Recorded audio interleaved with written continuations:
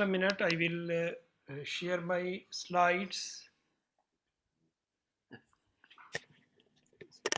This one. Sir, can you, so it is clear for Yes, you? yes, we can see the slides. Yeah. Okay, so good afternoon, everyone. Imran Abbas from Dubai.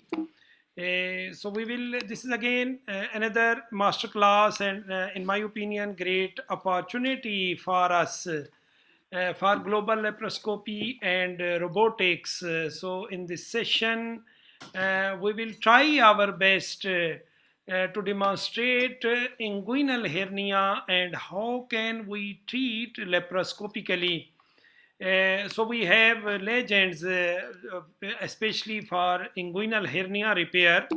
So in this session, I will try my best to introduce global laparoscopy and robotics. So highly welcome again. So regarding this global laparoscopy and robotics or GLR, so one thing that is the very important, if you want to do something globally, so then it is very important teamwork, because without teamwork you cannot achieve that target. So GLR is a private limited company. We are group of doctors. Our aim to help our youngsters who need training in minimal invasive surgery. We will also provide services to establish training centers in your country and in your city. So this team is a leader, because without leader you cannot do anything. So Professor Amir Khan is a well-known laparoscopic surgeon from UK. He is our educational director, and under his supervision, so we are going ahead, and thanks God in this short period we achieved a lot, especially regarding this training programs. So again, we have some subgroups in GLR academics, clinics, innovations, and medical tourism. So GLR, we have some journal bodies, board of directors, faculty members, advisory committee, organizing committee, and fellowship selection committee. This is galaxy, you can see here from all over the world. These are GLR faculty members, you can see from Robert Rutledge till Bruno Deleman. So you can see from all over the world. So these are our, because due to shortage of time I will little speedy. So you can see our faculty members from US, UK, Spain, Italy, France, Germany, Taiwan, Japan, China, Russia, Portugal, India, Pakistan, Iran, Belgium, Austria, Iraq, Lebanon, Jordan, and UAE. So board of directors, yes, always we these guys lead us. So what will be next step? In our GLR directors, we have from China, Turkey, Russia, UK, South Africa, Pakistan, US, from Georgia, from Ghana, Guinea, Nairobi, Iraq, Uzbekistan, Azerbaijan, and Tanzania. And all of them are well-known person in their own countries, and also they are effective person, especially for training of their youngsters. So we have fellowship program and also selection committee. So most of you know these also big names of surgery. So they select these fellows who deserve this fellowship program. We also have started just this GLR Innovations, and Professor Wah Yang, he's from China. So we are trying our best to provide this, especially laparoscopic related instruments to our so youngsters, also the countries, also the persons who are attached with us with cheap price and also with best quality. This is our main, and Professor Vayang, he started his work.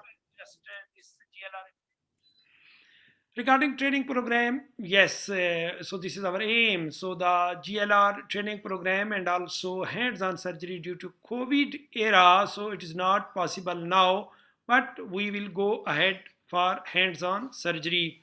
So GLR academics, we have started master classes already, and this master class is one of them. Hands-on workshop that we will start very soon after this COVID era, and mini and full fellowship programs already we have started mentor at site for training program, that is also innovation by Professor Amir Khan and GLR, and hopefully after that I will little detail about this what we do. And also we are going to start GLR online journal and GLR book. So this is COVID era, so online is the best way, and also soon we will be able to start hands-on. And also what is mentor outside? Always you hear about this, you take a trainer at your home for training, for exercise, but now we are going to trainer at site. So this trainer will go at that special till tehsil level, district level, different cities. So what is the main idea? So because some of like this, so if you are from Tanzania, so you cannot do hands-on in Dubai due to some limitations. But when this trainer will come in Tanzania, in Nairobi, in Uzbekistan, in Azerbaijan, then it will be much easier. Why? Because you are already registered surgeon in your country, and there is no limitation for you in your country to do surgery. So this mentor will be there. So this is the main idea. Then it will be very easy for you to do surgery on your patients, and also that practically hands-on surgery it will be. We have started, we are facilitator, I must mention. We facilitate our youngsters for these fellowship programs. So we have started this already, and minimal invasive surgery, bariatric and gynae, colorectal and urology we are searching. So hopefully very soon we will be able to start. In this we have offered, so this 3-month is mini fellowship, 6-month intermediate, 12-month full, and minimal. In these three, especially bariatric, gynae, already we have started. So GLR fellowship programs, 45 candidates already had applied, and also the process, it take months. Then fellowship committee and interviews, and finalized 12 candidate has been finalized, 2 candidates for Madrid University, 3 candidates for Napoli University, 3 candidates for Taiwan, 3 candidates for Tehran, and 1 for Lebanon. Because already we have signed MOU with these universities, and also now recently with Bangladesh for gynae. So in yes, already Madrid University, Professor Antonio Torres, he will also look after our fellows, and we are in direct contact with him.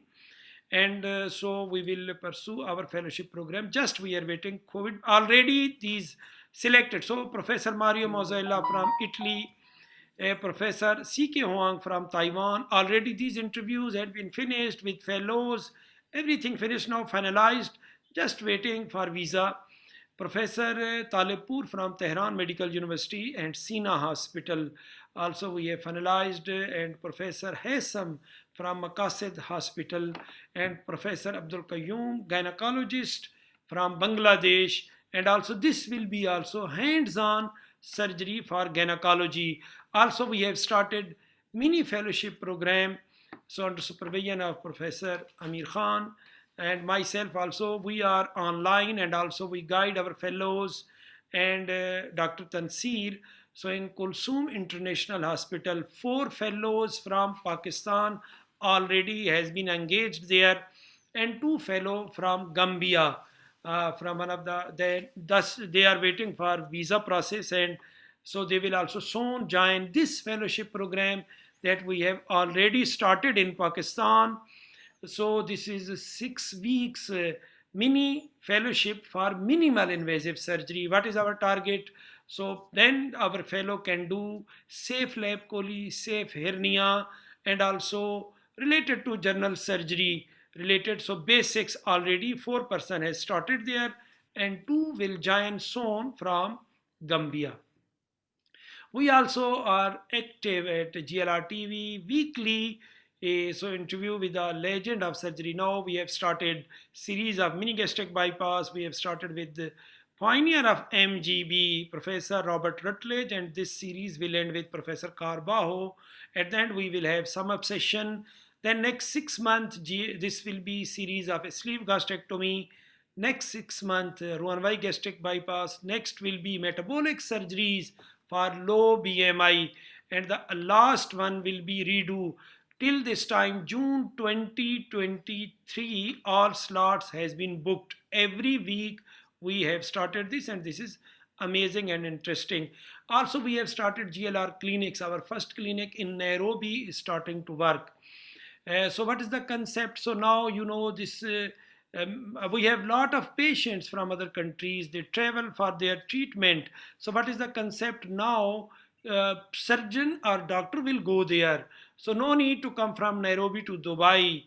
So now surgeon will go from UK, from Pakistan, from different countries to Nairobi. So we have there Dr. Theo. Theo, so he will also, we will also start this telemedicine. So we will visit the patient in Nairobi, and then everything will be ready. Then surgeon will go there.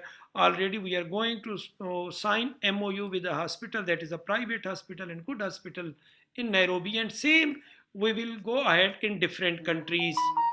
So also we facilitate GLR tourism. So GLR media already so just mention about we have a GLR Facebook group that is a global laparoscopy and very active. And just now we are live. GLR YouTube channel that is also global laparoscopy. In the name of global laparoscopy, we have a website, telemedicine, and GLR TV that already I have mentioned. So in this era, these are our activities. And also good news for all of my viewers, we have started GLR digital book that will be a new thing and innovation, and you will see very soon so how much it will be helpful for sharing knowledge. So also we have started our membership program. So you also can be member. This is the criteria for specialist in any surgical specialty, associate member, trainee of any surgical specialty. So what will be privilege, priority and discount for master classes, priority for mini and full fellowship program, and also free access to GLR video library and recorded courses. So I am here in Dubai, and anytime welcome Dubai. Sir Amir Khan, over to you, sir. Sir, open your mic. Thank you. Thank you very much, Imran. As usual, you've given a very nice description about GLR. I think this is a new way of extending education, because one of the things which COVID has taught us is that we need to be innovative. We can't stop the world. We need to make sure we accommodate ourselves and adapt ourselves to the changes. So that's why at present, the GLR masterclasses are being held online. Hopefully, in post-COVID era, we will be able to do on-site classes where we can physically meet everyone and do a hands-on training. And as Imran said, one of our main objective is that we spread the knowledge amongst our youngsters, so our future generations can be equipped to try to provide the best treatment to their patients in their local area, rather than people traveling around for that. Similarly, what we are doing is taking education to their homes. And the next step is that once the COVID passes off, we would be able to provide mentorship on site so people can get good with it. So I think today's topic is very important. This is the commonest surgical procedure performed in general surgical departments throughout the world, and that is a treatment of hernia. So I think the objective of today's course is mainly we're going to limit ourselves to laparoscopic inguinal hernia repair.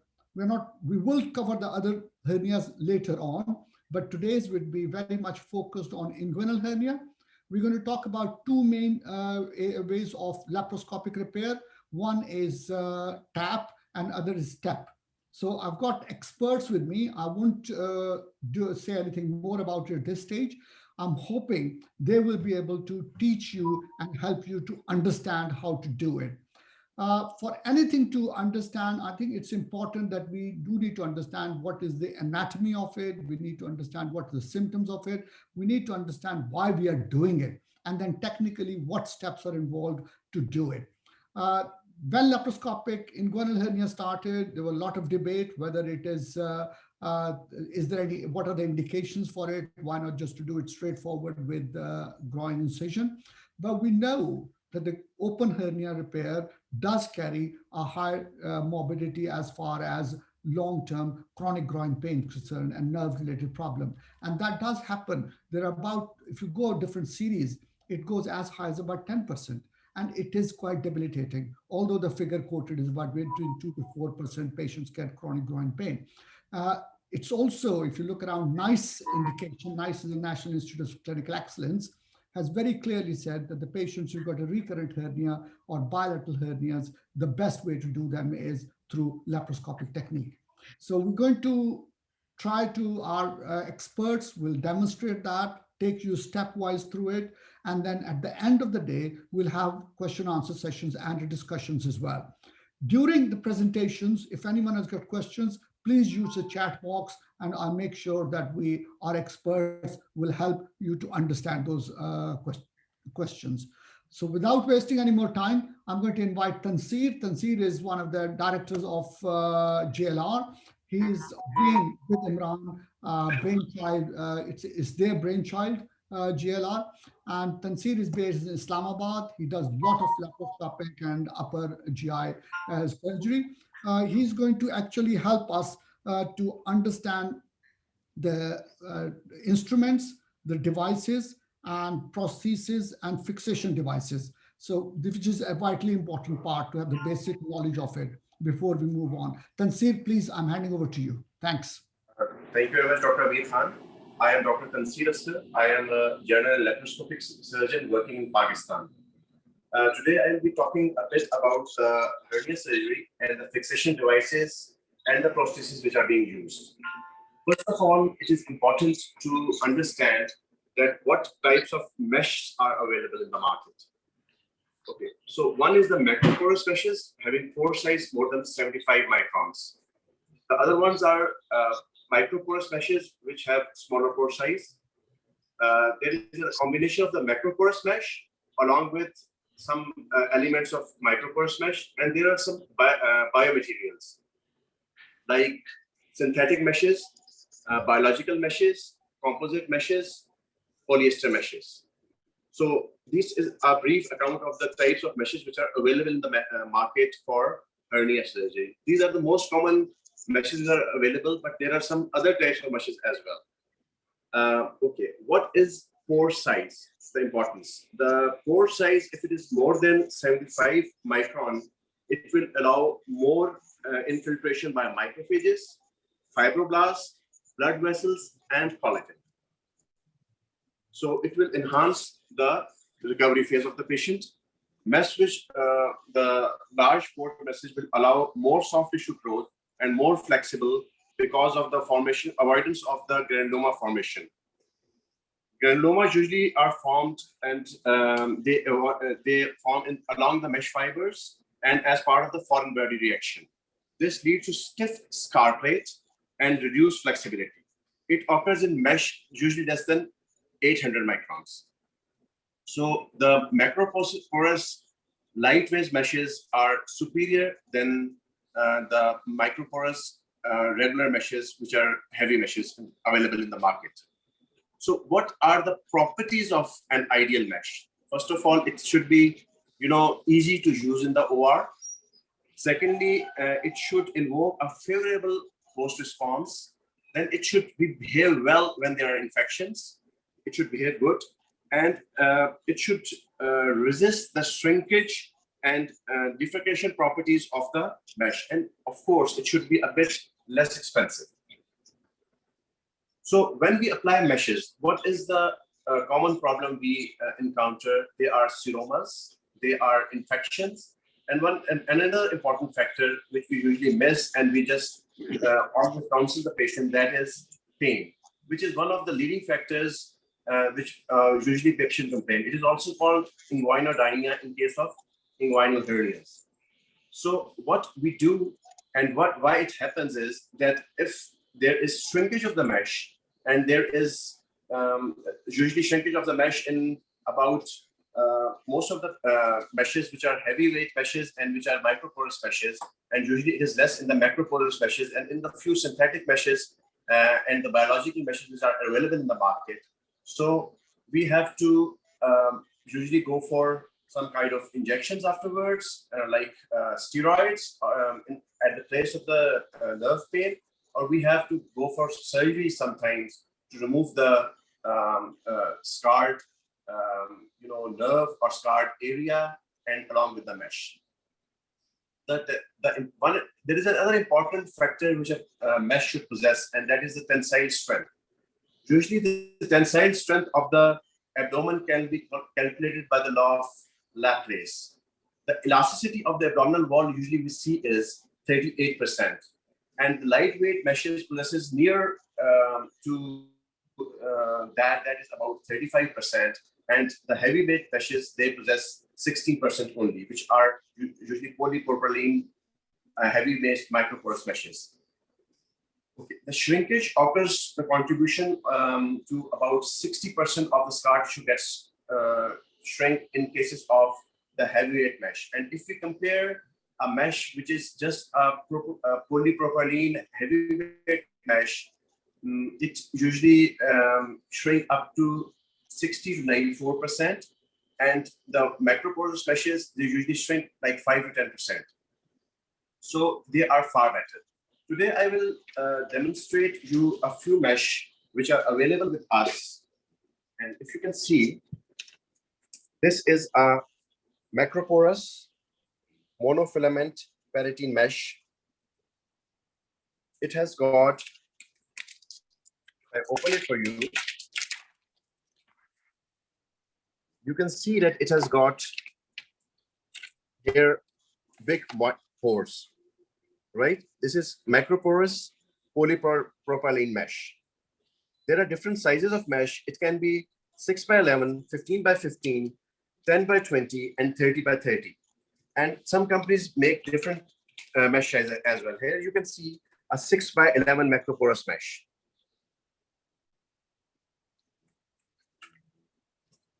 Now, here you can see a polyester mesh, which is monofilament mesh. Here you can see it. It is also macroporous. Are you able to see it, please?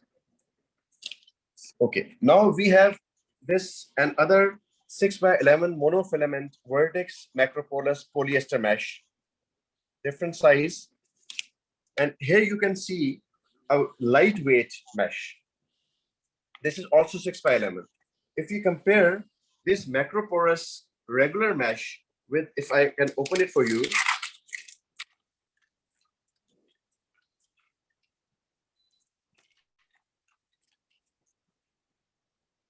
it has got same macroporous size, but the weight is very less. So weight also depends on the size of the mesh as well. So if we can compare these two meshes, this is a better mesh. It has macroporous and small size. This is also a good mesh, which is a macroporous mesh, but it is not lightweight. So here you can see a 30 by 30 macroporous lightweight mesh. And here you can see a regular proline mesh, which is heavyweight, and we use it every day. Most of the people use this mesh. This is another mesh, which is 30 by 30 mesh. And this is also a polyester macroporous mesh. So these are the meshes which are usually used in the inguinal hernia open repairs and in repairs which are done laparoscopically like PEP and TAP. You please place these meshes. Usually in inguinal hernia, 10 by 15 size mesh or 10 by 20 size mesh are usually used in the laparoscopic procedures. And in the open procedures, 6 by 11 mesh is used. So we have another mesh over here. This is a very nice mesh, which is a pro-grip mesh. This is a self-fixating mesh, which is used laparoscopically in inguinal hernias. And the quality of this, the size of this mesh is 15 into 10 centimeter.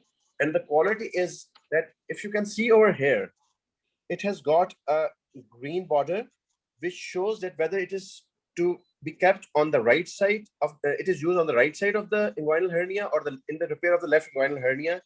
This side will be towards the medial side. It has got grips in it, which can be easily placed, and you need no tacker to fix it. Now, I will give you also a brief account of the meshes. Here you can see a composite mesh.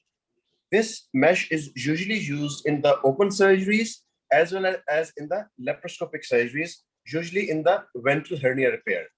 So this is a size of 20 by 15 centimeters, but we have also sizes of 15 by 20 centimeters and 25 by 30 centimeters.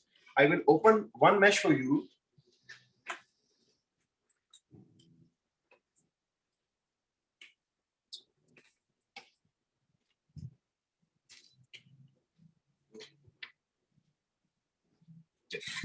I will open this for you. This is a 20 by 15 mesh. And here you can see the sizes which is given 15 centimeter and 20 centimeter. The other size panoramic, it is 20 by 25 centimeter and 20 by 30 centimeter. These are the different sizes and the different shapes this mesh can possess. This here you can see the mesh. It has one layer which is a hydrophilic layer, and the other layer is a layer of, you can see that this is a hydrophilic layer, biosynthetic layer. It's a composite mesh, and this is the layer which is a layer for polypropylene. So this layer will go upwards towards the interior abdominal wall, and this, the downward layer, which is a hydrophilic layer, is a gut-friendly layer. So it doesn't affect the small intestine or the contents of the abdomen. So this is one type of mesh. The composite mesh also has different type of, here you can see another type of composite mesh which has got two threads which are proline, which are already there. There is also a center point and a few points for tacker. This is also a size of 20 by 15 centimeter composite peritene DS mesh. We roll this mesh inside the abdomen through the trocar, usually 12 mm trocar. Like we roll it like this, and we hold it with one of our forceps, and we put it in. You will be able to see this when we will be having a ventral hernia class online live surgery, and we open it inside the abdomen, and with these two threads and using a needle, this is called endoclose.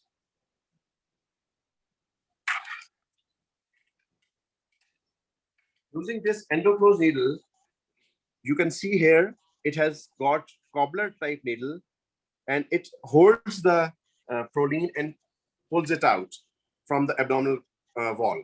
So we use this endoclose for using it. Then after placing these two on the hernia site, after reduction of the hernial contents, we use a tacker to tack it. There are different types of tackers which are used. Some are absorbable tackers, and some are tackers which are metallic tackers. Metallic tackers are usually used in inguinal hernia surgery, but most of the surgeons now use absorbable tackers even in the inguinal hernia surgery. And the absorbable tackers are used more nowadays than the metallic tackers. This is one of the absorbable tackers, which is 5 mm in diameter and about 37 mm in length, centimeters in length, and it has got 30 tackers inside, which are absorbable tackers. I will open one for you.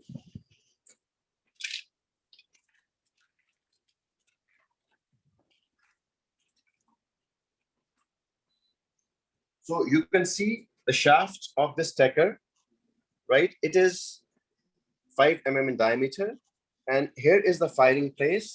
It has got 30 tackers inside, and they are all absorbable tackers, and they are usually purple in color, or violet, you can say. So whenever you find a mesh and you want to tack it, you just put it like this and fire it. And here you can show, here you can see the violet colored tacker. I will do another one. Here you can see another tacker there. These tackers are absorbable afterwards. So this is a very good tacker and has been used for a very long time. But the issue is that it is difficult to use this tacker on the interior abdominal wall when you are coming towards yourself. For example, you are taking a device thing which is away from you. It is easy to tack over here, but coming towards yourself, you should have an angle of 60, 70, or 80 degrees in the abdominal wall to tack it. So it has got no angle. For this, now a new tacker has been introduced, which is called Relay Tack. It is an articulating reloadable fixation device. The superiority of this tacker is that it has got an angulated firing spot where you can, articulate it up to 65 degrees. And how you will do it, I'll show you in a while. And it has got another very good property that these reloads are available in the package of 10 tackers and 5 tackers. So it also reduces the cost of incurred over the patient. Here you can see the relay tack.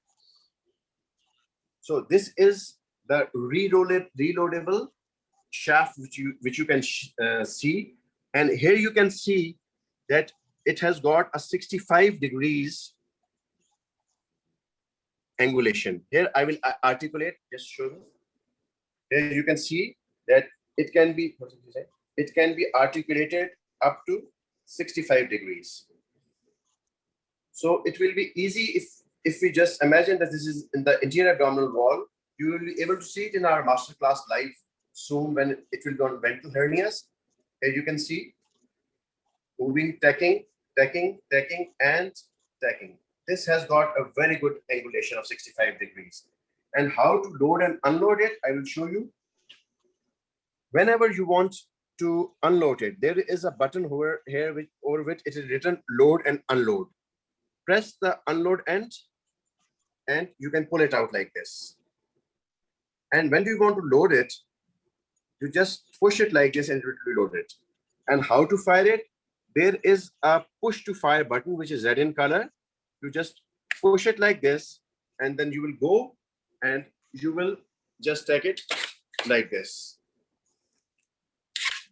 Here you can see it has done the tacking here, and we can also angulate it like this. Okay, coming on to the old conventional tacker, which is called ProTack. It has been used for many years, probably more than 1.5 decades. And you can see that it is also a tacking device with metallic tackers, titanium tackers in it. It is a fixation device. It is called ProTack. And I will show you.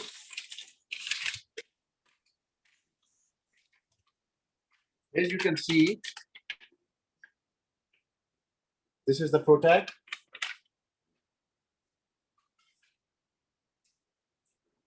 It is also a 5 millimeter. I have got a 5 millimeter shaft, 37 centimeter long, and a straight non-articulating shaft.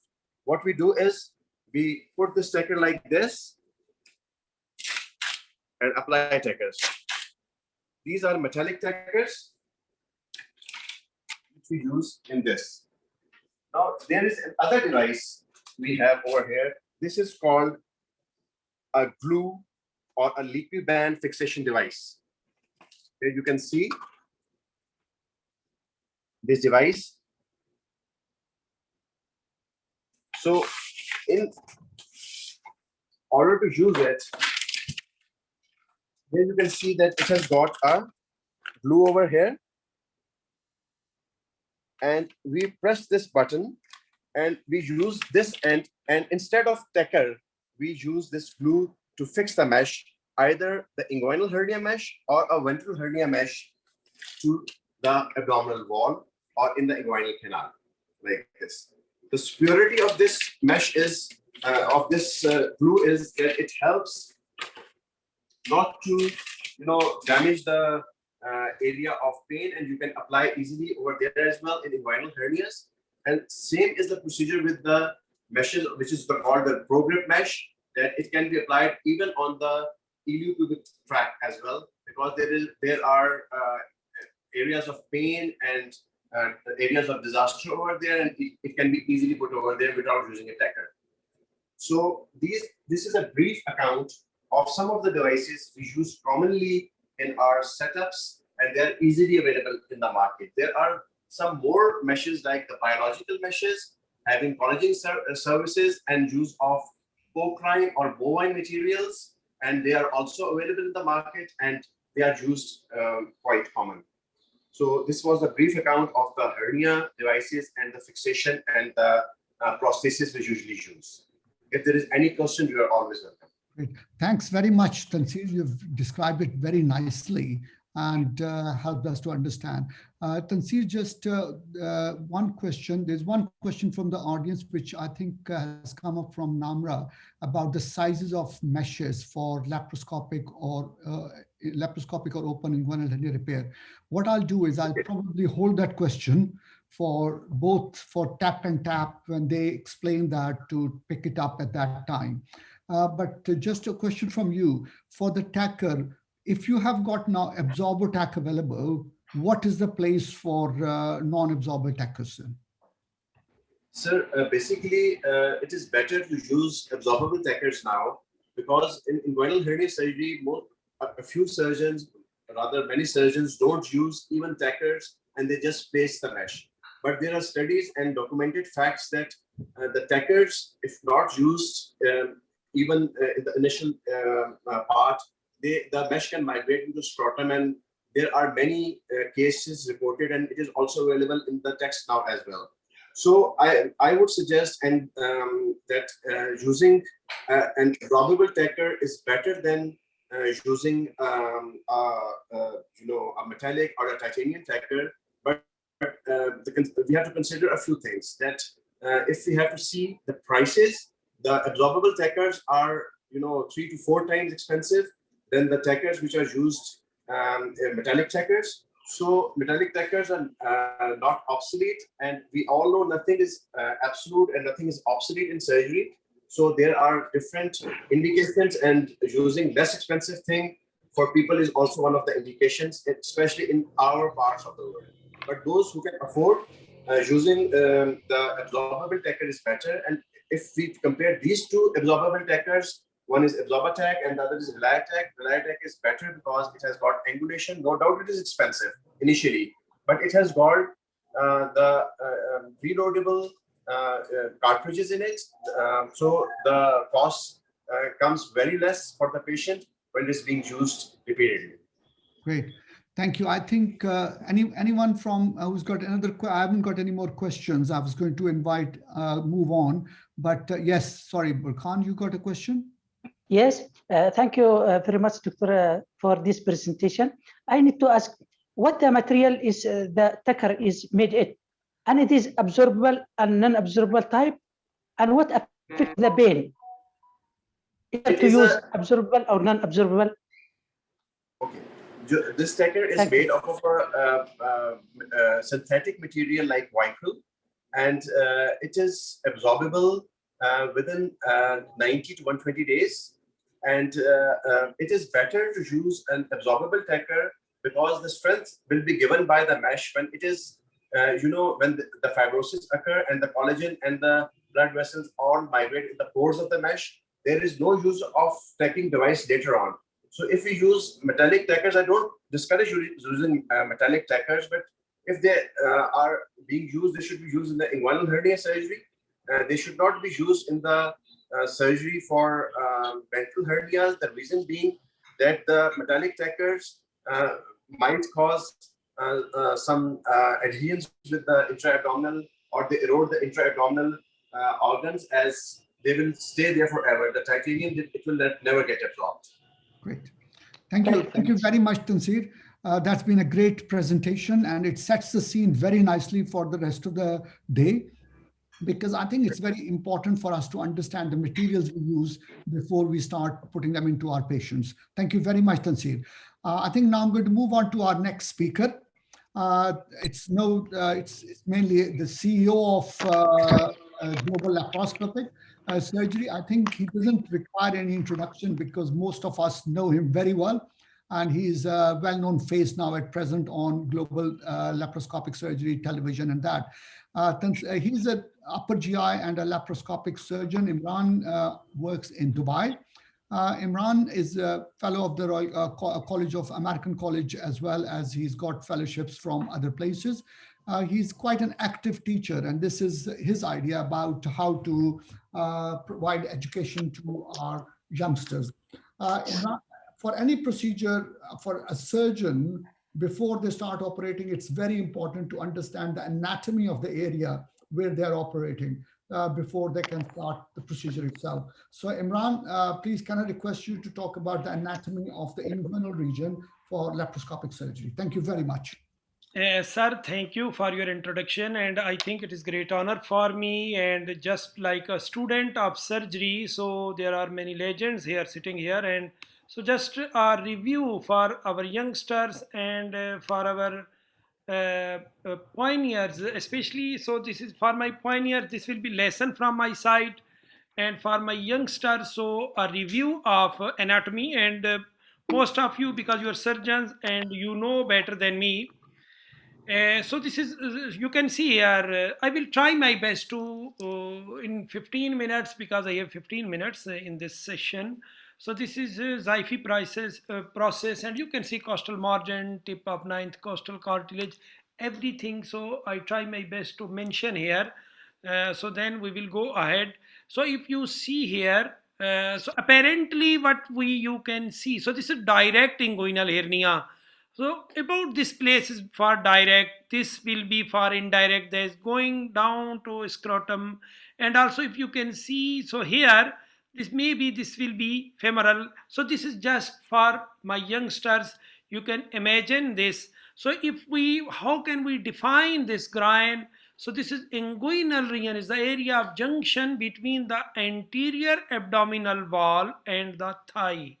So again we can see, so if apparently how can we see anatomically, you can see skin, subcutaneous fat, scarpa, fascia, external oblique, internal oblique, transverse abdominis muscle, and also transversal this fascia, and periperitoneal fat and peritoneum.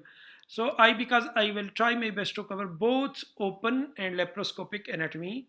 Inguinal canal, so position oblique passage 4 centimeter long, located 1.5 centimeter above medial half of inguinal ligament. So structure passing through the inguinal canal. So in male, spermatocord and ilioinguinal nerve, and female, round ligament of uterus and ilioinguinal nerve. Boundaries of inguinal canal, so we have deep inguinal ring as well as superficial. We have two openings. In deep inguinal ring, an oval opening in transverse fascia, and lies approximately 1.5 centimeter above midpoint of inguinal ligament. So this is a superficial inguinal ring, a triangular shaped defect in the aponeurosis of external oblique, and lies immediately above and medial to the pubic tubercle. So boundaries of inguinal canal, we have roof, internal oblique, abdominis, transverse abdominis, floor, inguinal ligament, and lacunar ligament. So we have boundaries of inguinal, again, anterior wall, posterior wall. So as I have mentioned here, so this roof and floor in inguinal canal, we also have anterior wall and posterior wall for inguinal canal. So in anterior wall, we have external abdominis oblique aponeurosis, internal oblique aponeurosis, and in posterior, the most important is transversalis fascia. The main cause of hernia, weakness of this muscle, and also especially in open surgery when we stitch with conjoint tendon, that most of you know how we do Bassini or different open surgeries. So in inguinal triangle, that is also called Hasselbalch, has also boundaries, so medially, laterally, inferiorly. We must know about this. If someone is going to do surgery, he must know anatomy, and especially inguinal hernia, that is not basic, that is advanced, especially laparoscopically. So this is advanced surgery. So you can see here medially we see lateral border of rectus abdominis, laterally inferior epigastric artery, and inferiorly inguinal ligament. So now this is the topic that I must highlight more, because our topic is laparoscopic. So how we see this anatomy laparoscopically? So just schematic, you can see you must know these ligaments. If you are going to do tap, especially tap, so you must know these one, then it will be very easy because you must know these landmarks. So if you see here, this is median ligament. We have three important ligament here. This one called median, this is medial, and this is lateral. So if we see same here again, this will be median, this will be medial, and here again we have lateral. So these three ligaments are very important. If you recognize these ligaments, so just now if you can see again, this lateral ligament is very important.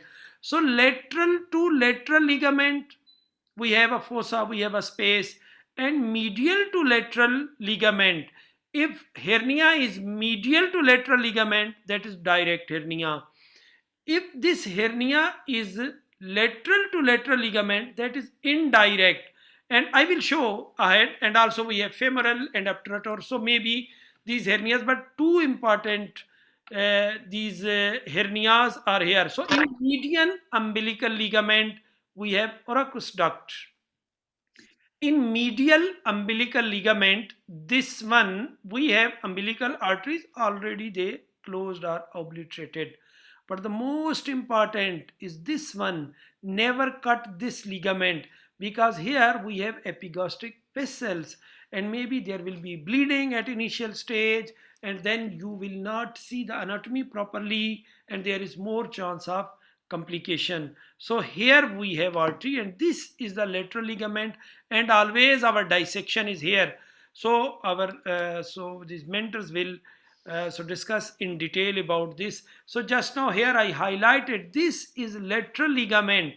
So if this will be hernia will be lateral to lateral ligament, indirect. Medial to lateral ligament, it will be direct. And also we have here femoral and obturator. So these hernias, just you can, so if you know where is lateral this ligament, then it will be easy. Just you can see this is a real picture of direct inguinal hernia. So you can see here pubic bone and also median umbilical ligament, because we have lateral here. So this direct is medial to lateral ligament. So again we have here an indirect again will be. Sir, please, Muhammad Yusuf, please close your mic. So we can go ahead. Here you can see median umbilical ligament. So yes, these, if you know these landmarks, then it will be very easy. Always be careful, bladder. So also we have direct hernia here, and this will be lateral umbilical ligament, and here hernia is medial to lateral ligament. Again, I have tried to show in, this is also laparoscopic real picture. You can see here, this is superficial inguinal ring, and this is deep inguinal ring. Here we have vas. So you must know anatomy. There is more chance of trauma. But if you know anatomy well, then you can do surgery easily. So this is also, as I have mentioned, inferior epigastric vessels, and also this is that lateral ligament. And here when there is indirect hernia, it means it is lateral to lateral ligament, and also we have here testicular vessels. Same another picture you can see, I have mentioned here. Again you can see this is lateral ligament. Here we have indirect, we have direct hernia, and also epigastric vessels here. So again, if you do this medial dissection, so first you will go for symphysis pubis and that pubis tubercle, and also then it will be very easy for you to dissect.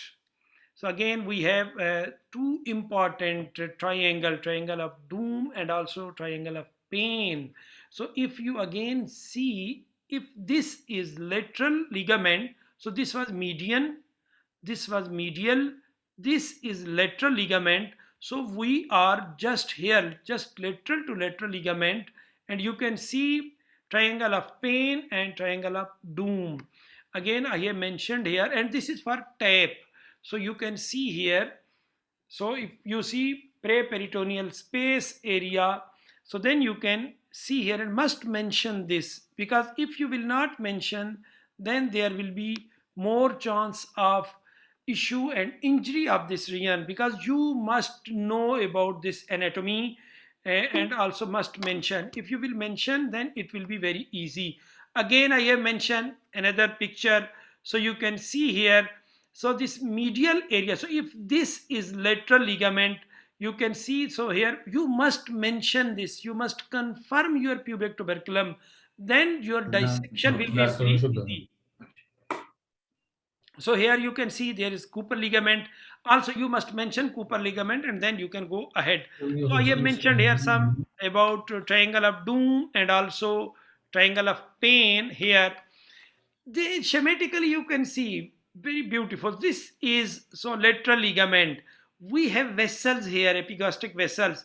This is direct hernia, indirect hernia. Here is pain, no need to take her. So when, as Dr. Tansir has mentioned, in inguinal hernia for fixation of mesh, we need taker. Please never use taker here. Never use taker. So if this is inguinal ligament, you can taker. Yes, sir. No need to more taker. One or two taker is sufficient. These taker hold the mesh. There is no issue. So you can hold this. No need to more taker and more pressure. Just so when you will use your taker here, so be careful, because this area and also below, never taker that area, because here are some nerves and also vessels, so there is more chance of bleeding. Again, another schematic you can see, so this is direct hernia. Yes, this is lateral ligament, so medial to lateral ligament, lateral to lateral ligament, we have inguinal ligament, and also these are two most important triangles. Again, same we have mentioned here. This also you can see here, triangle of doom and triangle of pain. Again, we mentioned here with color you can see, and also numbers you can see. If when see, so here is vase is here, and then deep ring. This is the deep ring. We have these are spermatic vessels, so be careful during your dissection. And also triangle of pain here, lateral, literally lateral, and triangle of doom are bleeding, so it will be little medial to pain. So never more dissection, no need to dissection this area, and also the use of taker in this area. So in a female patient you can see, how can we see if this is, because if this is so about that our ligaments, so we can mention here, this is the midline and also rectus muscle, so you can confirm your first of all lines, and then it will be easy for you. So again, because why I have mentioned many times this, because this is very important. No need to dissection more here. So when you will do dissection, just you can reduce your, so no need to dissection direct in this area and taking this area. This slide is very important. The key landmarks, especially in TAP, so you can, we have three ligaments. So that is median, medial and lateral. And also we have supravesical fossa, we have medial inguinal fossa, lateral inguinal fossa, we have vas, we have gonadal vessels and deep ring. You must mention when you know your anatomy, so no need to cut this lateral ligament. If you will cut, that more bleeding. So just in your plan, when you will be in your plan, then there will be less chance of any complication. Sir, over to you, sir. Sir Amir Khan. Thanks very much, Imran. Very nicely explained. And as I said earlier, it's very important for any surgeon, know the basics, ins and outs of anatomy before they can start operating, because that's where you make mistake, when you don't recognize the structures and you don't know what you're dealing with. So it's vitally important, especially you pointed out about the two things. Why is it called the triangle of doom? Sir, from my side. Yeah, Imran, yes, Yeah, yeah, please. sir, because this area, so I have no idea regarding this, why we call it, so maybe you can add, but we must know, because if you see anatomically, so this is like a triangle. So because, Yeah. yeah, like a triangle, so due to this, maybe we call it triangle of doom or triangle of pain. Yeah, I think the main reason why it's triangle of doom is because that's where the major vessels lie. And if you don't identify your anatomy and lift them up, you can be in a real trouble when you get into the iliac vessels. So that's why that's a doom. And the pain is obvious because of the nerves in that area. So I think what I'll do is now, Imran very nicely set a stage for our next speaker now. There are two ways to do laparoscopic inguinal hernias. One is called TAP, another one is called TEP. TAP is a trans-abdominal pre-peritoneal repair, and the TEP is extraperitoneal repair. So I think what we'll do is we'll go through both the techniques here now. I'm going to invite my friend Shahzad. Shahzad is a well-known surgeon in Lahore. He's an associate professor of laparoscopic surgery at Fatma Jinnah Medical College, Lahore. He's a course director for Laparoscopic Surgery Training Center, Mid-City Hospital, Lahore. He's got over 23 years post-fellowship experience. He's done a lot of laparoscopic and bariatric surgery and upper GI surgery. He's been doing advanced laparoscopic surgery for a long time. And as Imran said in the beginning, actually inguinal hernia comes in advanced laparoscopic because there's more chances of causing a harm there. And it's not easy unless until you can identify your anatomy very well. He's also founding and executive member of SOLS, and that's where we met first time when on the meetings of the SOLS. That's a Society of Laparoscopic Surgeons and Endoscopic Surgeons of Pakistan. Shahzad is very keen teacher. He's also one of the founding members of PSMBS, which is the Pakistan Society of Bariatric Surgeons, and also of Society of Cancer Surgery as well, which is a SOS. So Shahzad, thank you very much for your time. And I think, would you take us through trans-abdominal pre-peritoneal repair of inguinal hernia? Thank you very much, Shahzad. Thank you very much, sir. Are you hearing my voice? Slides quite nicely. Yeah, sir, we can hear. Okay, thank you very much. Thank you very much, Professor Dr. Amir Khan, Imran Abbas, and all the colleagues that are present here. So my job today is to go through the step-by-step the technique of trans-abdominal pre-peritoneal repair for the inguinal hernias. And also followed by this, I'll show you a video of a bilateral trans-abdominal pre-peritoneal repair of inguinal hernia. So, this particular presentation, I have divided it into 6 steps. And first of all, the trans-abdominal pre-peritoneal repair is one of the 2 approaches, laparoscopic approaches for the management of inguinal hernias, and how it differs from TEP. In TEP, it differs in 2 ways. One is the access to the area, that is to the disease area or to the defect, how you access to that area. And the second difference is creation of the pre-peritoneal pocket.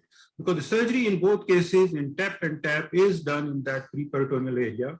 But the difference is how to approach that and how to create that space. So these are the 2 basic differences.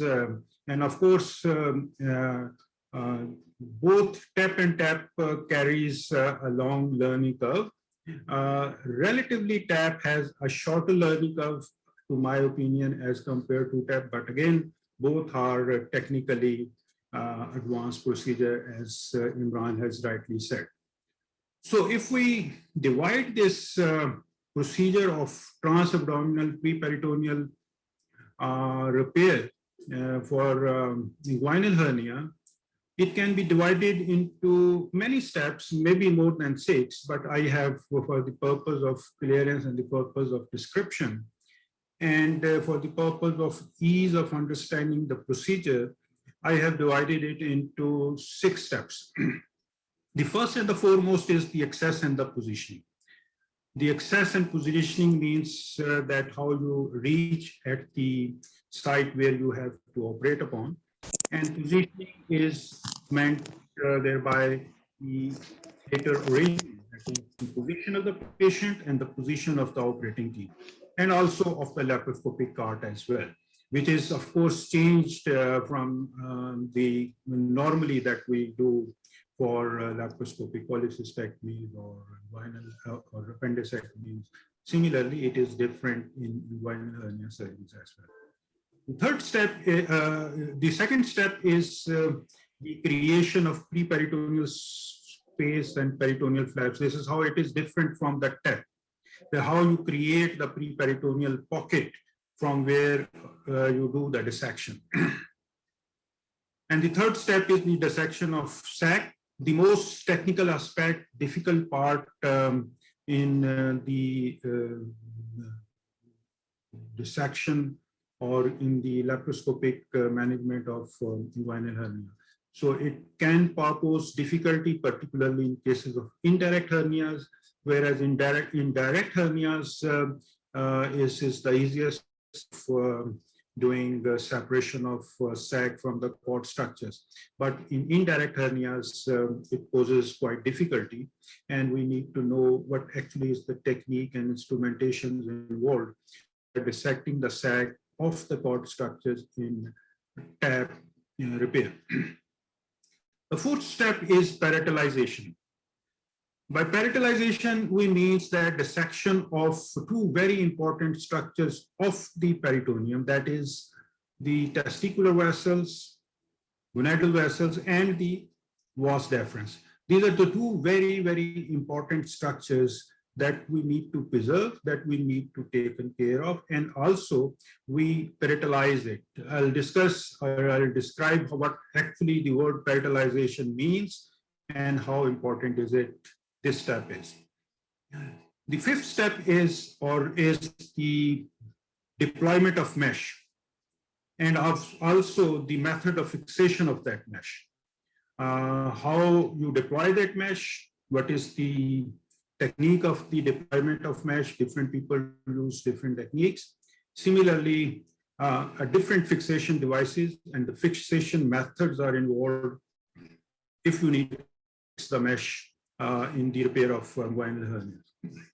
And the sixth step is the repaternalization. That is the closure of the flaps that we have created in transabdominal preperitoneal repair.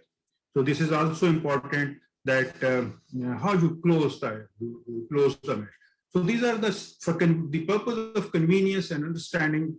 These are the 6 steps by which we can describe the method of TAP. Okay, the first step is the access and the positioning. As you can see in the diagram, we use essentially 3 ports. One is a supraumbilical. Some people use, depending upon the physique and the size of the hernia and the abdomen, sometimes people are of the opinion that we can go about 2 centimeters above the umbilical cord, that is far away from there, because of the ease of the instrument maneuverability. But in majority of the cases, umbilical just above the umbilical area is sufficient, and it is of 10 millimeter size. If you have endoscope of even 5 millimeter size, even then you have to make it 10 millimeter because of the port which used for the placement of mesh in this particular. The other 2 working ports, if you are dealing with a unilateral hernia, the port opposite to the working, the site of the hernia is placed a bit lower than the level of the optical port, that is below the umbilicus, that is about 2 centimeters on the opposite side of the, or the contralateral side of the site of the hernia. Whereas the port on the site of the hernia is at the level of the umbilicus, and again, it is of 5 millimeter size. As far as the positioning of the surgical team is concerned, the surgeon as well as the assistant stands opposite to the site of the hernia, and the laparoscopic cart is on the site of the hernia down towards the back side.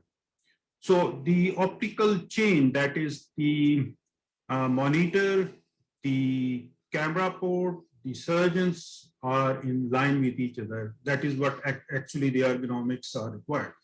So they should be in line with each other, because if you have one monitor, then the assistant should be standing beside the surgeon in order to have a convenience for the assistants as well. So we do surgery with 3 ports, one 10 millimeter and 2 5 millimeter ports. Whereas if you are doing a bilateral hernia repair, then these 2 working ports are in line with each other because you have to deal on both sides. So ergonomically, a bit difficult becomes a bit difficult, but again, it is required as for the management of bilateral hernias. And for the convenience of a surgeon, sometimes you have to tilt about 15 degrees towards the surgical team in order to have a better ergonomics and maneuverability of the instrumentations. So it depends upon the liking or disliking of the surgeon, but again, it also depends upon the convenience. The second step is the creation of pre-peritoneal space, peritoneal flaps, or the pocket of the pre-peritoneal area, which is created.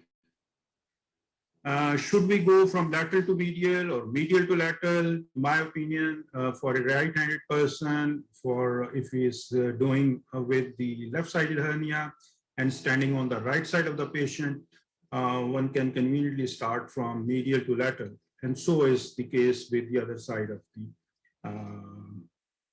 hernia. That is, for the right inguinal hernia, one can stand on the left side of the patient and start from lateral to medial. But again, for a person who is well versed with his both hands, can start off anywhere. So it's not hard and fast rule whether to start from lateral to medial or medial to lateral, but it is at the convenience of the surgeon. The creation of peritoneal flaps, I like a curved Caesar with a monopolar electrocartry. I avoid using, because there is no need for any vessel sealing devices like harmonics or LigaSure to use. You can get away with simple monopolar diathermy with a scissor, an excellent dissection and creation of flaps, as well as the pre-peritoneal spaces done away. The size of the peritoneum should remain, ideally we should remain close to the peritoneum. It should be a thin peritoneal flap, and it should remain close to the fascia transversalis, as well as the extraperitoneal fat. Belongs to the abdominal wall. That is, you sweep away the fascia transversalis and fats towards the abdominal wall and keep the flap thinner. And both in the process of dissection and the creation of this space, a gentle and blunt dissection is required. Try avoiding the frequent use of diathermy, but if it is required in order to keep the area avascular, as well as you should use diathermy infrequently. The dissection on the medial side, that is the medial dissection, that is the retropubic space, essentially with blunt dissection. I'll show you how to create the medial space that is in the retroperitoneal area.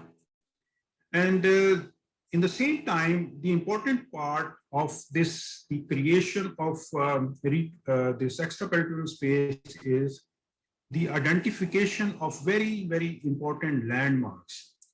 The understanding of the anatomy in the laparoscopic repair is very important. It is more important as compared to any other laparoscopic procedure. The anatomy of the inguinal region for the repair of the hernia is very important to understand. To identify the bladder, the pubic symphysis, corona mortis, as well as identification of all the ligament, as Imran has conveniently and described all the ligaments. They are actually these parietal ligaments that three union because of the underlying vessels, either obliterated or live, but they are actually the projections. And there are three important actual ligaments like Cooper ligament or Gimbernet ligament or the iliopubic tract or the counterpart of the inguinal ligament. And while dissecting the or creation of the retropubic space, the medial extent, it is advisable that should be about 3 centimeters beyond the midline. Before starting the creation of the midline, I like to make markings. And it is about 6 centimeters above the medial side, as well as about 2 centimeters above the anterior sphenoiliac spine laterally. And as I told you, I start off with the dissection with a curved scissor. The sooner you make a hole in the peritoneum, you can see the peritoneum is entered with the carbon dioxide, and you can easily create a pre-peritoneal space by a simple dissection without using a cautery at most of the time. And at this level, this is the area which is the lateral inguinal ligament that is deep to it is the inferior epigastric vessel. You must be very, very careful while preventing damage to this. And we reached medially up to the median umbilical ligament. And this is the area of, and you can see this thick layer of the fascia transversalis, which is a very, very important layer. You keep this layer towards the abdominal wall, and with a paintbrush type type of dissection, you can very easily dissect this out. And medially, you can enter into the retropubic space sooner you reaches to the medial side. Some of the people are of the opinion that you can extend the flap higher up as well, but dissection into the retropubic space by simple dabbing movement, you can displace the bladder down and create an ample space in the retropubic region. And in this way, you need to have this retropubic area cleared of this bladder because of the placement of the mesh. Medially, you can see the symphysis pubis, that is symphysis pubis, as well as we have extended beyond the midline of the area. In the lateral dissection, the remaining part of the flap is to be taken down below the iliopubic, below this iliopubic tract. The iliopubic tract is again a very important landmark. You can see here, this is the whitish line of the iliopubic tract that is visible, which is the landmark below which you can't do anything. And you have always have the time to identify, and it is the luxury in the cases of TAP that you can always see the peritoneal aspect of the structures that are visible there. Similarly, sorry, it is, okay. The third step is this dissection of the sac. Once you have created the pocket or you have taken down the peritoneal flap, the next step is to deal with the sac. That is, either it is a direct sac or indirect sac. When you dissect the medial as well as the lateral aspects of the peritoneum and the lower flap is taken down, a fold of peritoneum which is left behind that is entering into the defect, that is into the inguinal canal. And that is the peritoneal fold that needs to be taken care of, and that is to be separated out. And you can see that this is the peritoneum left. Here is the medial part, which is the retropubic space. The lateral area is also been dissected off. And this is the sac along with the cord structures. And you need to clear this off. The dissection is very important because these are the vessels, that is inferior epigastric vessels. The sac is with intimate contact with the other structures like the gonadal vessels and the vas deferens. And you need to separate the sac from these two very important structures in order to free this sac of this inguinal canal, either completely or incompletely. Again, this curved scissors tip is very important. As you can see, that you can sweep away the loose areolar tissue as well as the fascia transversalis along with the fat, which is in contact with these structures, that is gonadal vessels as well as the vas deferens. The identification of sac, the holding of sac with the grasper, and also sometimes you can use this Maryland forceps when you need to grasp the layers attached to the sac in order to free them off. You can see this whitish thickened part. This is the pseudo sac, that is the condensation of the fascia transversalis at the terminal end. You can see this. You can easily free it off whenever you find that this vessels as well as the vas deferens has been separated off. When you feel that no other structure is attached to this area and only these are the tissues left behind, you can then diathermize it and cut it off. And the distal part is so it's a complete dissection, and you can see that testicular vessel as well as the vas, which is shown by the transmitting pulsation of the underlying external iliac vessels which are present. And I'll describe later on. This is the between this is the triangular room, and laterally you can see that this is over the psoas muscle. Laterally is the triangle of pain, and here is the area where. Sorry.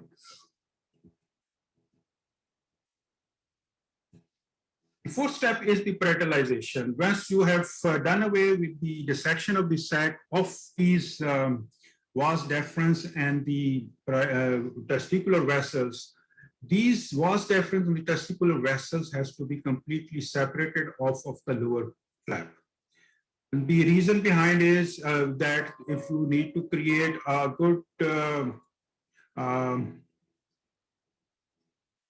area so that you can have these both vessels free of attachment to the underlying flap, so that when you place your mesh, these should not be getting lifted off with the mesh. So this is what is called the paratalization. That is, these vessels should be completely attached to the posterior parietal. Here you can see this is the corona mortis. That is the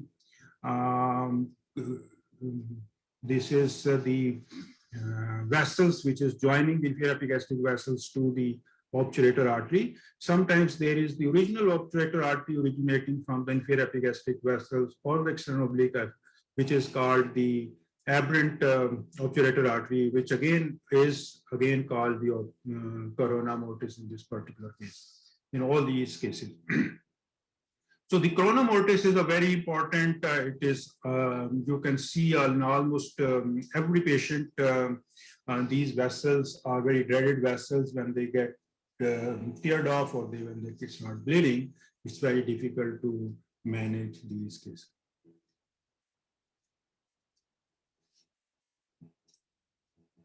Okay, the other step is the mesh placement, that is the deployment of mesh and the fixation of mesh. Regarding the type of mesh, Dr. Tansir has very elaborately given you an account of types of meshes.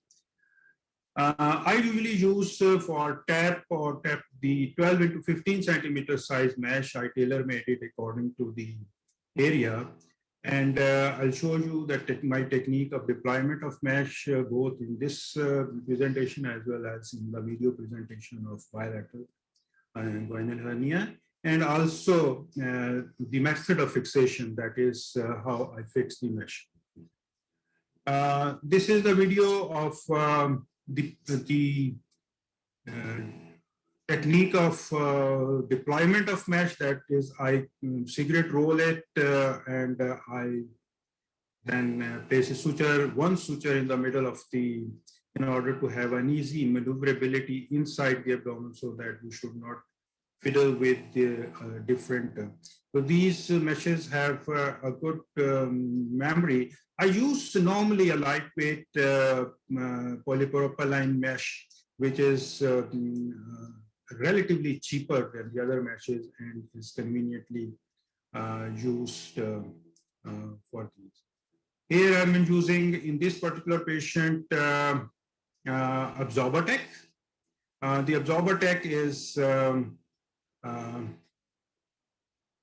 can be avoided if you are well versed with endosuturing, and I believe we can avoid the luxury of this use of AbsorberTech, because they are very costly and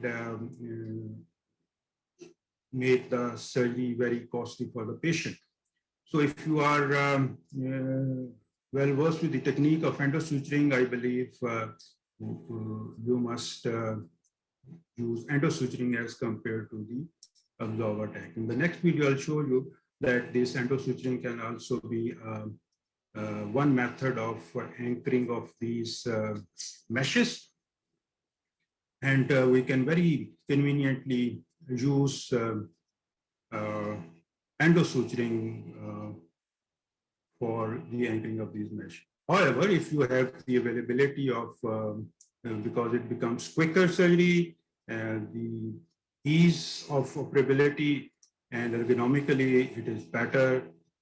But again, I tack only 3 tacks. That is, one is at the Cooper ligament, the one is in the middle, that is either to the lateral or medial side of the inferior epigastric vessel, and one tack, if required, to the medial or lateral end of the mesh.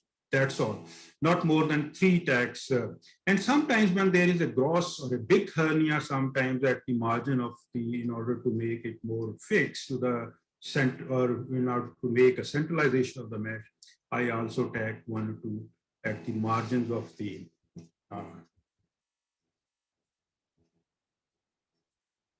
Again, this is anchorage of mesh. Possibly it is with suture. Okay, yes. With suture, you can also place or fix these mesh to the parietes as well as to the other area.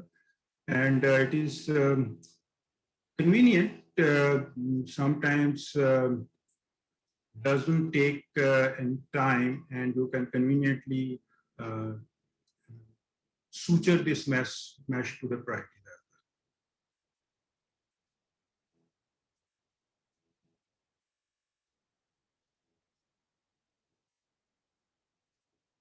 Cigarette rolling of mesh is quite helpful sometimes whenever there is. Then it's the last step in this leg or this steps is the peritoneal closure. That is after placement and deployment of the mesh and the anchorage of the mesh. The last step is reperitonealization, which is very important because we are using these meshes which are having an adhesive properties, which may get adhesions and with gross complications. Sometimes you can encounter in the later part. So it's very important that you close the peritoneum with an adequate technique. So this technique is again with AbsorberTech. You can apply these tackers in line. Sometimes you have to decrease the interperitoneal pressure in order to have a very relatively convenient closure. And sometimes you get away with simple if you have larger flaps available. So reperitalization, complete reperitalization is very important. If you find or if you have any defect left behind, you must close it in either way, with suture or with tacker, because the adhesions, if it gets developed, poses problems to these patients. Similarly, this peritoneal closure can also be closed with the help of a suture if you needs to avoid the cost of tackers.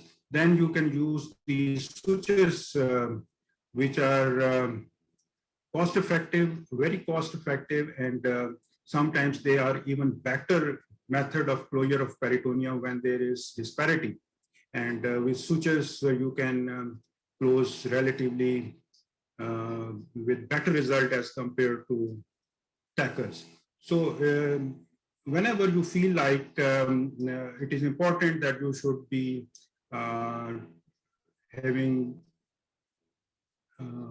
the skill and technique of endosuturing these. But it's a bit difficult ergonomically because the suturing in this area is a bit difficult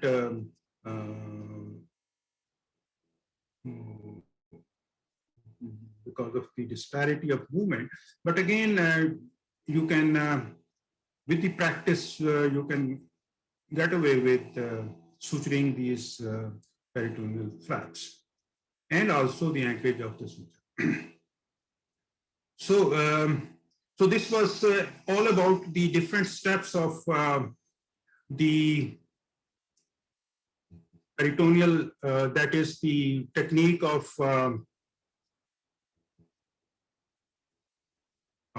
transabdominal pre-peritoneal repair. Should I continue with the? Yes, I think if you do, Shahzad, just for a second, can I just probably best is do your video and then we'll have a question answer session. That's right. That's what.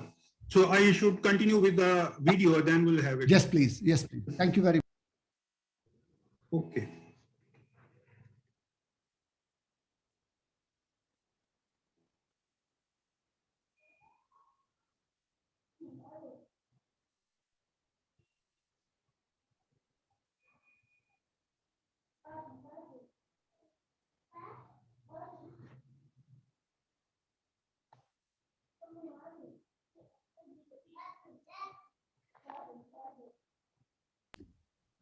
Shahzad?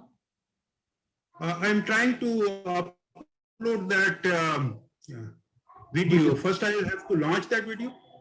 Yeah. Have you got it on your desktop, isn't it?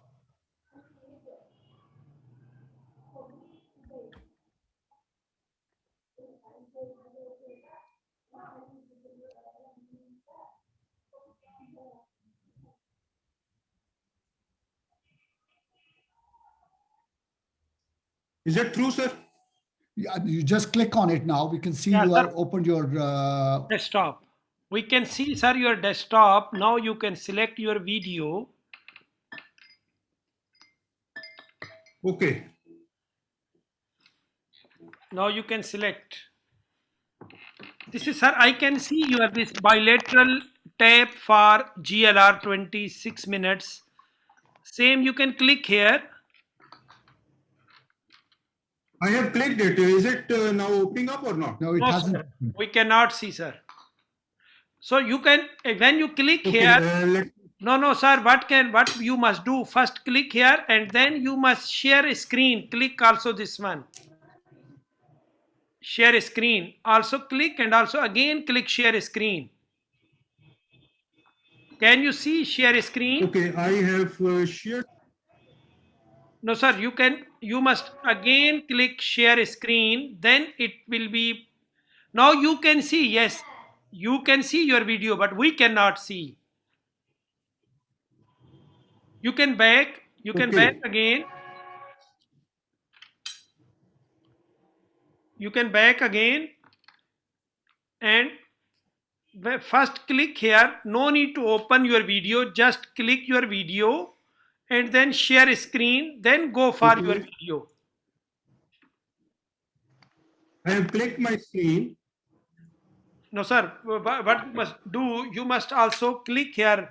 Here you can see down this green button, share screen. Yes, we can. Uh, We can see. Yeah, I got it. Yeah, yeah. Okay. Excellent. Just to have a brief description of this hernia. This is a bilateral hernia of a 37 years of age male of a daily wager who had a very small defect on the right side, that is our direct hernia, and indirect hernia on the left side. But again, it had also a paraumbilical hernia. So he was very concerned about his right hernia as well, although you can see it's a very small bulge on the right side. So we decided to operate upon him bilaterally because he was having multiple hernias there. So the patient is essentially now in a supine condition, supine position. And these are the two ports at the level of the optical port that is in the line with the umbilicus. And here, if you can see that this is the right port and the left port has already been placed. And if you can see that this is a very scarce fascia transversalis here. So possibly this could be the cause of repeated hernia in the different areas because this divide of fascia transversalis. This transversus abdominis muscle is very clearly visible here without having any large extraperitoneal fat or fascia transversalis. Possibly this could be the reason for this. And when I started dissecting of raising this peritoneal flap, I come across a very thin layer of peritoneum, which was very difficult to start with initially. You can see that this was very thin, but as you proceed medially, it becomes relatively thicker. So if you pull off the best way of dealing with the direct hernia is to pull it off from the Hasselbeck triangle, and you can very easily separate it off from the deeper structures like fascia transversalis as well as the extraperitoneal fat. And the sooner you pull it off, you can enter into the retropubic space. You can insinuate your finger, both instruments into the area. And I want to show. So can you look at this? This is the fascia transversalis, a very, very good structure, which is not otherwise visible. It's an accidental nick in this fascia transversalis, and you can see in this Hasselbeck triangle, the carbon dioxide has entered into the defect, but it has taught this fascia transversalis off. We have entered into the retropubic, that is the medial dissection of the flap creation. That is involving the retropubic space. Once you have adequately entered into the retropubic space, then you can free this fat off and you reach onto the medial side as well. Sorry, to the lateral area. By simple dabbing movement, you can separate this loose areolar tissue of the fascia transversalis and of these retroperitoneal structures and the preperitoneal structures. So it is separating from the parietes, and you are left with a fold of peritoneum that is actually is the peritoneum that needs to be separated off from the vas deferens as well as the, if you can look at the area here, the vas as well as the testicular vessels very clearly visible. This is the luxury of the TAP, that is, you can't see it in the TAP procedures. Okay, so gently with traction as well as counter traction and then action. So it is the principle, the contraction, counter traction, and then you do the action. And these are the layers of the fascia transversalis. Again, you can see that this is the fascia transversalis, the importance of which is that these structures are peeping out or through the defect of the fascia transversalis. We studied quite often in open hernia space that the deep ring is formed by the fascia transversalis.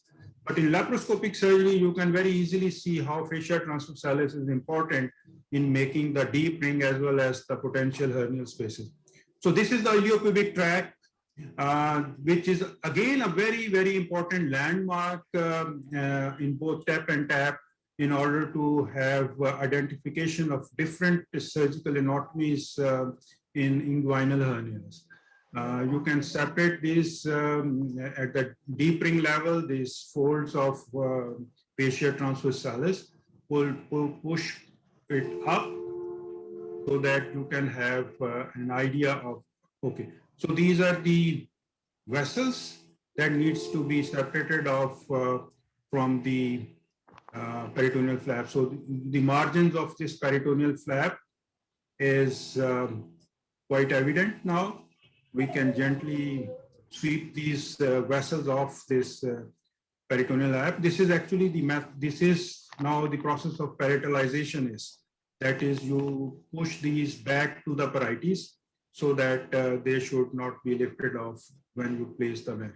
So it is important that you take the lower flap down as it is attached to the vas deferens and the vessel. So until unless these two structures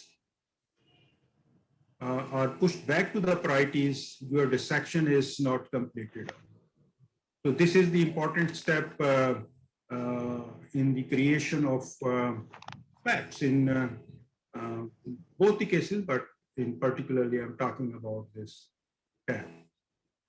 So these are separated off from the peritoneal reflection.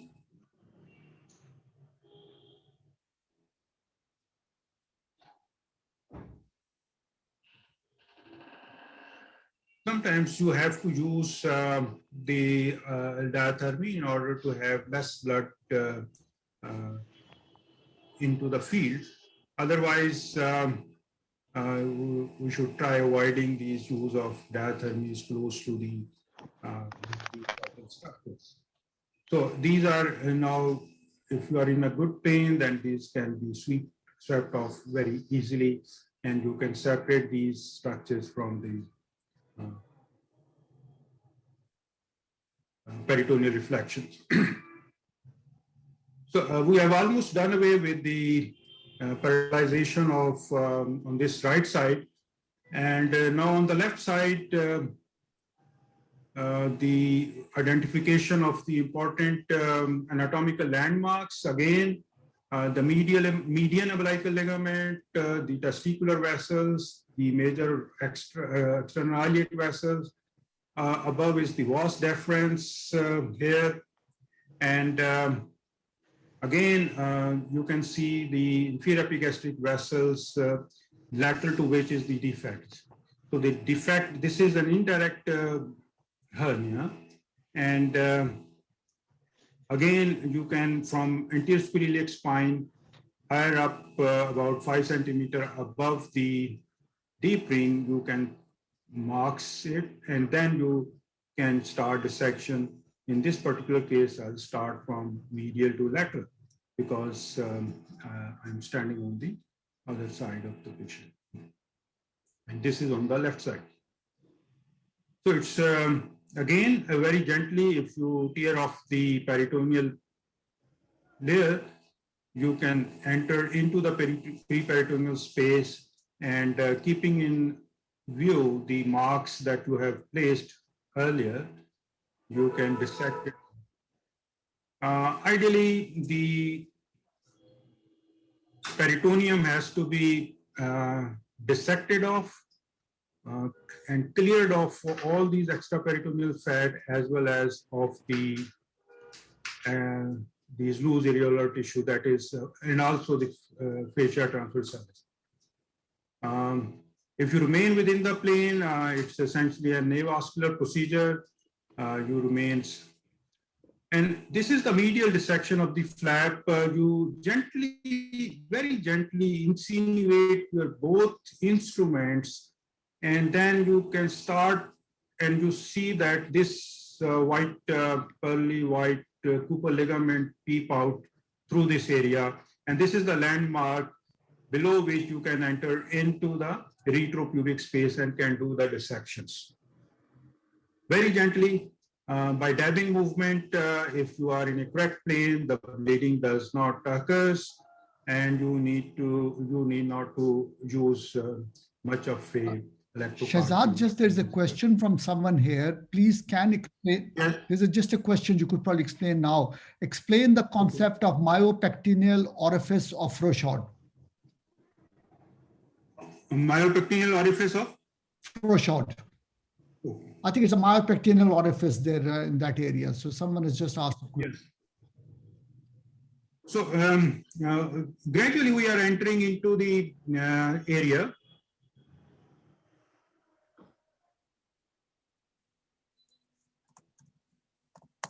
And next is the step of dissecting the sac of the a few of the extraperitoneal fat left behind that has to be cleared off.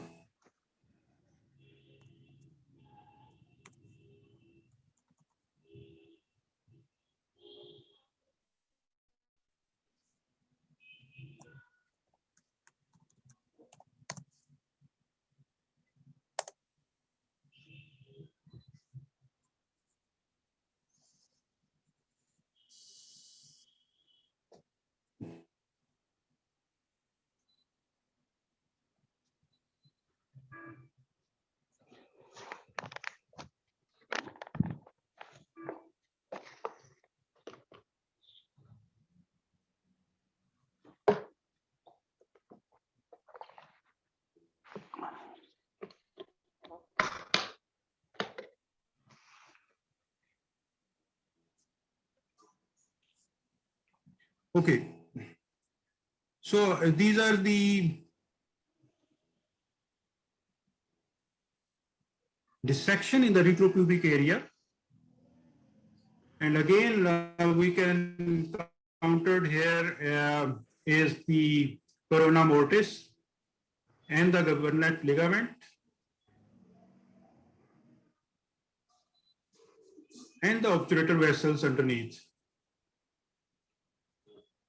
So the medial after this, the dissection of the sac is an important step, as was in the case in the earlier discussion. And again, with the help of this curved scissor, we can gently push away, sweep away all these structures away from the sac.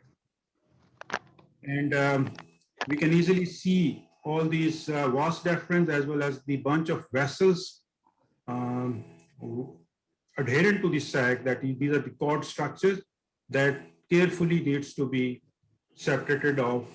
And this is the basics of, and we try not to go deep to this sac because of the presence of great vessels in order to avoid the damage to the great vessels. It is important that it either remains medially or laterally or superiorly, not inferiorly.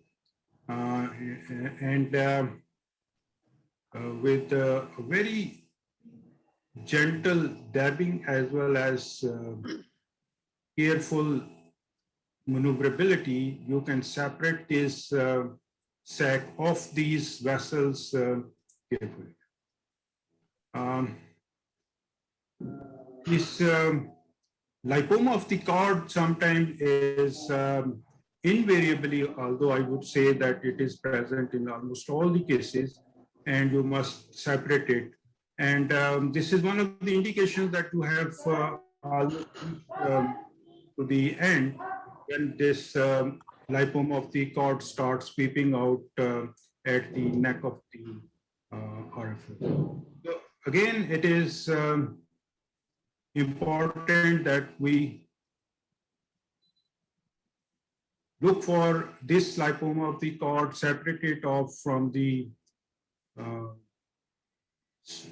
cord structures, and sooner we push it off, we reach at the distal end of it.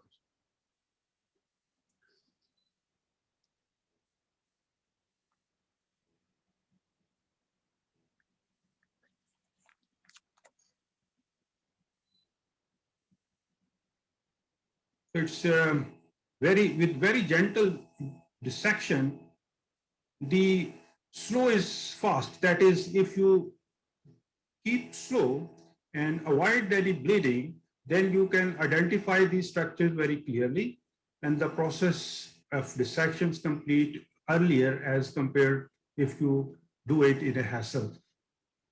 So it's very important that once you have separated the structures, you can divide the sac of these thin attachments, which are distal leashes or threads that needs to be divided off.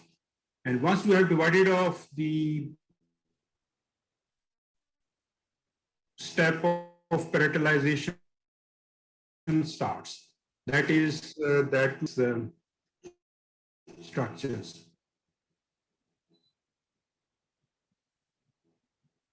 These are the testicular vessels attached to the distal part and needs to be pushed off.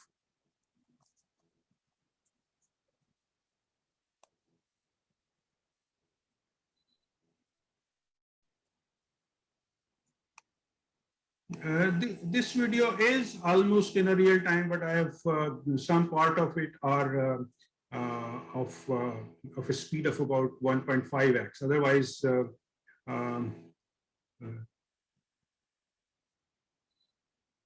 apart from few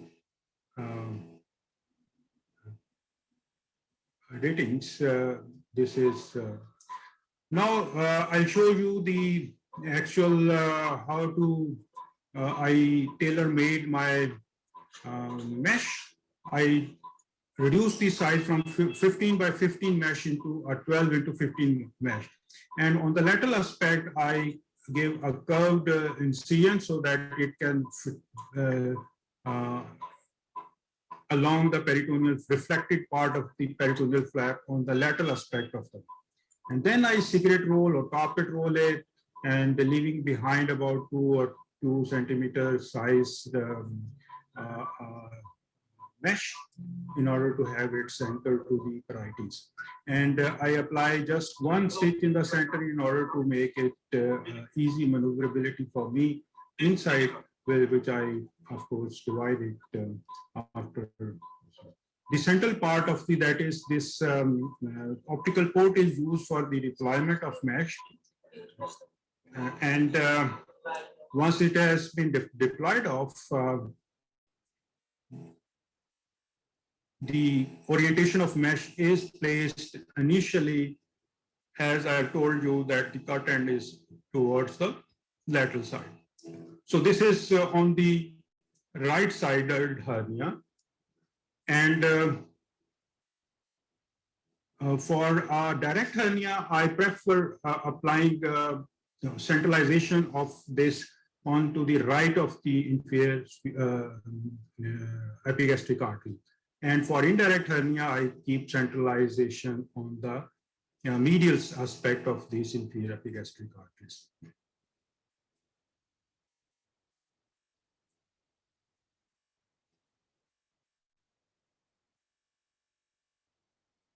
So again, in this particular case, this absorber tech is used. Then I'll free this off rolled mesh with suture, and then I deploy it, And these lightweight polypropylene meshes are adequately placed, conforms to the shape of the pelvis very easily. And considering the cost effectiveness, I believe are productive enough to use for these steps where you've been able to completely peritonealize the meshes afterward. I place in all these type of meshes, one tack at the Cooper ligament, one at the center, and one at the lateral aspect of lateral or medial aspect, whichever I find that needs to be fixed, I apply it. And these are, I believe, sufficient in order to reduce the migration of the mesh as well as the fixation of the mesh. The first central tacker is helpful because you can change the position of the mesh with the pivotal effect of the central tacker. If it is prolonged towards the right or the left side, you can easily rotate the mesh on this first central tack. And once you are comfortable and you are with the placement of the mesh, then you can apply one tack at the Cooper ligament in order to have a good infromedial fixity to this mesh. So again, it is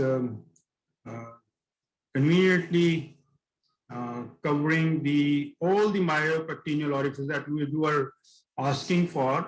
The inguinal canal is provided with a potential hernial defects because of these defects in the fascias as well as defects of the various vessels that passes through these fascias. And these are the myopectineal orifices which are congenitally there, and the potential hernial defects or the hernial sites that are there in the groin areas, which includes the direct, indirect inguinal hernias, the obturator hernias, as well as the femoral hernias. So these are the potential defects that needs to be cared of. And one of the advantage of laparoscopic management of these hernia is that you have the choice of placement of larger mesh that can take care of all these potential hernial sites, weaknesses, as compared to the open hernia, in which you have the limitation of use of smaller meshes, and you will not be able to deal or to tackle or to prevent hernias in the future from these areas. So these patients who have the tendency to develop hernias, as in this case, they must have this larger mesh placed in order to have coverage of all the potential hernial sites that later on may cause one or two complications in the form of hernia development. So again, this mesh is now placed adequately, extending about up to the midline of the symphysis pubis, and is stacked thrice, laterally as well as medially placed. Superiorly, if you have been finding that the mesh is projecting beyond the margins of the upper flap, sometimes you can raise that flap, attack on the medial aspect. And then the upper flap can also be raised all the time. That is, the upper flap can be adjusted, or mesh can be divided. So in this particular case, if the mesh is projecting beyond the margins of the flap, this flap can be dissected off very easily with simple push maneuvers of the instruments, and can be tacked beneath it. So it's important that all the mesh has to be covered with peritoneum, and Peritonealization is the next step where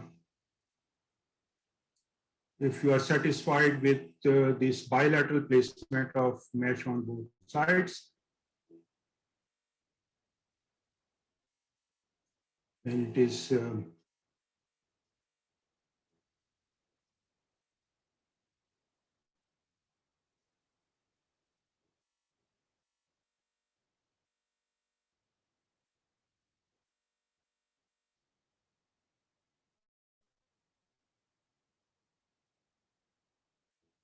okay. So this is the last step of this bilateral hernia repair, that is the reperitonealization and tacking of the peritoneal flaps or the closure of the flaps. And the tacker is used sometimes, even in this case, you have to decrease the intraperitoneal pressure in order to have a convenient tacking of the flaps, and in order to avoid tearing off, and in order to avoid inconvenience in tacking these or joining these two flaps. Pressure can be reduced to about 5, 6, 7 millimeters of mercury, whatever is convenient for you for the ease of division, ease of closure of this meshes. So on the right side again, the idea is then without leaving the tacker there, you keep the other meshes, other peritoneal flap tagged to the other side. So with this, I thank you all. Thank you. For your patience listening and Thank you very much, Shahzad. Very nicely displayed and a very great, good description of how to repair the hernia, laparoscopic transabdominal. So thank you very much. I think what we're going to do is, Shahzad, if it's okay for you, we're going to take a few questions and then we'll have a break after that. So just to start with, a couple of questions which I wanted to ask you was, one is that if someone has got a large inguinoscrotal sac, which is difficult to dissect all the way back up, what do you do and what do you advise? Sir, you want can to do stop that sharing. first before I do the next one? Sir Shehzad, you can stop sharing. okay, sir. Okay. Yeah. I stop sharing. Yeah. So the first question is that if someone has got I got your okay. You are asking about the large hernia. Inguinoscrotal hernias, to dissect the sac is very difficult all the way up. So what do you do with those ones? Okay. So the one is that for a large complete, is it irreducible or reducible? Irreducible. Irreducible. So again, for irreducible hernia, TAP procedure again is if you are embarking upon with the laparoscopic approach, I believe TAP has an edge over the TAP. And with incarcerated, irreducible, large, huge, complete hernias, depends where actually it is adherent to. Is it adherent to the neck or it is adherent to the base of the scrotum? Again, you have to, you can divide it at its attachment and pull it off under vision without doing complication. If it is a gut or if it is a omentum, you should be careful enough, and under vision, you can reduce it back all the time. And you can get away with doing TAP in these patients if you have successfully reduced it. So once one must try to reduce it without any complication. And most of the time it is easy to reduce it because you have all the gadgetry available in order to divide the adhesion if they are available, if they are there, or sometimes if it is not adherent simply because of the shorter neck, it is there and you release that pressure at the neck, then it is gradually reduces it. The size of the hernia doesn't matter. Then if it is reduced, because all you have to do is to dissect it off as well. And the chances of later on development of seroma formation definitely are there. Sometimes you have to leave behind the distal portion of the sac. And in this case, the chances of the development of large seroma formation definitely are there. Precautionally, sometimes some surgeons, I sometimes also do tapping of the scrotum before dissection, after reduction of the hernia, so that the chances of post-operative seroma formation gets reduced. But again, there are chances of seroma, which of course is a normal occurring, which can be settled down with the passage of time, I believe. So this is manageable, I suppose. So the other question is that in a woman, in a female patient, where there's a round ligament very closely adherent to the peritoneum, what's your advice how to deal with it? Again, the dissection has to be carried off, and round ligament can be sacrificed, and you can divide it, and you can adequately make a flap of the peritoneum adequately. So it's not a big deal sometimes if there is a round ligament, but the question is why it is adherent to. It is important. Is it any pathology, in the pelvic pathology, or any other problem? Okay. Any other questions from the audience? Sir, thank you, Sir Shahzad Alam. And I must, it was great presentation. And Sir Saidi Mutahar, highly welcome. Sir Saidi Mutahar is from Tehran, and he is well-known laparoscopic surgeon and with lot of experience. And Sir, also happy Nowruz and happy New Year, because today is the first day of Iranian year and Nowruz. And Sir, accept our so happy New Year, Sir, first of all. And welcome to this session. And Dr. Jakpreet, really appreciable for your time, because I know you are busy today in your hospital. And welcome. And same question, Sir Saidi Mutar, have you any comment how we can prevent seroma in such a huge size or large size hernia?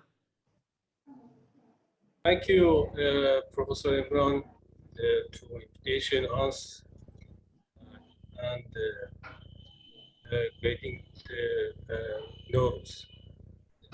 If you let me that in my session, I completely will explain the mechanism of the seroma and how can we prevent of this. But generally, I think that for prevention, something is very important, that the first is this less cauterization of the tissue, because of the dead tissue could be make reaction and secretion of the some fluid.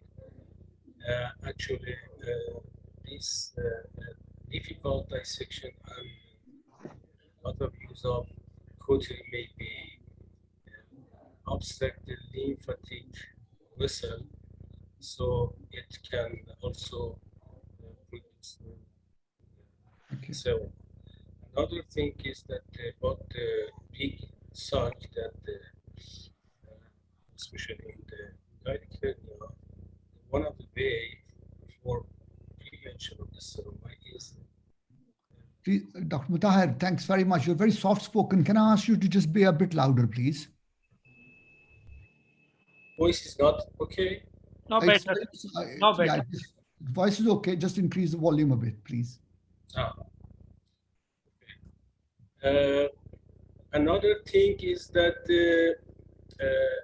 in indirect, huge indirect inguinal sac, it's better that we fix the transversal fascia, actually invert of the fascia into the bipectinal area and fix it to the Cooper or rectus muscle with the tacker.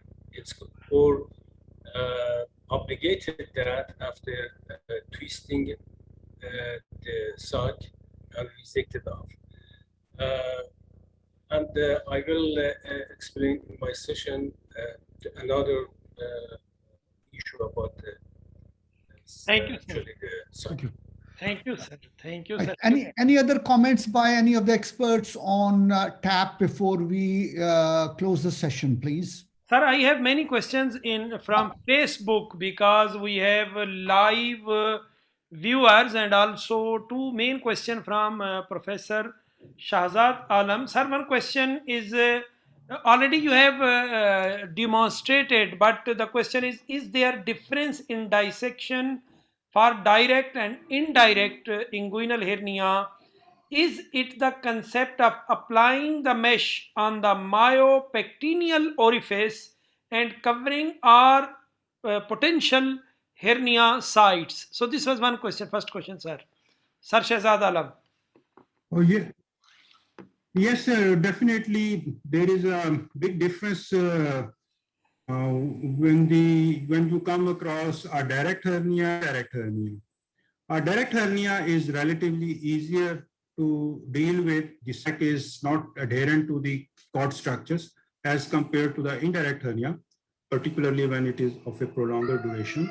The direct hernia can easily be, which is a wide net that can be easily taken care of, and it can be pulled off and be separated off, or the easily separated off from the fascia transversalis and the extraperitoneal flap, as is in the case with the open surgery as well. Whereas there is definitely technically difficulty in indirect hernia sac dissection, where these cord structures are with intimate relation to each other, and these structures needs to be separated off very gently and carefully in order to avoid damage to one of these structures. And we must be careful in handling these structures while we are dissecting the indirect hernia. And all the time we have to keep an eye on these structures in order to have to keep it separate from the area. Similarly, the size of the mesh, that is the myopectineal orifice, that is between the iliopubic tract, inguinal ligament, and the potential hernial sites, which is there, where there is a defect, muscular defect, and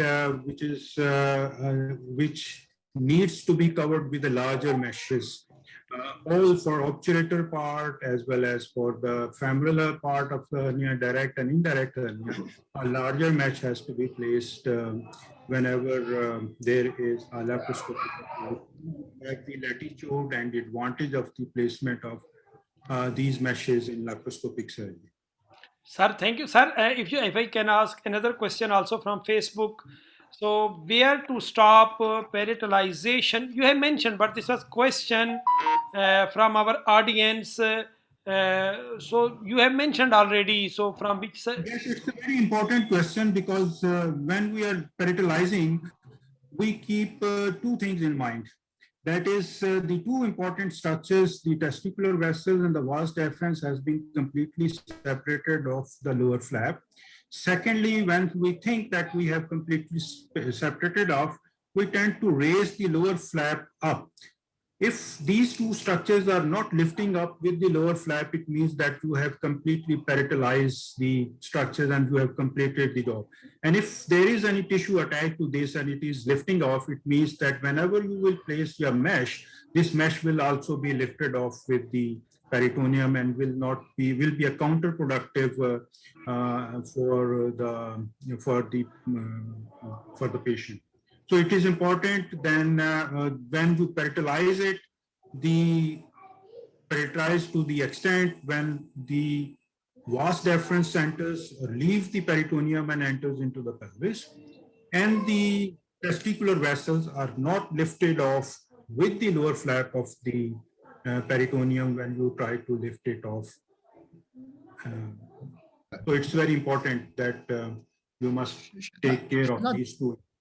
Yeah, very nicely described that one. Shahzad, just a quick one. What about, what's your view about a bikini mesh? Bilateral hernias. Yes, a bikini mesh definitely. Some people uses a large 13 into 12 centimeter size mesh, where they use divided. But I have never used it. I like to use separate meshes because I can tailor made it according to the different both sides, and the maneuverability is easy. And you can, at your convenience, you can place the mesh, two meshes at the two different inguinal sides, rather than placing a larger, huge mesh on bilateral hernias. I prefer using, if I have the availability of both meshes, I would like to apply two different 15 into 12 centimeter meshes compared to a 15 into 10, 30 into 10 centimeter size long elongated bikini mesh. Thank you very much. Dr. One question. Please. Yes, thank you, Dr. Shahzad. There is one question. If there is big direct hernial sac, after reduce the content, can we obliterate the cavity, or how to prevent bulging post-operative? The important aspect is that you take out the pseudo-sac from the area in order to avoid the corona formation. This is a very important step. If you find a larger remnant cavity, which leave behind after taking out a direct hernia, the pseudo-sac, that is the condensation of the fascia transversalis, has to be taken off there and then should be tagged to the margin of the sac. This potentially obliterate or reduce the cavity, and the chances of the seroma formation later on markedly reduced with this maneuver. So this is one step which is very important, apart from a careful dissection and less and a good hemostatic dissection and keeping you in correct plane. This is one maneuver which helps preventing a large seromas in large direct hernias. Thank you very much. There is another question about the axis of trocar. Is same between unilateral and bilateral, and between the tip and tap. Is same positions. I can't understand your question. What is? Sir, The trocar size, trocar site. I will explain. Same between unilateral, bilateral. I believe once you see the TEP presentation, you'll be more clear with the sites of the trocars. Yeah, I think what we'll do is we'll come back to that at the end, last session as well. Last session. Because at the end, Dr. Burkan, you will see all the sites of, maybe you will take your answer at the end, hopefully. Because still remaining tip. Just one more question. Is that especially post, because if the lipoma has not been removed, what we find is that the post-operatively, when these patients come back with again a swelling in that area, and radiologists quite often say a recurrence of a hernia because they see the lipoma coming in and out. So would you advise removing the lipoma when you're operating? Definitely. I always advise removing the lipoma, because this lipoma sometimes becomes counterproductive in the post-operative period time. And this gave this a pseudo swelling because it displays from its original position when you start dissecting out. And when it's pulled back towards its original size, it gives a pseudo impression that it is swelling again. So this lipoma, which is a vascular structure, again, is, I suppose, should be taken off and dissected off the cord structure. And I advise taking it off. Great. Well, when I'm doing the surgeries, and if this lipoma or the pre-peritoneal fat comes off easily together with the sac, I'm fine with it, but I don't take any special care or special efforts to reduce the lipoma, because it's just a pre-peritoneal fat.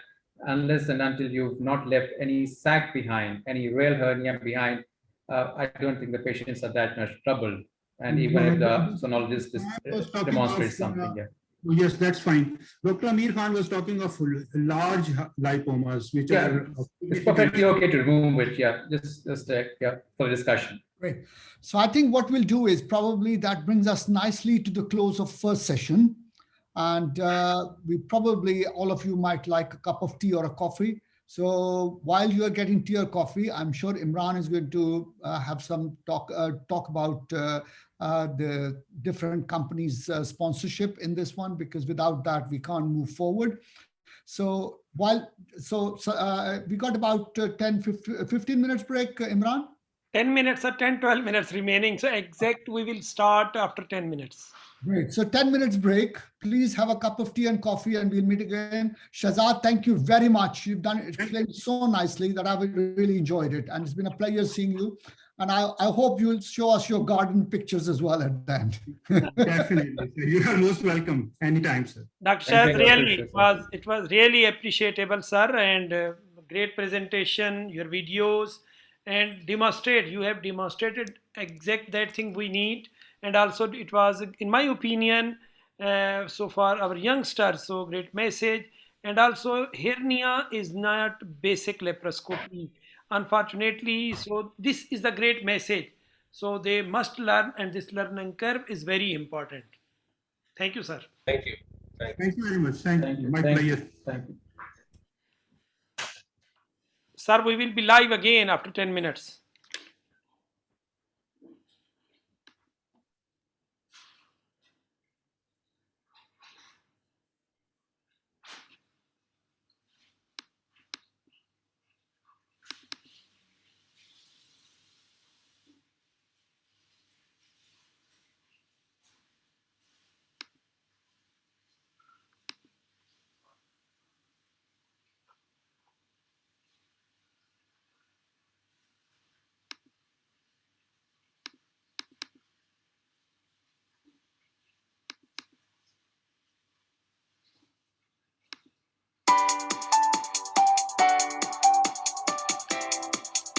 Viva Serenity is an internationally trusted medical tourism company that links you to the right treatment centers, hospitals, and medical specialists in many countries abroad.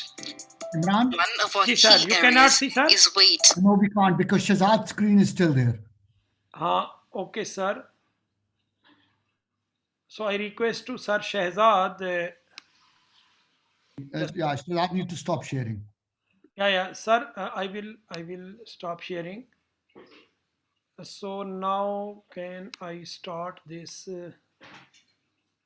Hopefully, sir. Can you? Yes. Yes. I can see your screen now. Okay, sir.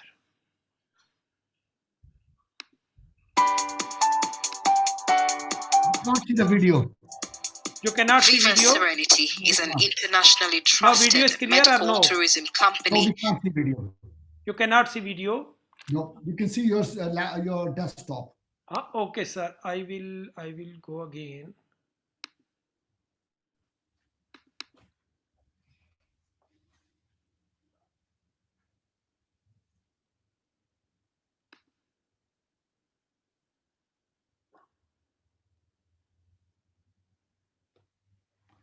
Imran, nothing is happening. Sir, I will check again.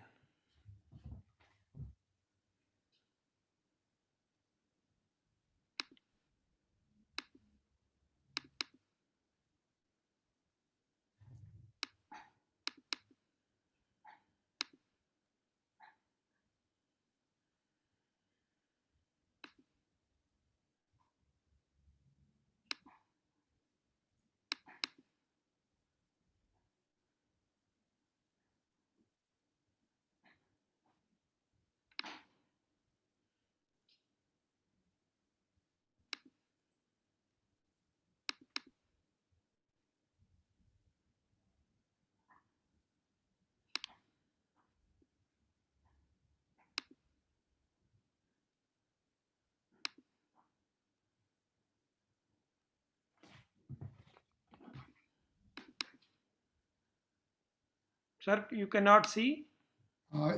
Something is happening. I can see your desktop. And now the video is on. Now you can see? Now we can see. Viva Serenity is an internationally trusted medical tourism company that links you to the right treatment centers, hospitals, and medical specialists in many countries abroad. One of our key areas is weight management. We partner with world-class centers around the world that perform bariatric surgery on the morbidly obese to achieve healthy weight loss. At Viva Serenity, we help you identify the best hospital abroad for your medical or surgical condition that will provide the advanced treatment you need at the best possible cost. Our travel experience is personalized and tailored to your needs. We combine excellent, world-class medical treatments with flawless travel experience. Because we understand sickness can take a toll on you, we take care of all your travel logistics, like where to go for treatment abroad and how to get there. This ensures that you focus on recovering from your illness as we communicate with you and your loved ones every step of the way. At Viva Serenity, wellness is the sole purpose. This is why we provide you with the best medical tourism options for you to travel to a different country for medical treatment. Here, your options are wide. You could spend a few days sightseeing and relaxing before your procedure. Just tell us about your preferences, and your leisure time will become an amazing possibility to enjoy life in a foreign country. From passive rest, excursions in the country, museums and galleries are just but a few of the options available, along with top-level treatment. Our packages take care of all important matters, including lodging, meals, premium VIP service, tours, private transportation, and much more. We also give assistance with your passports, visas, airlines bookings, wheelchairs, walkers, physical therapy, and other combined services that ensure you have a carefree medical tour abroad. Viva Serenity also makes positive changes to your lifestyle, diet, and mindset through signature treatments and weight management techniques depending on the BMI and health conditions. We guide you through an effective weight loss program, help you overcome barriers to achieve an optimal weight, and recommend through our experienced professionals exercises and activities that enhance weight loss and body toning. As a doctor, we are your wellness partner. You do not have to worry about where to take your patients for advanced treatment. This is because we already have partnerships with reputable and established treatment centers and hospitals for all types of treatments. Some of the medical fields that we have strong networks in include bariatric surgery, orthopedics treatments such as hip and knee replacements, gynecological treatments such as in vitro fertilization, gynecological oncology treatments and surgeries, cancer treatments including cancer surgery and chemotherapy for both solid and blood cancers such as leukemia and lymphoma, kidney transplants, liver transplants, bone marrow transplants, advanced cardiac procedures and cardiothoracic surgery, different types of plastic surgery including liposuction, tummy tuck, facelifts, butt lifts, dental makeovers, breast augmentation including breast reduction and breast enlargement, hair transplants, advanced neurosurgery, different types of robotic surgeries, and more. As your wellness partner, please reach out to us if you have a patient who requires medical treatment or surgery abroad. We also are looking for more hospitals and doctors to partner with in the provision of advanced treatments for our esteemed clients. You may be in Nigeria or the Philippines and need treatment options for your patients in the United Arab Emirates or India, for instance. We will help you advise your client on the best treatment centers for the condition that they have. We also go the extra mile to negotiate costs on behalf of your patient to get the most affordable cost for excellent world-class treatment. We value partnerships with doctors, surgeons, and hospitals across the globe and understand that these partnerships are our strength. Please join us to make a difference in people's lives. It is why we continuously work to be the best and most trusted medical, tourism, and wellness company that exceeds the expectation of our esteemed patients.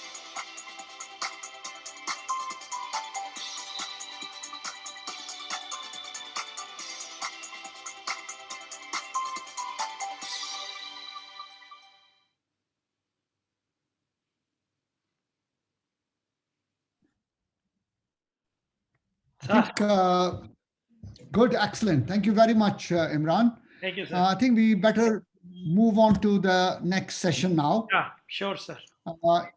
Is everyone back? Great. Jaspreet, it's your turn now. I think it's important. We are very lucky to have Jaspreet with us today. Now, the next session, we've done the session on transabdominal. Now it could be extraperitoneal approach because that's the other way to do inguinal hernia repairs. And once we've done both the techniques, we will have talk about difficult cases, and then we will have a discussion as well at the end of it. So what I'd like to do is to welcome Jaspreet, who is a fellow of the College of Surgeons of America, as well as the Royal College of Surgeons of Edinburgh. Jaspreet has got about 20 years plus experience of laparoscopic surgery. He's also an honorary clinical tutor to the University of Edinburgh, and his Tutor of the Year award from there. And also he's doing a lot of teaching and training in UAE. Jaspreet, it's a real pleasure to have you with us today. I hope you're going to help us to understand extraperitoneal repair of inguinal hernias. So I'll pass it on to you without wasting any more time. Thank you very much for joining us. Thank you, Professor Amir. Thanks for the kind words. First of all, am I audible enough? Yes, you are very clear and loud. Thank you, Professor Amir, for your kind presence and the way you have steered the session till now. And thanks a lot, dear Dr. Imran, for giving me this opportunity to interact in this gathering. And it's really a sheer technology that we are sitting in various parts of the world, and then we are talking and in different parts of the from Pakistan, Iran, UK, and UAE. So it's really nice to just online meet like that. And most thankful to my predecessors. They've made my job easier by giving a brief about the anatomy. And I'm particularly thankful to my predecessor, Professor Shehzad, for giving an elaborate description of the TAPP. And the anatomy would be almost similar, so the technique is different. So let me share the screen and let's get started with the presentation.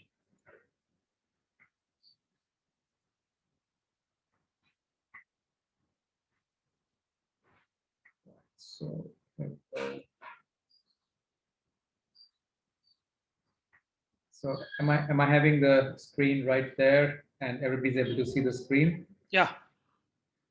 Yes. Okay.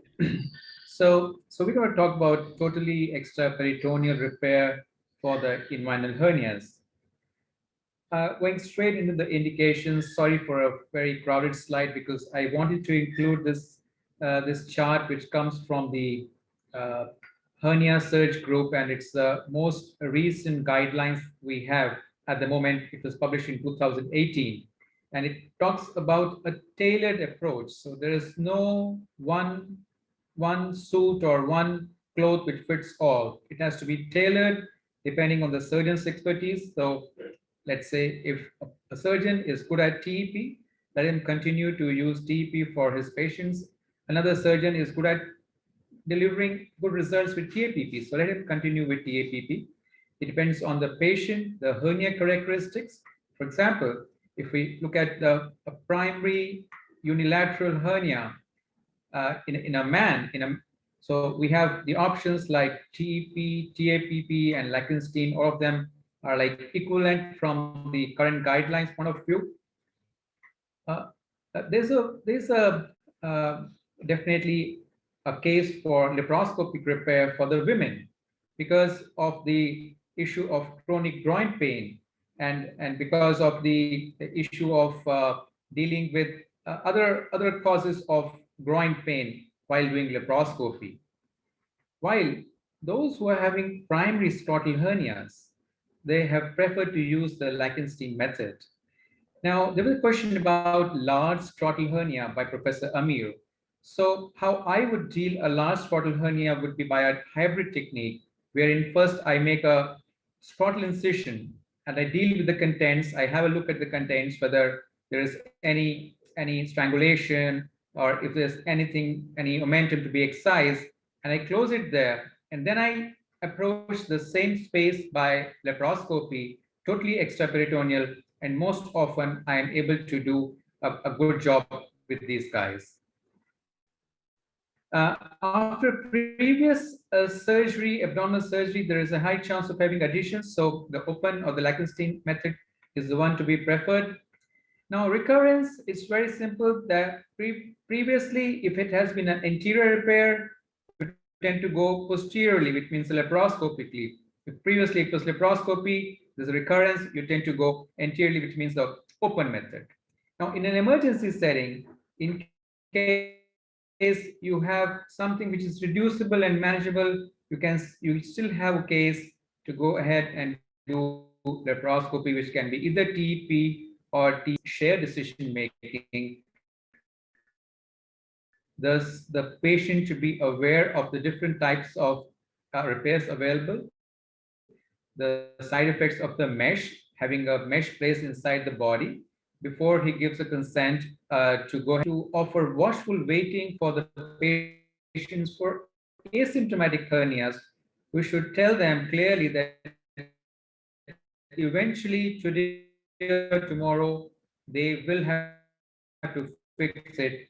So it's their choice. Being a very, very successful and very good technique, still it is not the most common technique. There are challenges.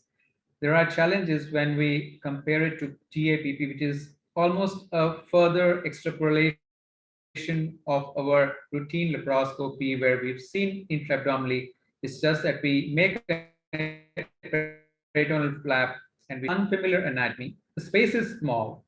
There is crowding of instruments, and frequently there's a loss of the space due to neoperitoneum. So we will address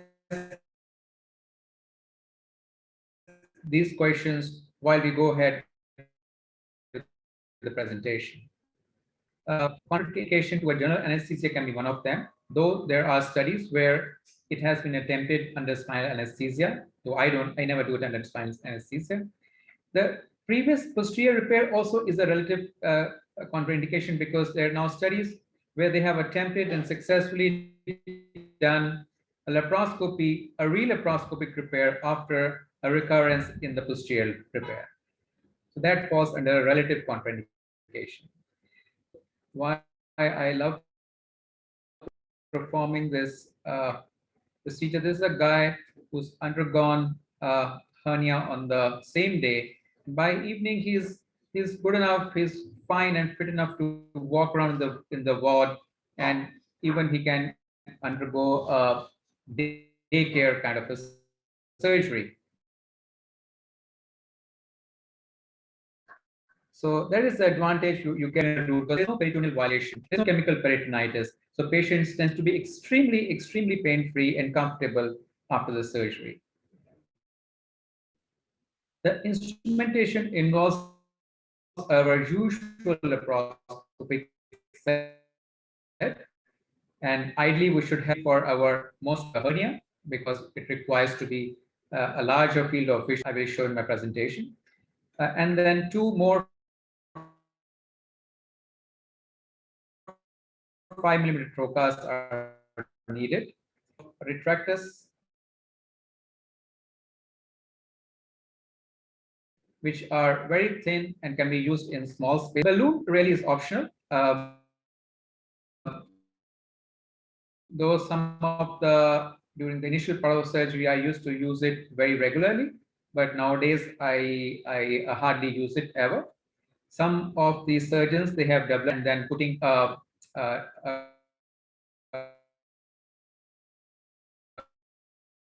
finger of the glove over it and tying with a thread. What do is just I use lambda the scope to do initial space creation for the extraperitoneal space. A PDS endoloop divide the sac and then close it. Alternatively, it can be a vessel sealer as well is optional, though it is preferable.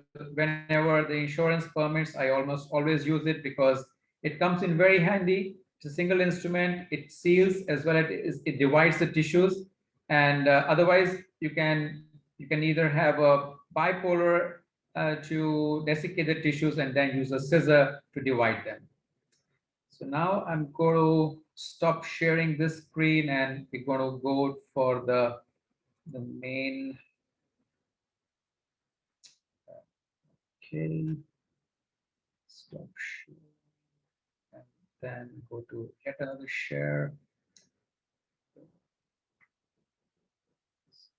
Okay. And then share sound. So what I'm going to do is that I've got everything recorded in my video. So I will let my video do the talking, and I will be myself who has recorded this, and I will mute myself while the video is running.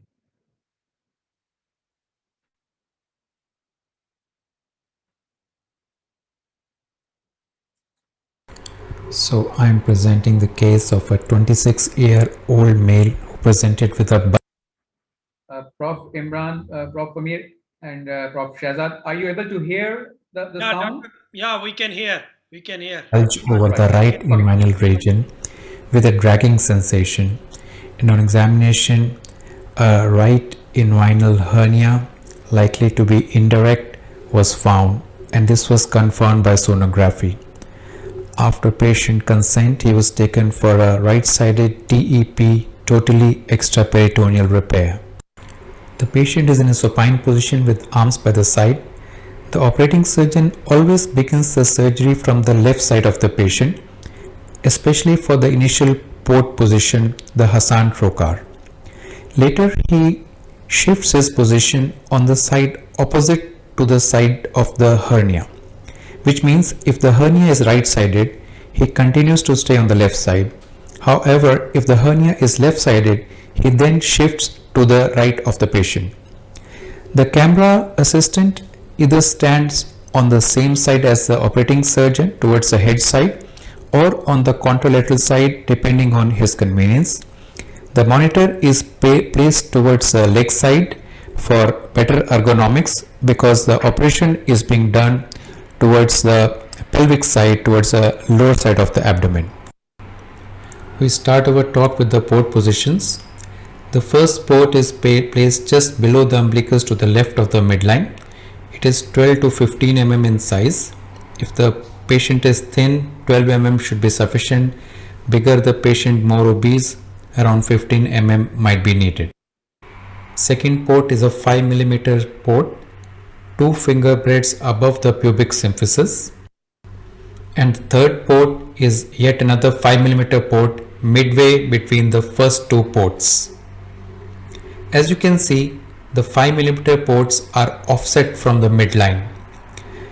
The offset is done in a way to help some amount of triangulation towards the site to be operated. We have started to work on the infraumbilical incision, and we are using electrocautery to divide the Scarpa's fascia after the skin incision. On both sides of the incision are the S-shaped retractors. These are thin retractors to produce retraction in small spaces. The incision is deepened by traction and counter traction using these two retractors till the level of anterior rectus sheath. The white glistening anterior rectus sheath is now clearly seen in the view. An incision is made over the rectus sheath using a 15 number blade, followed by extension of incision using a long curved Mayo scissors.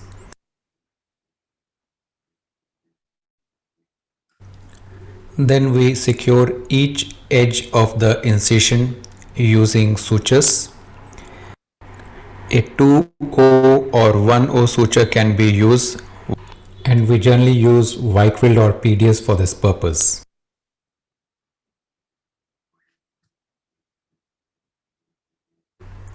To revise, we have made a left side of midline incision and we have incised the left rectus sheath, and after that we retracted the left rectus laterally to expose the posterior rectus sheath, and right now under vision is the glistening white posterior rectus sheath.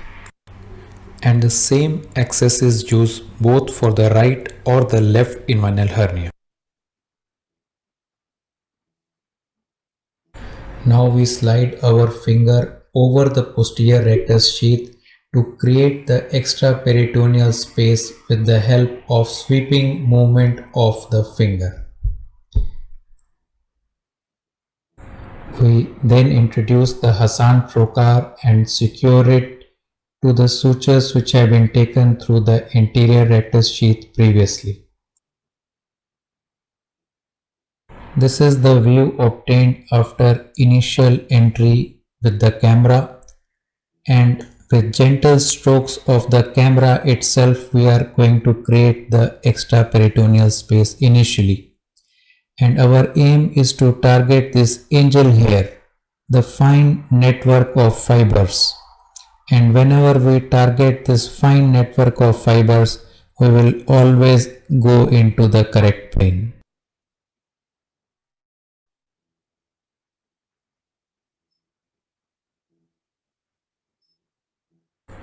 The rectus muscle is now clearly visible on the upper part of the screen. After placement of the secondary trocars, we have reached a stage where important structures are clearly visible. The rectus muscle getting inserted into the pubis with the cave of Retzius below it, which will be developed in due course of time. The inferior epigastric vessels. The edge of the sac is faintly visible, and the space of Bogros, which is going to be developed to proceed further with the surgery. And as previously mentioned, our aim is to target this fine network of fibers. Gentle traction and counter traction in the correct plane will be the main steps involved in most of the surgery. To reorient, we are proceeding laterally towards the anterior superior iliac spine, and we can beautifully see the translucent white colored sac below. We strictly try to adhere to the plane close to the sac and try to preserve as much fat towards the abdominal wall side to prevent any inadvertent injury to the nerves. Now we have completed the cranial part of the lateral dissection by reaching the anterior superior iliac spine, which can be confirmed by palpating it from abdominal side. Now we turn towards the caudal side and do further dissection by traction and counter traction, and that completes our caudal part of the lateral dissection by seeing the psoas muscle.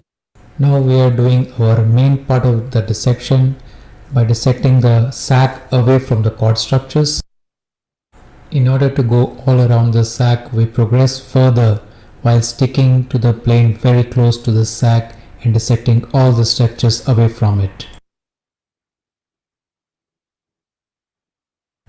We can have a quick revision of anatomy here. In relation to the inferior epigastric vessels, the sac is lying lateral to it, so it is a case of indirect inguinal hernia. And together with the cord structures, they can be seen entering the deep inguinal ring. Laterally, the psoas muscle together with the nerve over it is clearly visible in the view. Upon seeing this white cord-like structure, the vas brings joy to the operating surgeon because he knows that he has preserved one of the most important structures during the hernia surgery. We keep going around the sac to and fro to dissect each and every structure of the sac. An important landmark called the Triangle of Doom with its boundaries vas, medially, glandular vessels laterally, peritoneal reflection below has been dissected, and one has to be important because the iliac vessels lie within this triangle. The sac, desiccated, already divided, is just barely seen in the lower part of the screen. We check for adequacy of dissection in order to have enough space for the mesh, and as mentioned previously, we should always try to preserve all the fat towards the abdominal wall and the psoas muscle side to prevent any inadvertent injury to the nerves. At the moment we are dissecting over the Cooper's ligament, and together with it seen in the screen is the lighthouse, the white shining pubis. The mesh meanwhile has been introduced and is being spread evenly in the pre-peritoneal space. We should carefully tuck the inferior edge of the mesh just distal to the peritoneal reflection to prevent any recurrence there. The mesh is 15 by 15 cm in size.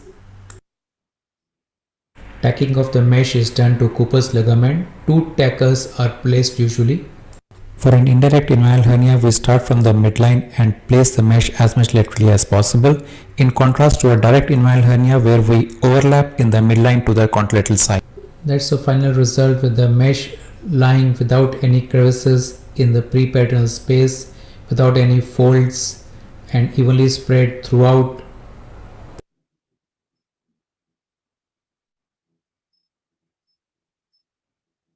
The mesh used is a composite mesh with a vicral part which will get absorbed, leaving behind the proline part which will induce fibrosis and produce a strong wall to prevent any recurrence. A final check to ensure adequate placement and to make sure there are no folds, no crevices. That's the anterior part going to stay in close contact with the abdominal wall muscles, and the inferior edge just distal to the peritoneal reflection to prevent any recurrence. We release the pneumo and let the space desufflate gradually. Anterior rectus sheath incision is closed with number 1 PDS and skin usually with staples. Many thanks for your kind attention. Very nicely displayed, just beautiful section. Thank you very much. Prof. Amir, I will take a minute of yours because I need to complete my presentation. Yeah, sure. Let me just continue to share the screen.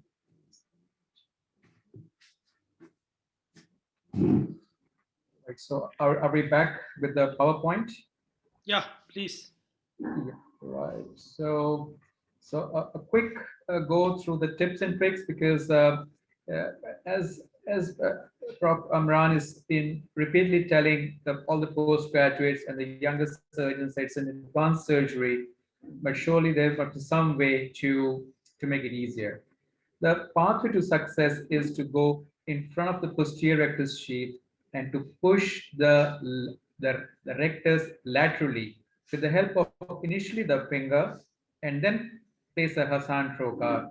And this posterior rectus sheath is going to end at the arcuate line level, and it will be followed by the pre-peritoneal space, the nice pre-peritoneal space which can be deployed for doing all the work, be it hernia surgery, be it any varicocele, be it any lymph node dissection, and so on and so forth.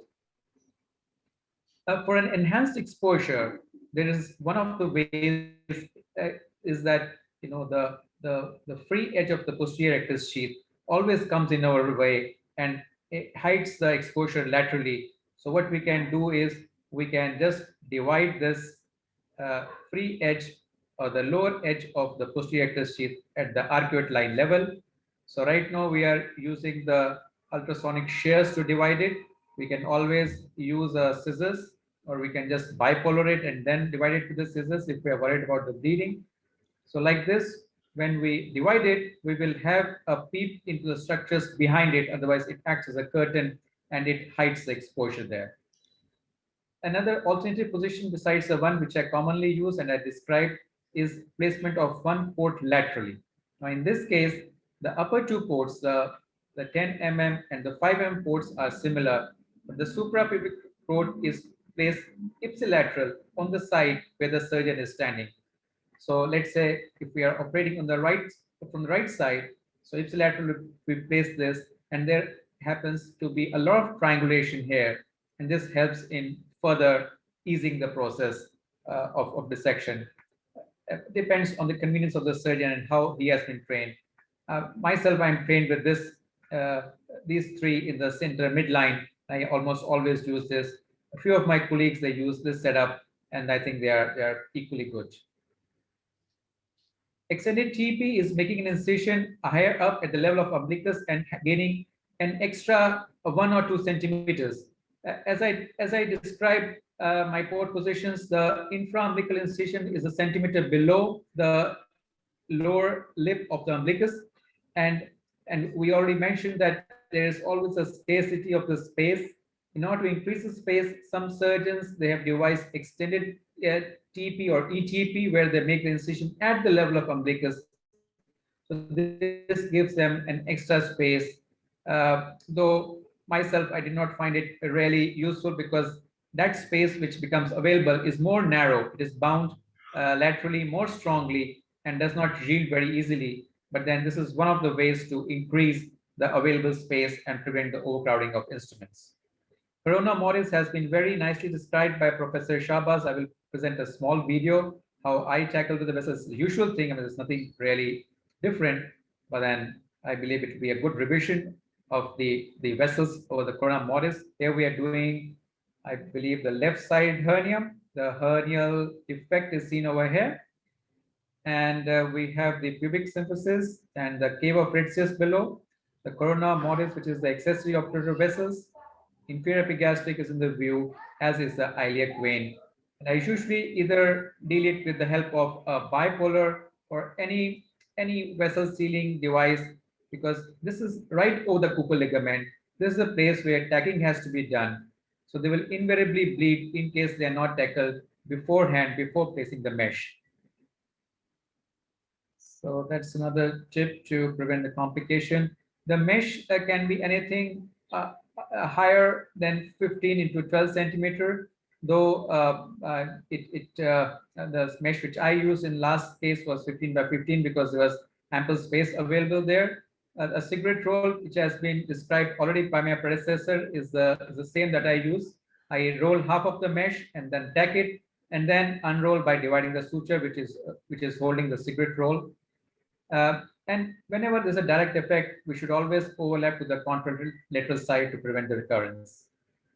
Mesh fixation is optional, except the large direct hernias. The current hernia search group in 2018 publication says no fixation is required in almost all laparoscopic hernia repairs, except when we have a large medial sac or a large direct sac. Fixation can be done by tacker, suture, or glue, with really no much difference as far as the scientific studies go. I've tried to use glue, I've tried to use tackers. Suture is surely it's challenging, but it can be used. So if we are short of resources or in a low resource setting, we can always use sutures. It's very handy, and it's always good to know endosuturing.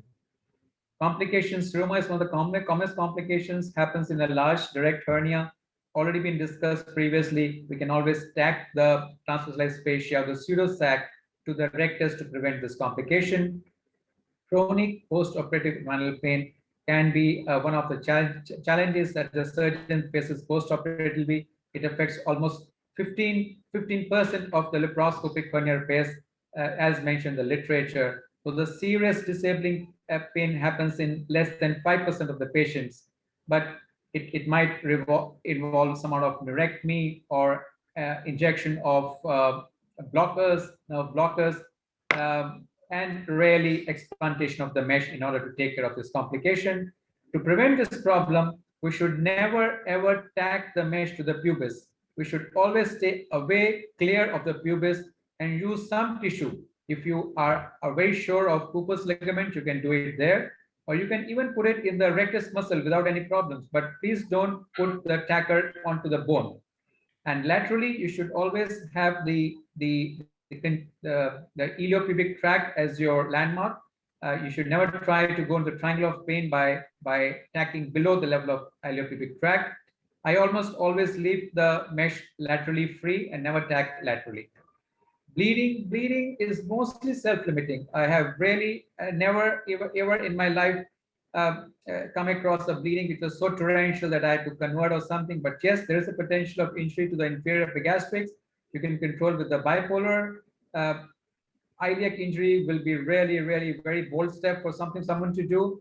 But then, as we were mentioning about those lipomas of the cord, sometimes there are lymph nodes over there, and when we try to be aggressive over there, there's always a danger of injuring the iliac vessels. So there's one reason why I leave these structures behind without really having any post-operative problems. Injury can occur to the bladder, again, more theoretical, but then yes, potentially it can occur. Intestine can get injured in case it's an irreducible hernia. Gonadal vessels can be injured. They are very clear in the large illuminated view. You can always never miss them, but then yes, there's one of the complications. Mesh infection. So mesh infection traditionally and in all studies has been lesser than the open. But this is again one of the eventualities which can occur, and we always take all the precaution, double glove, change of the gloves, and letting the mesh always be handled in a very sterile manner, no extra traffic in the OT. So all the precautions to prevent the mesh infection. Recurrence, well, the recurrence is always a possibility. A careful dissection, peritalization, as mentioned by Professor Shahbaz, tucking of the inferior edge of the mesh below the peritoneal reflection, just distal to the peritoneal reflection, having an adequate size mesh are all the steps to prevent the recurrence. And non-progress is very common in the extraperitoneal repair because the initial space is really, there is no space, there are no landmarks. We just have to follow the fine network of fibers. That is the only plane. Just hunt for them, go for them, and soon a big space is available for the surgeon to do all the kind of work. Neoperitoneum, it will, moment you have any smallest hole in the peritoneum, the peritoneum will blow up and destroy the space. This can be handled by putting a Veress needle in the palmus point, and the peritoneum will no longer be bothersome. Conclusion, I can say it's a safe and effective technique with rapid return to normal life. The potential benefits over TAPP of reduced risk is a potential only. I mean, really nothing dogmatic, or I cannot be very firm on this. But yes, because it almost, there's no entry into abdomen. So there's less risk of injury to abdominal organs and port-site hernia. There's a very high quality of life as compared to open technique. Surely there's a learning curve which needs to be overcome by at least doing 100 cases. And I will conclude my talk by saying that no matter how broken you are, you can always start and be better than before. And I would thank for your kind attention. Thank you very much. That's been very nicely demonstrated, beautifully. If someone, just a quick question, if someone who's got a previous lower midline incision, would you do a tap on that or go for a tap straightforward? Right. So let me tell you what I have done practically in a patient who had during a childhood suprapubic cystostomy, and then he had a really deep scar just over the bladder. The planes are always there. You can go into the more virgin planes and then reflect towards the side where the incision is. And if time permits, I will show a patient who's got previous surgeries, and then hernia has been done, so I can share those videos. And yeah, it is challenging, but it is possible. However, for our teaching for the postgraduates, whenever there are lower abdominal incisions, we will try to avoid approaching it with the help of laparoscopy. And we'll always have our mind open towards open method, or the open traditional conventional method of surgery. Thank you. Any other question? Yes, Burkhan. Yes, thank you, Doctor. The patient with bilateral inguinal hernia, what the best option of laparoscopic is tip or tap? This one. questions. Right. Another questions, if there is peritoneal injury during a tip, what the procedure or other option? Thank you. Right. So we deal with first question. Is the bilateral hernia known preoperatively? Both TEP and TAPP can be done with equal success and equal results. However, a TAPP has an advantage of discovering a contralateral hernia which is lacking in TEP. And now there is also a recommendation in the Hernia Search 2018 publication. In case you discover a hernia on the contralateral side, whether you're going to go ahead and repair it or not, if issue has been discussed with the relative, and if the patient has given authority to a relative to go ahead, and then you can discuss and you can go ahead if you discover a hernia peroperatively. So that's an advantage of TAPP.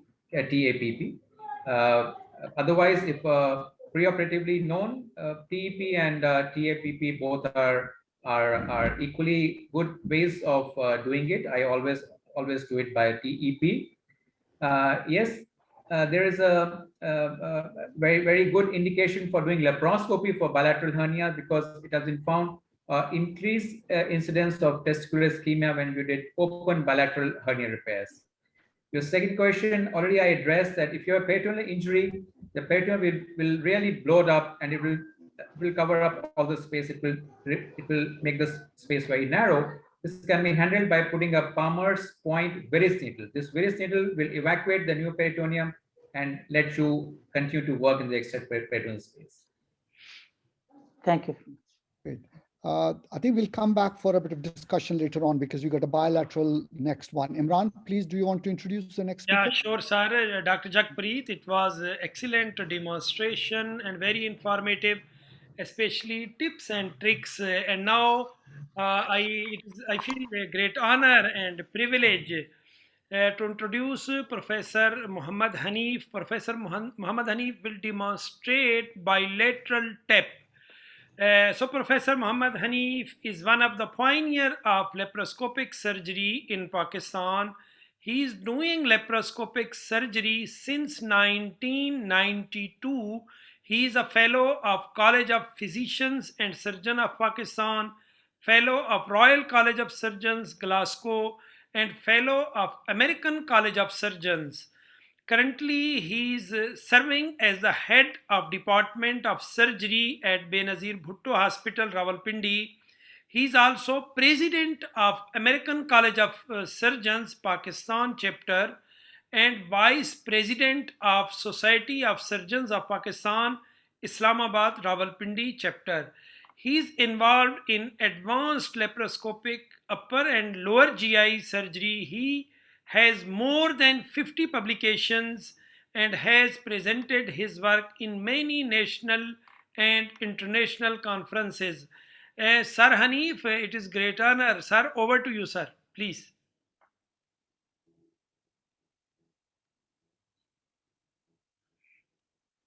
Sir Hanif, can you hear me?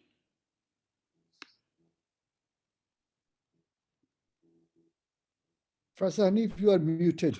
Please unmute yourself. Professor Hanif, I think I must call him. Yeah. He has not unmuted yet. Yeah, Professor Hanif, sir, over to you, sir, please. Professor Hanif, can you hear me? Muted. He's still muted. Professor Hanif is here. I can see him. Yeah.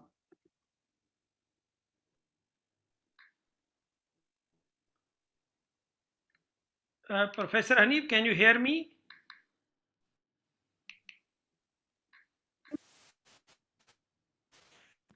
Professor Hanif? Am I audible to you? Yeah, sir, yeah. Am I audible to you? Yes. It's yes, quite sir, clear please. now. Am I audible to you? Okay, Yes, thank you, Dr. Imran, for your kind words and very generous introduction. I'm thankful to all of you for giving me the opportunity to discuss and to, you see, although it's very difficult to present my video presentation of bilateral TAP after such a nice presentations. I think a lot have been discussed about inguinal hernias, both TAP and PAP. I will briefly talk about the bilateral inguinal hernia, and then I will show my video. Am I audible now? Yes. We can hear you. No.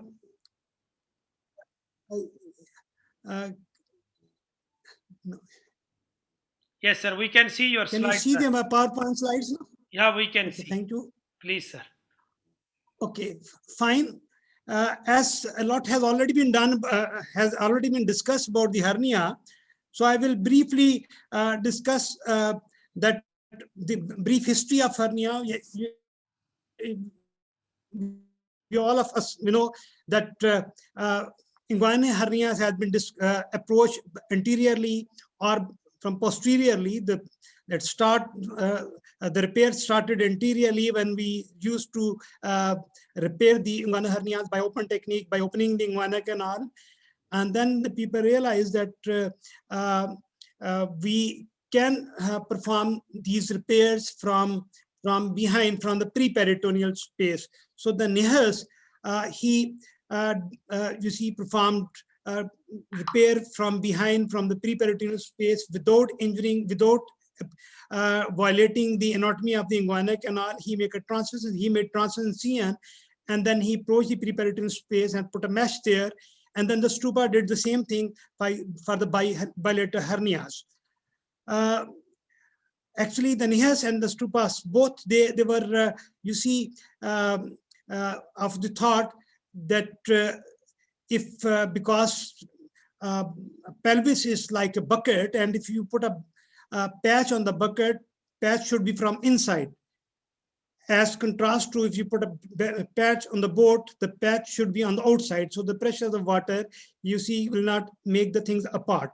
So taking the concept of this patch on the bucket, which should be applied on the inside, he introduced this pre-peritoneal approach by making a transverse abdominal incision. And then the Nihas introduced it, the Stupas introduced the bilateral repair to the midline. And the TAP actually is the extension of the same repair.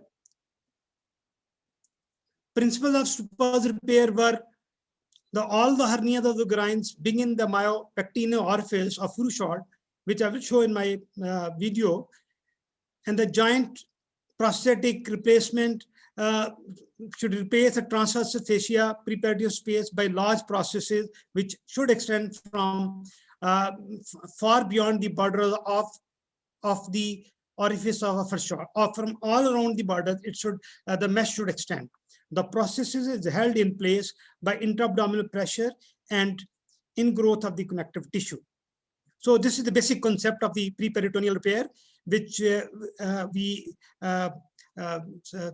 after Stupa, when the laparoscope, it was introduced, the people started doing it through the endoscope. So laparoscopically, we can approach the pre-peritoneal space to the TAP, totally extraperitoneal or TAP. I will not discuss it further. This is a brief anatomy of the which has already been discussed. I will not, waste time on it. Dr. Imran has already discussed median umbilical ligament, medial umbilical ligament, and then the lateral umbilical ligament, and the triangle of doom, and the triangle or area trapezoid of pain. It has already been discussed. Technique of TAP, it has to reproduce Stupa's repair laparoscopically. Basically, it was Stupa's repair, which laparoscopic surgeons, they have started, doing it with the laparoscope. Majority of the patients, we use general anesthesia, but the people, they have tried it on the spinal anesthesia as well. I have always performed this operation under general anesthesia. This is how we prepare our patient. We don't put NG tube. NG tube may have to be put if if there is a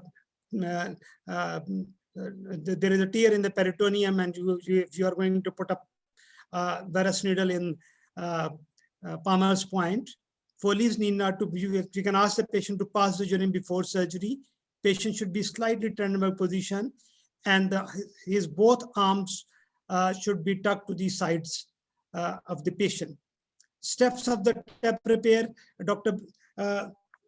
Jagpreet Singh has already described: access to pre-peritoneal space, blunt dissection with the laparoscope, insertion of additional 5 mm trocars, dissection of the retropubic space, dissection of hernia, and the placement of the mesh. First on one side and then the other side. Identify pubis in the midline, develop the space of Retzius, trace the Cooper's ligament, work superiorly to identify the inferior epigastric vessels, dissect posterior to the inferior epigastric vessels, dissect lateral to the inferior epigastric vessel, which is called a space of Bogros, and then continue your dissection up to the anterior superior iliac spine. These are the brief advantages of the TAP. It's minimal access surgery for primary umbilical hernias in both males and females, female primary unilateral inguinal hernias, and for recurrent hernias. This step is definitely has an edge over the open repair. And unilateral hernia in male and female, the Lichtenstein's repair and the TAP, they has, you see, same results, and both should be, you see, discussed with the patient, both options, and whatever the patient opts should be, you see, offered to the patient. Advantages: minimal access surgery. I've already discussed. Now, after this brief introduction, I will move on to my video. Again, I will share the video. Sir, you can stop sharing this PowerPoint. So your video is ahead in this PowerPoint or no? Yes, just a minute. Now you can open. Yeah. Can you see my video? Not yet, sir, but I can see. Yes. Can you see it now? Yeah, sir, we can see. We can see. Okay, fine. So this is a 40 years old male presented with bilateral inguinal scrotal hernias. He had no comorbids, no urinary symptoms. Residual urine was minimal, and laparoscopic TAP was planned. This operation was performed yesterday, and the patient was discharged today.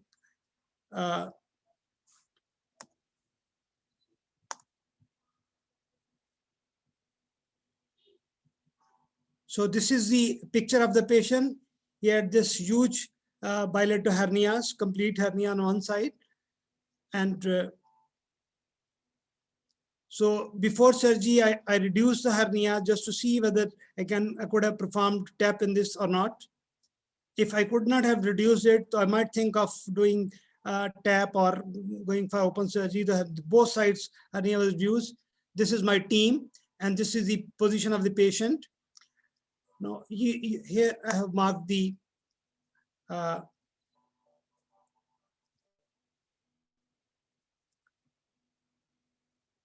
sorry for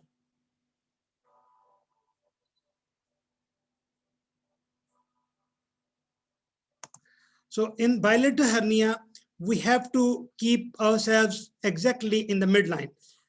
This is, the foot end of the patient. This is the head end of the patient. This is the symphysis pubis. My lowermost 5 mm port is 2 centimeters above the symphysis pubis, 2 fingers above, and then again 2 fingers above to the second port 5 mm, and 1 centimeter below the umbilicus is the camera port. So all these 3 ports, they are exactly in the midline, because I'm going to operate on this side and I'm going to operate on this side. So I have to be in the midline. So this is how we create the space by making transverse incision, glistening white sheath, rectus sheath is visible. as Dr. Jagpreet has already demonstrated, we'll make a transverse over here. And I use simple right angle Langenbeck small retractors.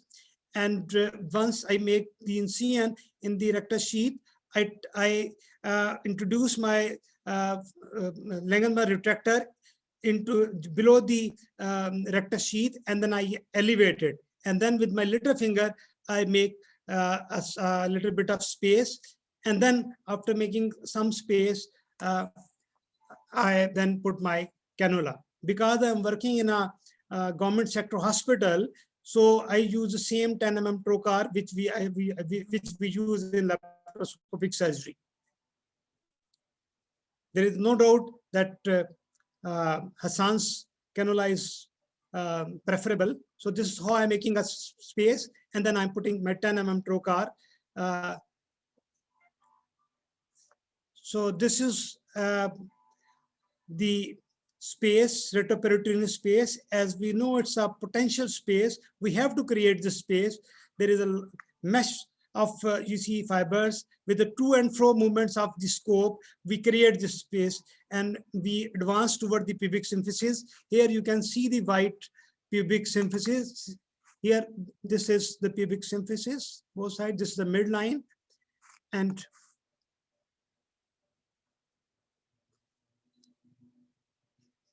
we are exactly in the midline, and then we, you see, start going laterally with the same, you see, technique. Once we have created a sufficient space, then we introduce our second cannula. First, I introduce a needle to make sure where I'm entering, and then I make incision over the rectus sheath for 5 mm trocar. I make a little bit cut into the rectus sheath so that I need not to use force to push 5 mm cannula. You can see the needle the top at 1 o'clock of the screen.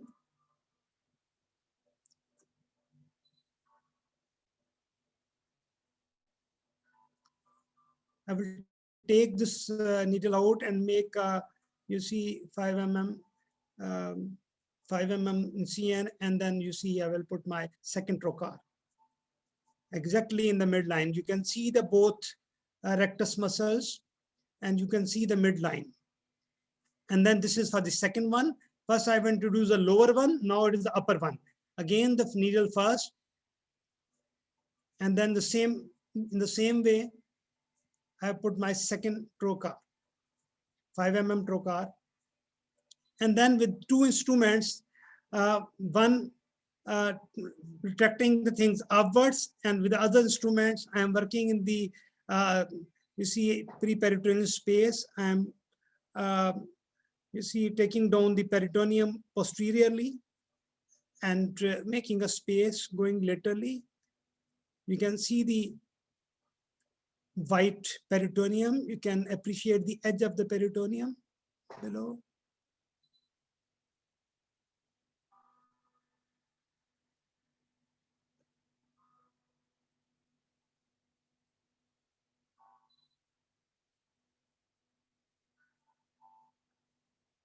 One need not to use cautery. Sometimes if there is a bleeder, small bleeder, you can use the cautery carefully, but usually you do not need cautery. So I'm going laterally. So I'm doing lateral dissection first. It is optional, as Dr. Shahzad Alam has already described. You can go from medial to laterally. So I'm going laterally.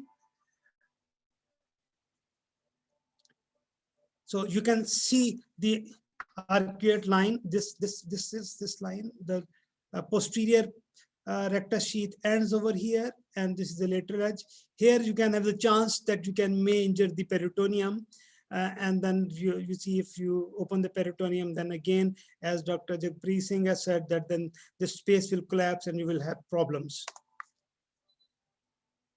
So you should be careful while dissecting over here. You have to make, so I have come down laterally after you see this dissection. Now I've come medially. This is the sac, quite big sac. So I'm going medial dissection.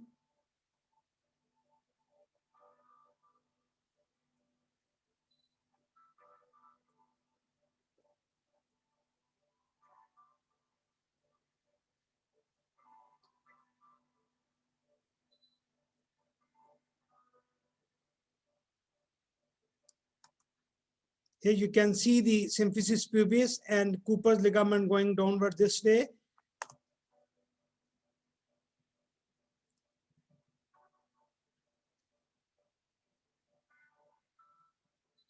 This is space of Retzius, symphysis pubis, both sides, space of Retzius.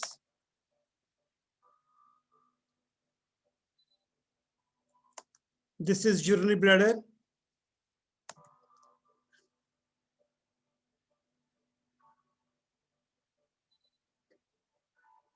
So after doing medial dissection, now I'm separating the vas deferens and testicular vessels from the sac, from medially. First I worked laterally, now I'm working. This is thin sac, and the hernia, you have already seen the huge big hernia. So I have opened the sac, and but luckily we managed it. We could have managed it with after putting needle into the palmar space, varus needle. So this is how I'm separating it from laterally.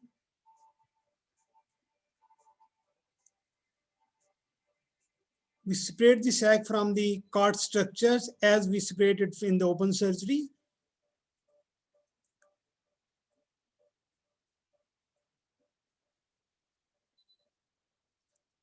Here the mesh was, here the sac was opened. That's why you can see the intraperitoneal. This is you see the air in the peritoneal cavity. So I passed my Maryland behind the sac after making sure you can see the opening. You can see Yes. the opening of the peritoneum Yes, over here. Yeah, we can see, sir. Yeah. It's very nicely demonstrated. Excellent. Thank you. So I have given you see, used this Vicryl 20. I take a 9 inches long thread and place it in the peritoneal cavity. You see, you can see the air in the peritoneal cavity, and you can see the opening in the sac. Because the sac was big, I didn't try to pull it out from the scrotum. So I decided to ligate it, which most of the time I ligate it. And then using the energy source, I will enter that opening. And then I will, you see, use the energy source, harmonic scalpel, and go all around the hernial sac. Hernia, you can see the you see sac from inside. So you can make sure that there's nothing in it. There's no abdominal structure. You can see a bit of fat over here. So I will go all around the hernia.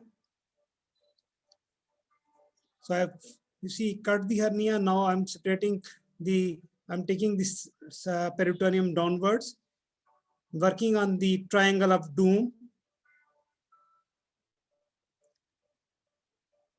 It is said that we should go at least 4 to 5 centimeters from the deep ring, the point where vas deferens turns medially, so that your mesh can, you see, cover this area.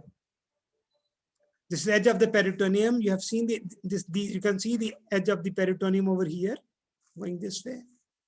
You can see the nerves over here, and we don't work too much. You see, we don't try to see the nerves, because if you work over here, you may take the loose areolar tissue off, and then the nerves can be, the nerves are exposed, and patient may develop postoperative pain. I'm leaving a little bit of loose areolar tissue over the posterior side. You can see the edge of the peritoneum over here. This is the edge of the peritoneum. I'm going till 2 centimeter short of, you see, anterior superior iliac spine. You can see the edge of the peritoneum here. So this is now you see the, here you can see the edge of the, this is a sag, this is hernioscopy in fact, and you can see the edge is not bleeding. I've seen the edge all around. Here you have seen the edge on you see half of the opening. Now going to the opposite, I've done the left side. Now I'm going toward the right side. Space is narrowed here because I have, you see, opened the peritoneum. This side was even bigger.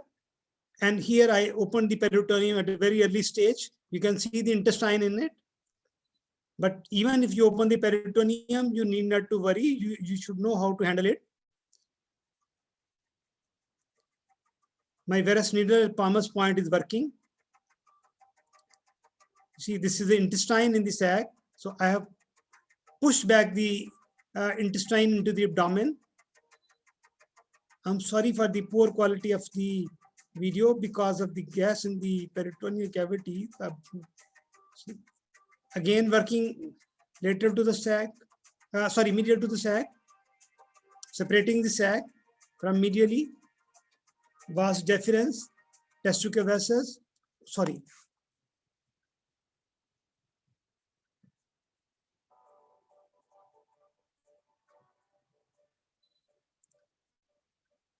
I'm sorry, I'm disoriented, sorry.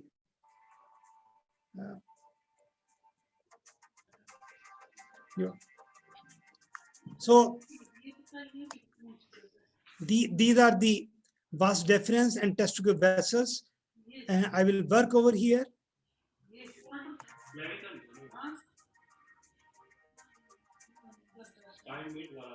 Working on the right, you can see the edge of the sac.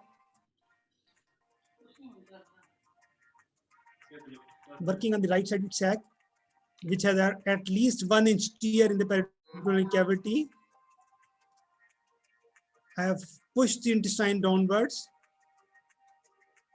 I'll make sure the sac is empty before tying it. Again, 9 inches long piece of thread, bicural. Because I work in a public hospital, so we use the same thing which we use in open. We don't have the fancy things, particularly when working in a government hospital. So again, the same double throw, first knot, the second knot, single throw, and then the third knot.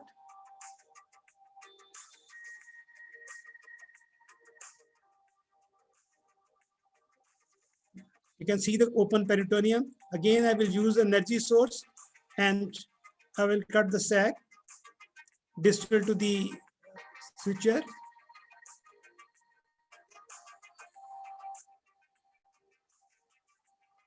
Each side of the sac should be taken separately by energy suture, energy source. If you cut the sac, both sides of the sac with the energy source, two sides might, you see the opening might be closed and there could be a hydrocele formation distally.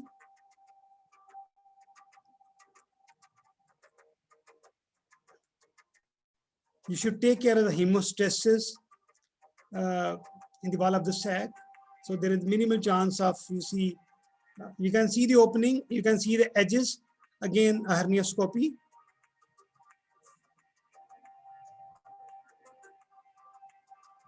You have seen the edge of the sac all around, it was not bleeding.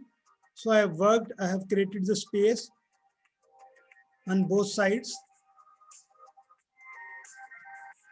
Again, pushing the peritoneum downwards, a little bit downwards.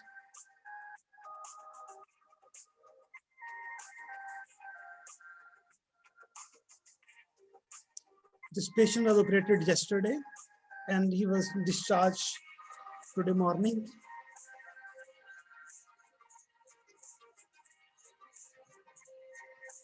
I'm taking the right side peritoneum downwards.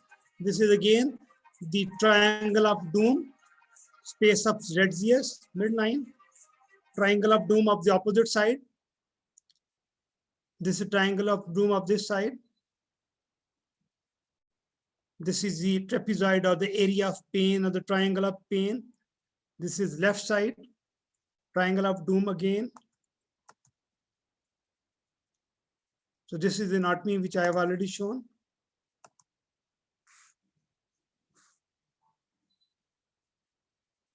Dr. Shahzad has already described this anatomy.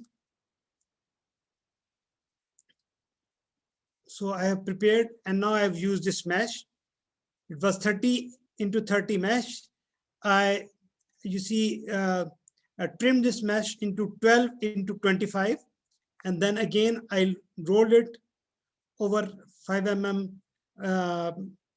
Maryland, and then introduced into the space through the camera port, and then I displayed. I've spread it over the, you see, retroperitoneum, ultra pro mesh, macro pore, soft mesh. This mesh is very soft and lightweight. And the problem is this mesh is that it is difficult to, you see, remove these the folds. There are small folds. Now I'm taking the, you see, air and spacer go. This is the patient who is smiling at the post-operative, that is today morning. Thanks for watching. Sir Hanif, Sir Hanif, excellent presentation. Please, sir, if you want to ask anything. Thank you. So I have discussed. Now I'm ready for any questions. Thank you. Thank you for watching and for appreciating. For a wonderful disposition of the various structures. And I believe, as Prof. Amir was telling, that we'll have all the questions together in the end. Okay, fine. And, if you allow me to proceed further with our program, and we have our next speaker here with us, and a very renowned professor from Iran, and he's Professor Hussein Saidi Mutahhar, and he's a general and laparoscopic surgeon, and he's been in Tehran University since 1992. He's got fellowship of advanced laparoscopic surgery in 2010 from Tehran University. He's a faculty of Azad University from 92 till 99, the faculty of Iran Army Medical University from 2000-2008, the founder and faculty of the Advanced Laparoscopic Fellowship of Iran University, Vice President of Iran Association of MIS, Scientific Secretary of Iranian MIS Association, the member of the European Hernia Society, member of Iranian Bariatric Association. So please join me in welcoming Professor. Professor, over to you, please. Thank you, Professor. Thank you for all presenters with the excellent presentation. And so my presentation is about the complication of the laparoscopic inguinal surgery, and after that some video presentation. I have to go to share screen, as you said. There are pass. And so share.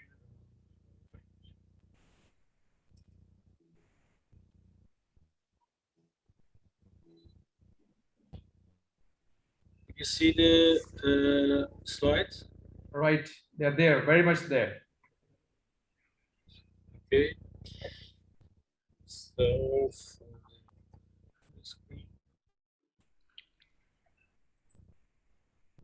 okay.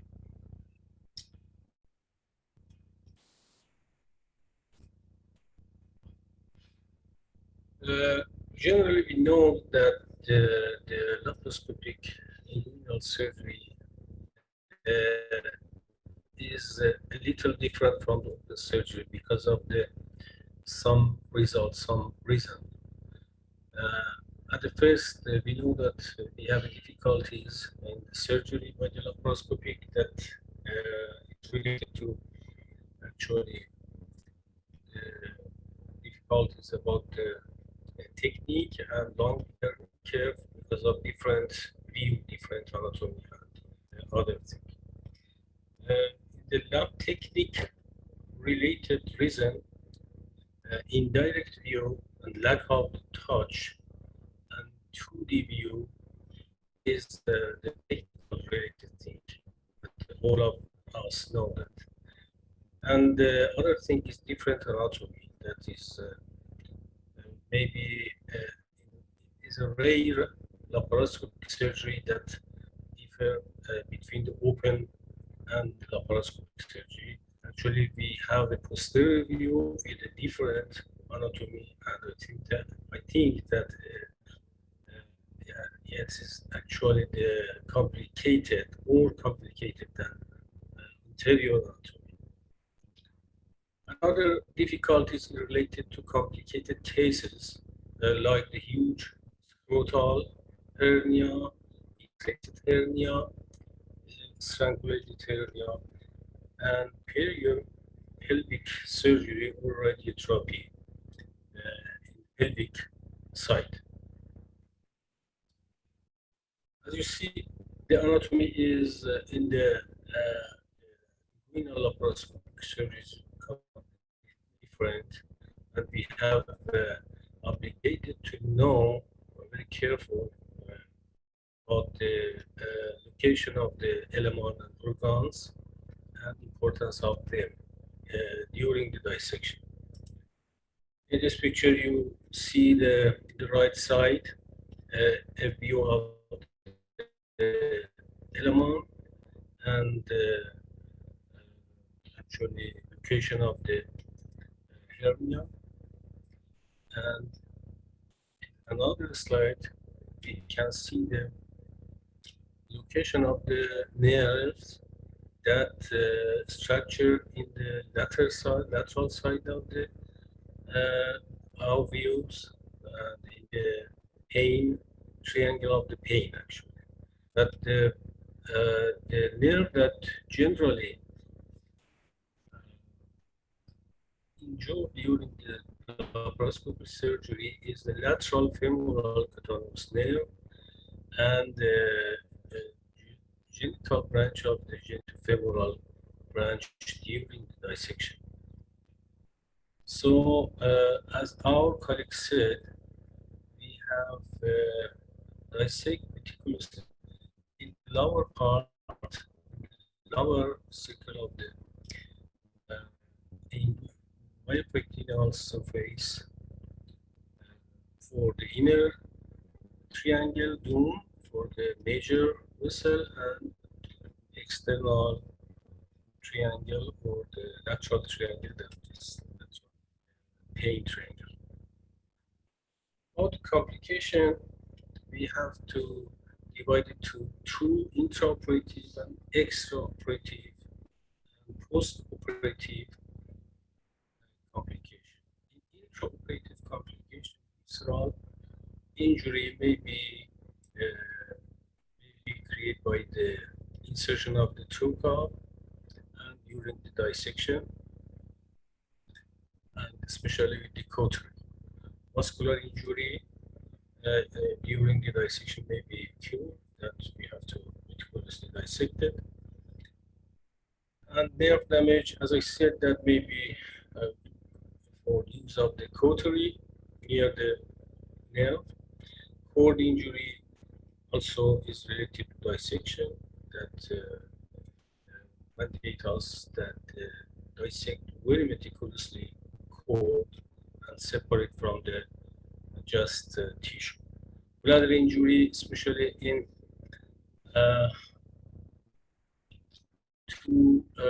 bilateral surgery, and when we have a expanded bladder, maybe occur. If we have visceral surgery for prevention, we have to keep away the bowel from our view and our dissection area and take care about the cautery. There are some complications for the use of the used cautery and parachute of the electricity to the bowel and the peritonitis after 1 week after surgery. Treatment of the visceral injury is repair as soon as possible and actually search and check finally the end of the surgery. About the post-operative complication, we have to say that the seroma is most common problem complication in the laparoscopic inguinal surgery. I will say more about that in the other slides. Hematome is another complication. Mesh problem is very important part of the problem in this type of surgery. Pain, as our colleague said, that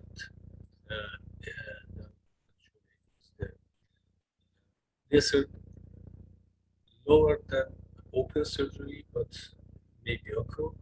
Recurrence is one of the other complications. Recently, recurrence of the laparoscopic surgery in experience by the experienced surgeon maybe is lower than intestinal obstruction. That generally is related to adhesion because of dissection manipulation area. Fistulization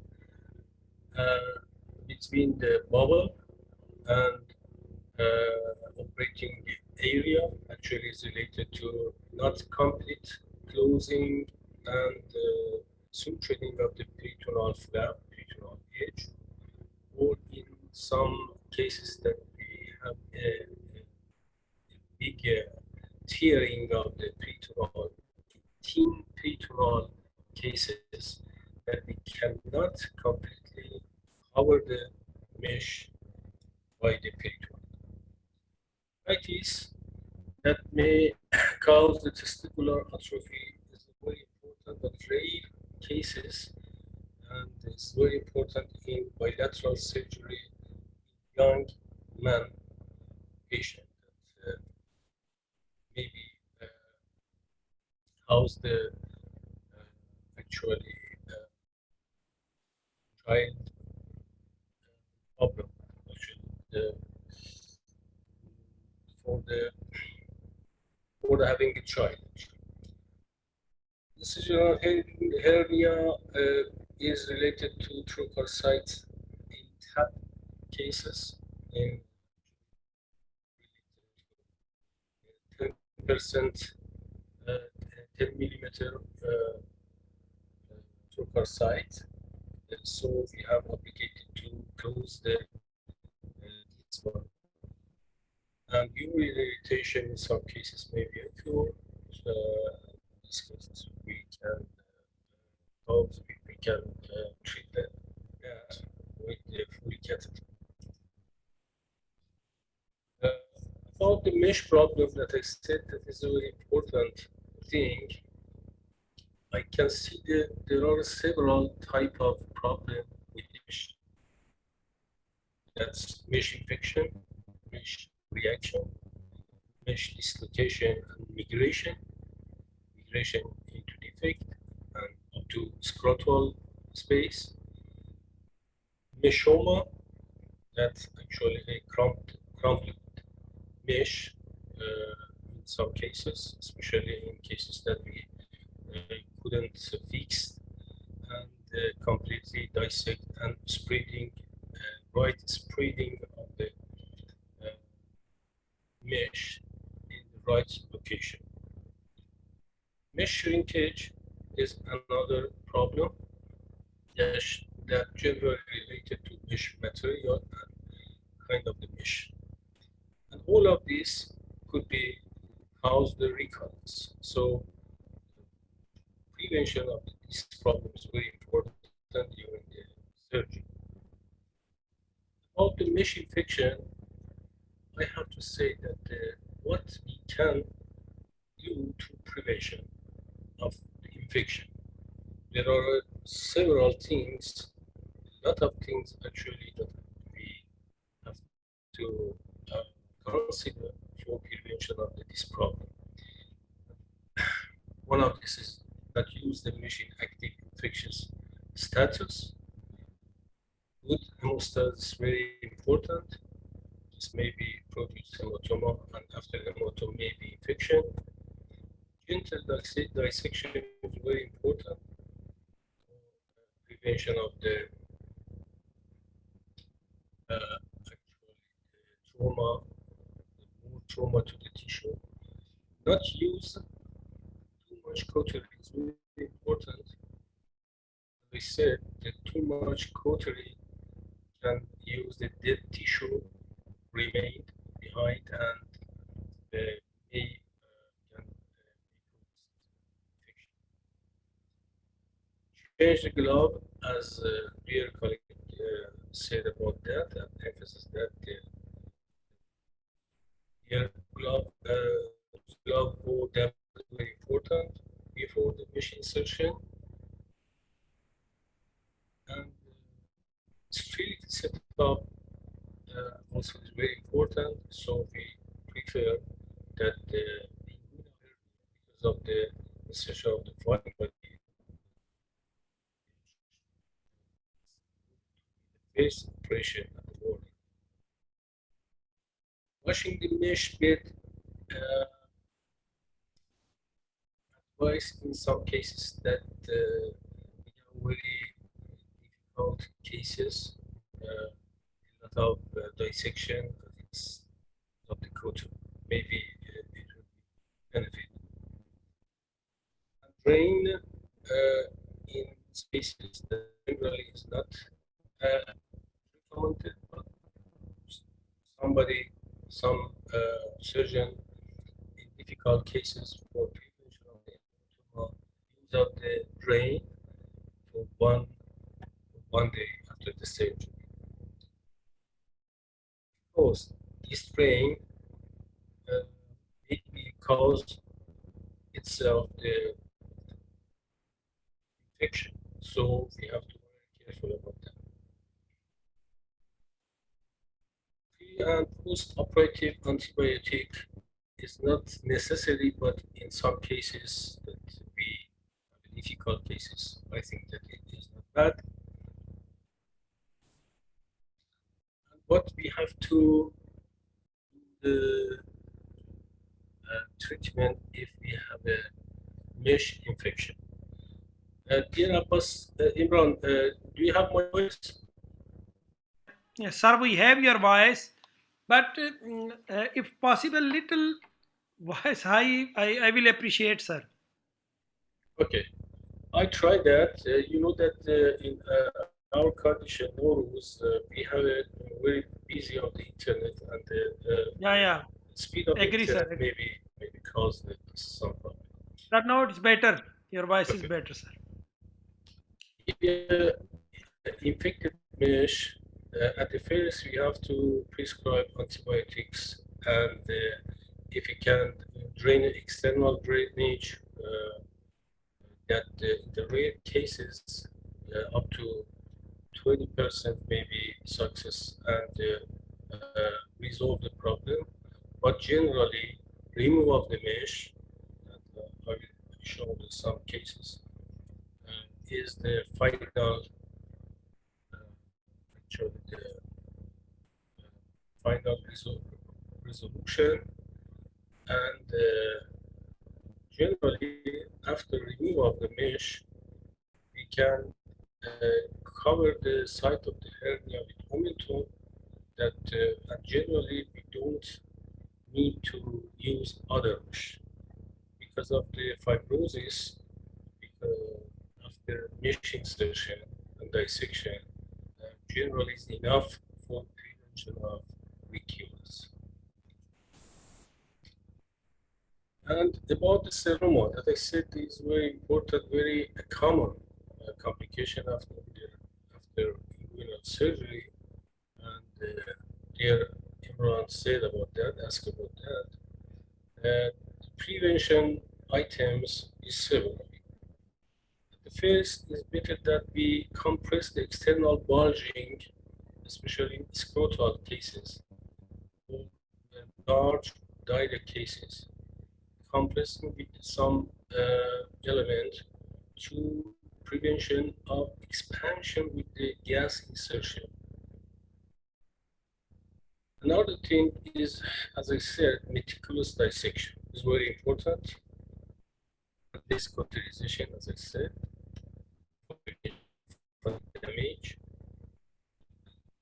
and close the remain hernia cavity, as I said, actually pseudosuck by the fixation of the fascia transversalis to the rectus muscle or cupula by some devices.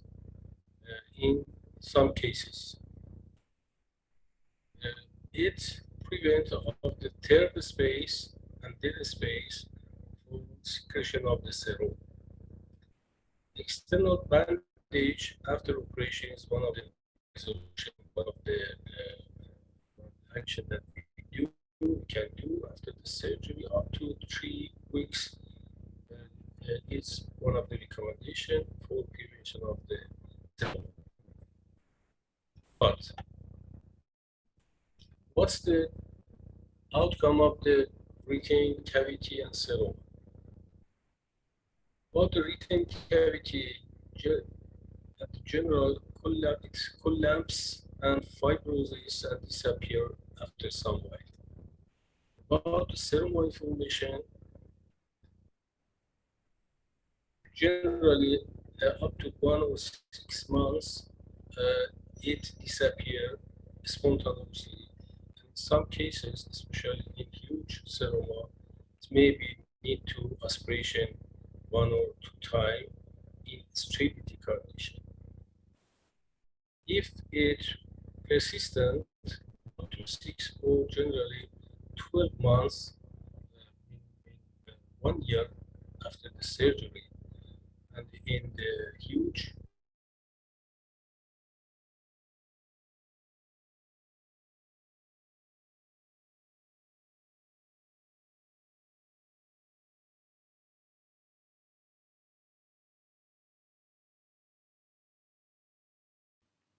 Sir, we cannot hear you. I think there is some issue. Sir Saidi Mutahar, we cannot hear you.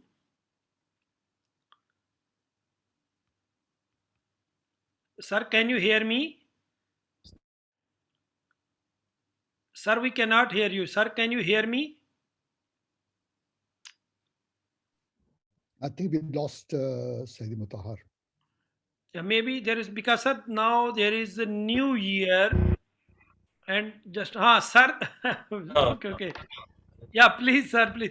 Because just I was explaining, because now just the time of new year in Iran, this is the time. I'm sorry for and this. Happy New. Okay, sir, please, over to you, sir. Okay.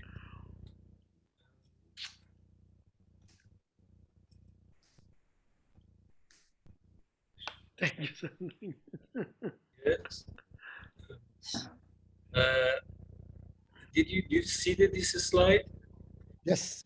Yeah, sir, we can see. Yeah, sir, excellent presentation, really. Did you see this completely? I can go to another slide.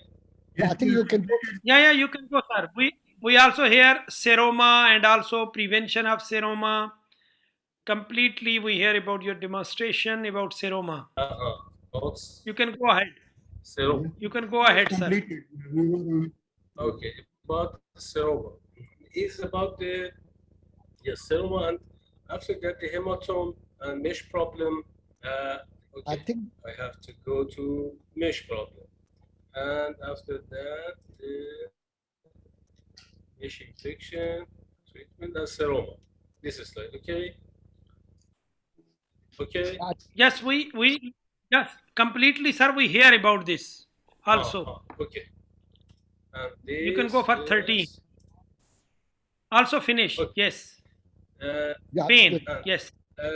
What about the pain? There are actually 2 types pain after the surgery.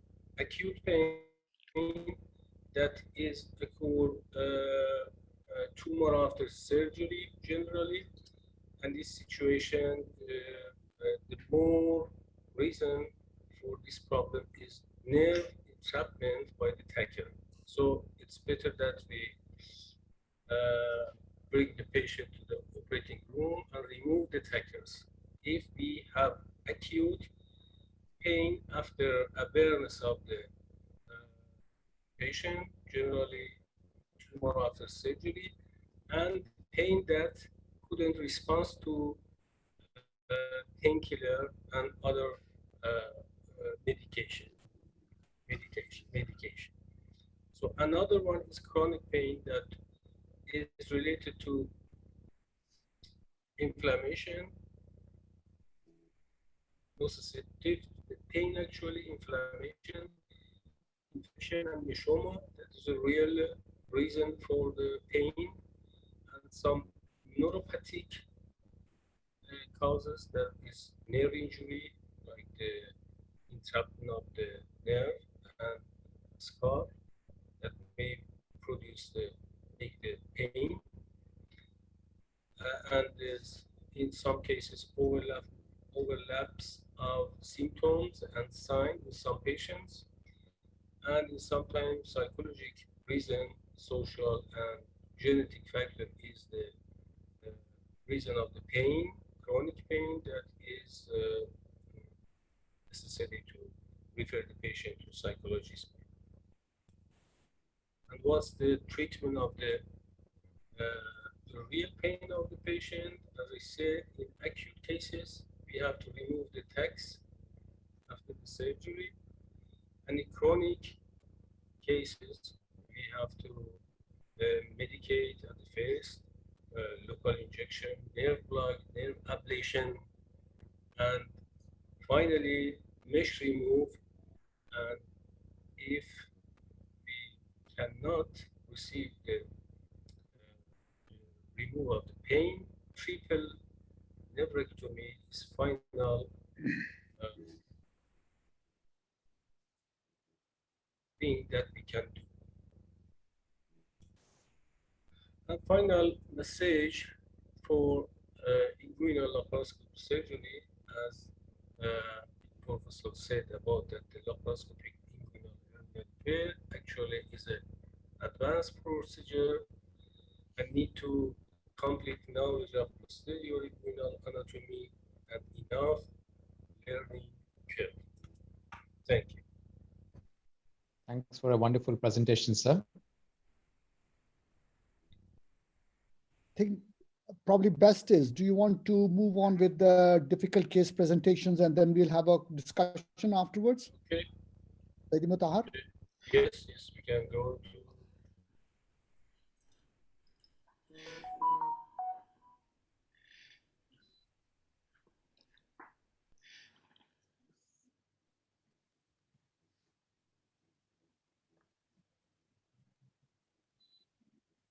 I hope that you can see the movie.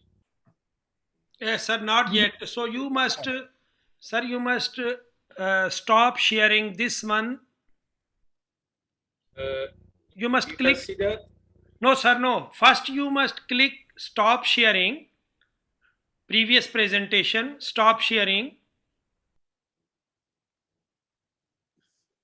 Please stop sharing previous presentation. Then you can click new one. Stop. Yes. Yeah, Stop now, yes, now you can go ahead for your new presentation, difficult cases.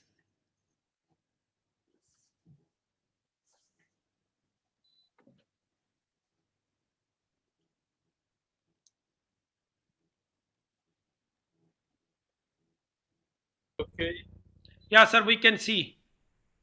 Yes. This case is about the lipoma. As you can see in the beginning, there is not completely actually a clear defect, but in dissection you can find the lipoma, a large lipoma. As our colleague said, in the large lipoma cases, we have completely dissect and remove them. And you can see we have not actually a very difficult large cases, but we have a large lipoma.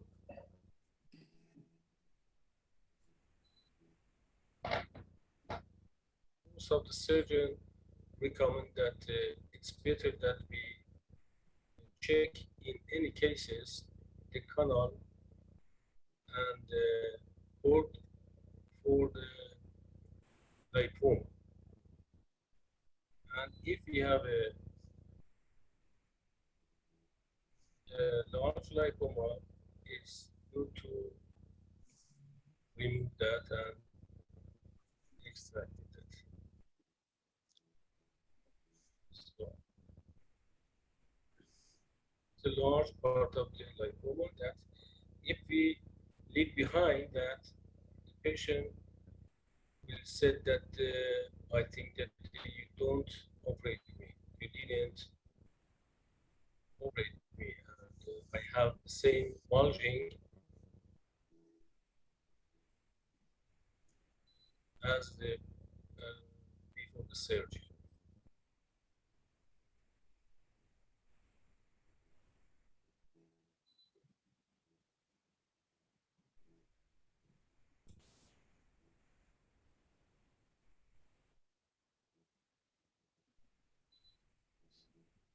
You can see we don't have the actually clearly a sac. And all of things a big lipoma. And after complete dissection and removal of that, we use the effect. That's it.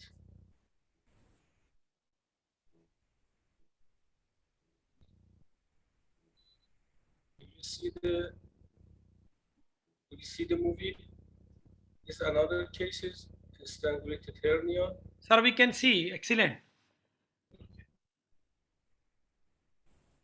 This is a strangulated hernia in emergency cases, as an emergency case, that something we have to consider in dissection of this type of the herniation is that meticulous grasping and special, actually not traumatic grasping, and pushing from external surface, and in some situation we will need to expand the actual ring that in another case we will show. Meticulous traction and pushing from the outside.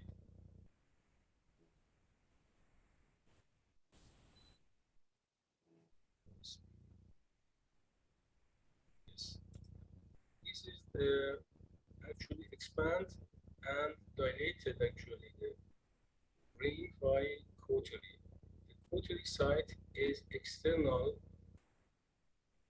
the lateral side of the ring, in the left or in the right. This is in the left side. For protection of trauma to the heat trauma to the bowel, I use this piece of mesh between the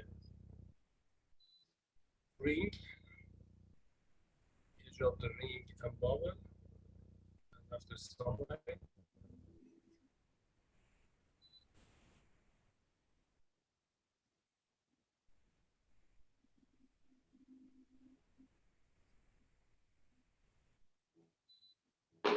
Excellent, sir. You put a gauze that side, so also for the prevention of bowel, and then you're using your hook. Yes.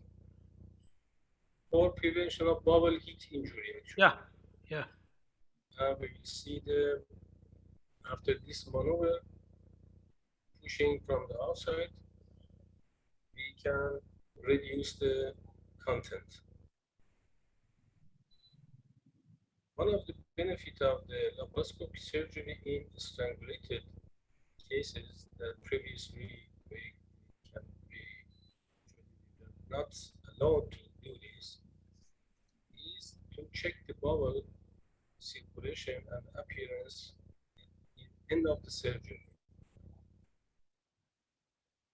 So we can completely check the bowel.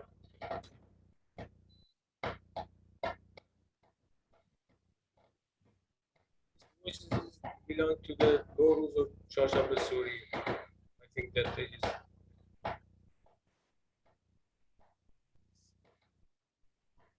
Yeah, I agree, sir. I know about this. I remember those days. Yeah.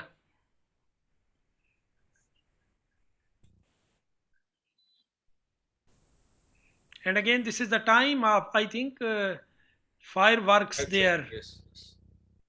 Exactly. Yeah.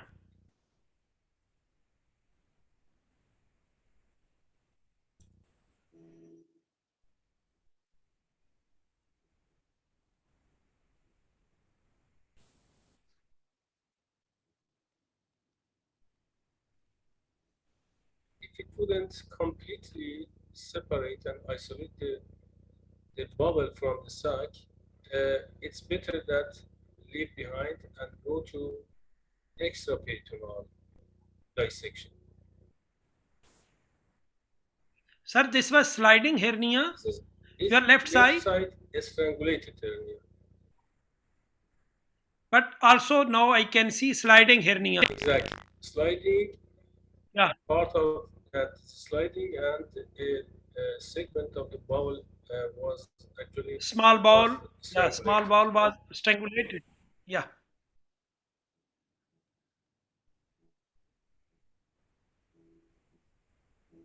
And also a lipoma. Yeah. 3 in 1. 3.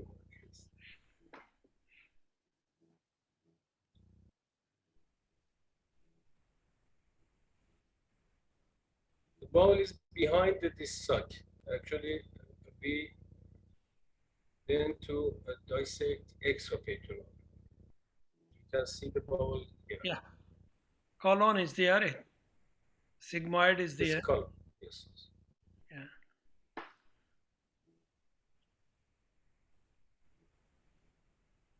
End of the lipoma part. Till sir, we had a question from our viewers in Facebook regarding sliding hernia. Hopefully he's watching now and he can see how can reduce this sliding hernia. It's very important. Reduction of the sliding hernia is very important. Yeah. As I said that with some maneuver and use of the gentle grasping for prevention of the damage to the bowel.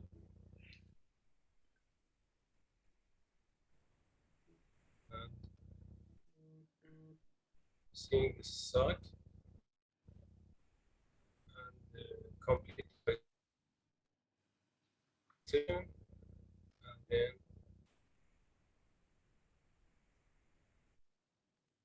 mesh insertion. And in cases like that we have a large defect, I prefer the use of the tacker, absorbable or non-absorbable. And as I said, for example, in these cases, I use the prophylactic antibiotic and post-operative.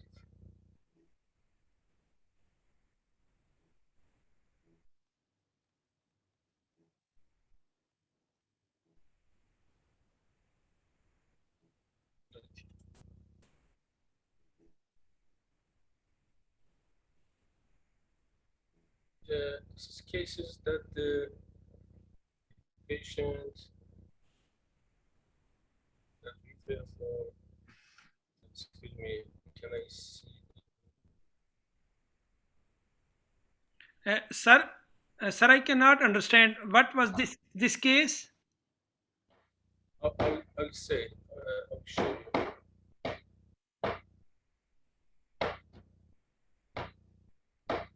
This is the indirect inguinal hernia. As my colleague said, that in some cases that we cannot completely reduce the indirect sac, we can transect it, divide the sac, and left behind the distal part of the sac, indirect.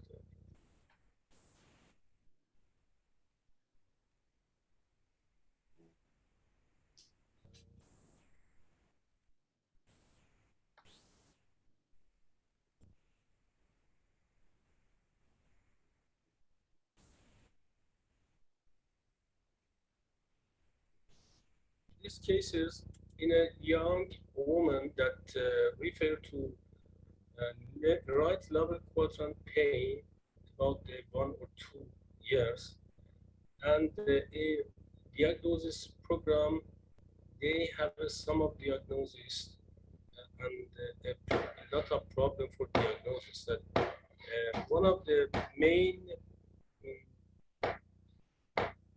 diagnosis was the aseptic necrosis of the hip in the MRI. So I prefer to do the laparoscopy, and you can see the reason of this pain that was actually, as you say, as you see, this part, this part is a cyst of the round ligament that protrude in the inguinal canal and made a lot of the problem and pain, that after the surgery, as extraction of this part, the pain completely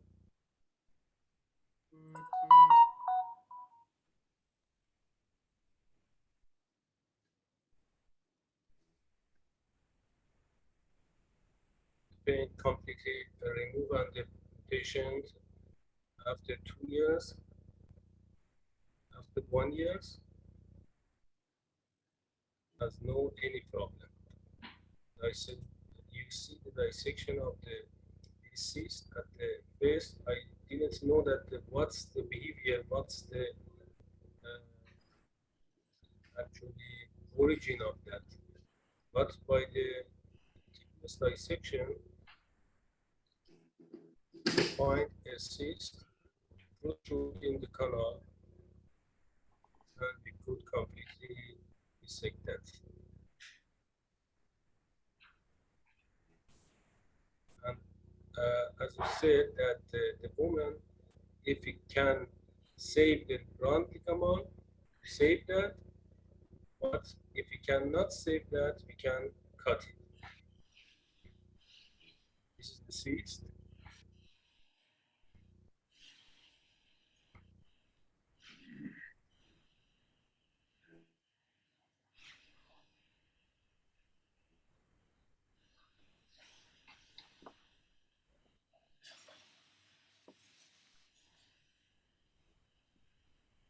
It's the rare cases. I didn't see it before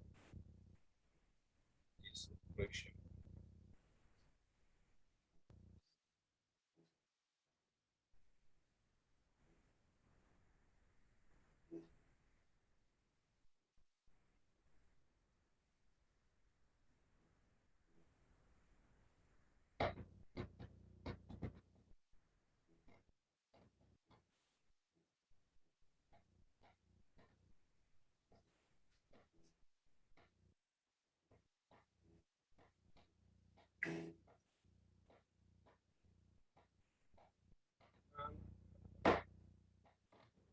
End of the actually you see the semi-clear color of the cyst, and it transected in this area and cut the round ligament and insert the mesh and close that. Dr. Imran, how is my time? Sir, excellent presentation. Still you have time, sir, if you want to present another case. Okay.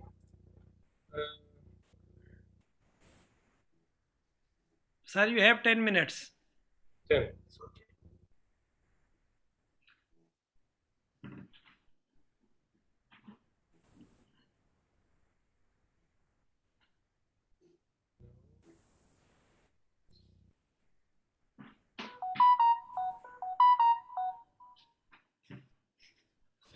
This is a scrotal incarcerated hernia in left.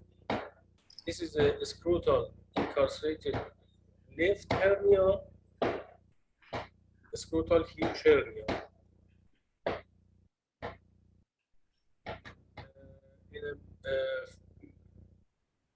In a man about 55 years old with some adhesions.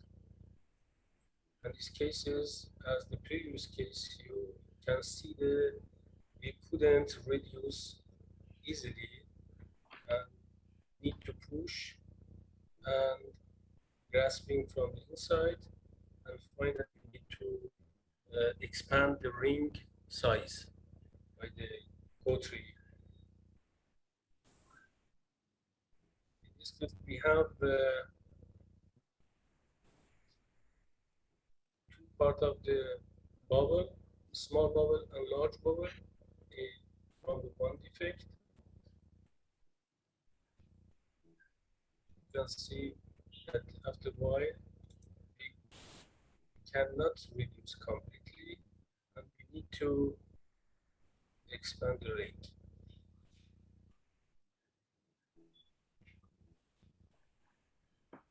Sir, in such a situation, your assistant also help from outside.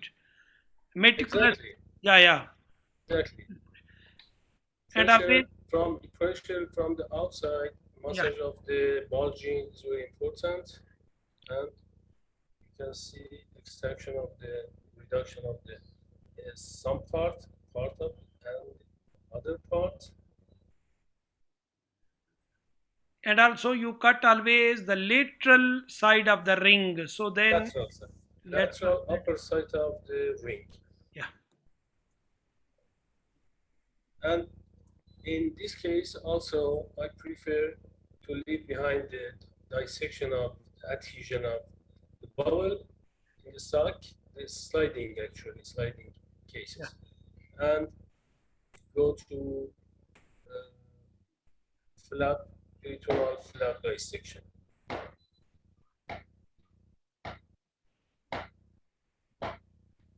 Sir, this is a great message for our youngsters. In sliding hernia, no need to just so sometime they are going to completely, so this lysis, the enterolysis of this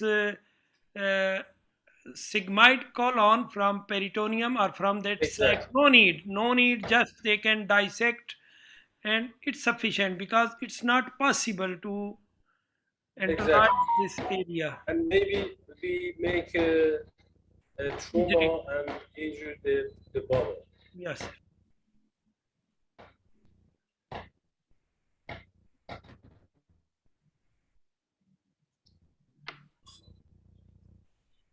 Saidi, when you have reduced a slider with the sac, do you actually then, once reducing it back, do you separate it from the sac or not?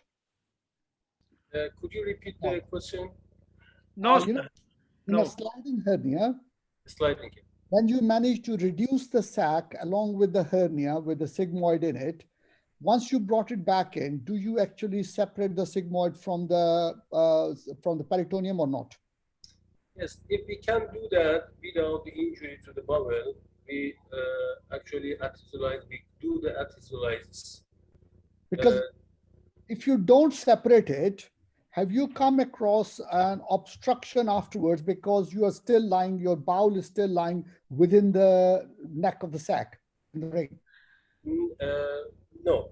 As I said, if you can do the separation and dissection and isolate the bowel from the sac, we do that. But we cannot insist to the continuous heartbeat to maybe trauma to the bubble. But if we continuously dissection extraperitoneally and extraction completely sac and the bubble together from the cavity, we actually stabilize the mesh. In these cases, certainly we fix the mesh by the tacker. So in these cases, the bubble couldn't introduce and get back in the defect. Sir, I have never. Sir, I have one comment here. So, because in such a situation, so when we reduce this colon or this sigmoid that already has been, this is a sliding hernia, when we reduce, so already we have reduced from sac. So then the bowel is not inside the neck or inside the sac, completely reduced, just adhesion with peritoneum. So then no need to additionalizes of this colon from peritoneum when we put a mesh, because completely reduced. So this colon with sac completely reduced, not incarcerated or strangulated inside that hernial defect, completely reduced. Now we put a mesh and also we repair just this peritoneal flap. In my opinion, no need to do adhesional lysis, because we cannot do, then we will not have peritoneum. We will damage peritoneum. There is chance of damage to colon. So this is just my comment.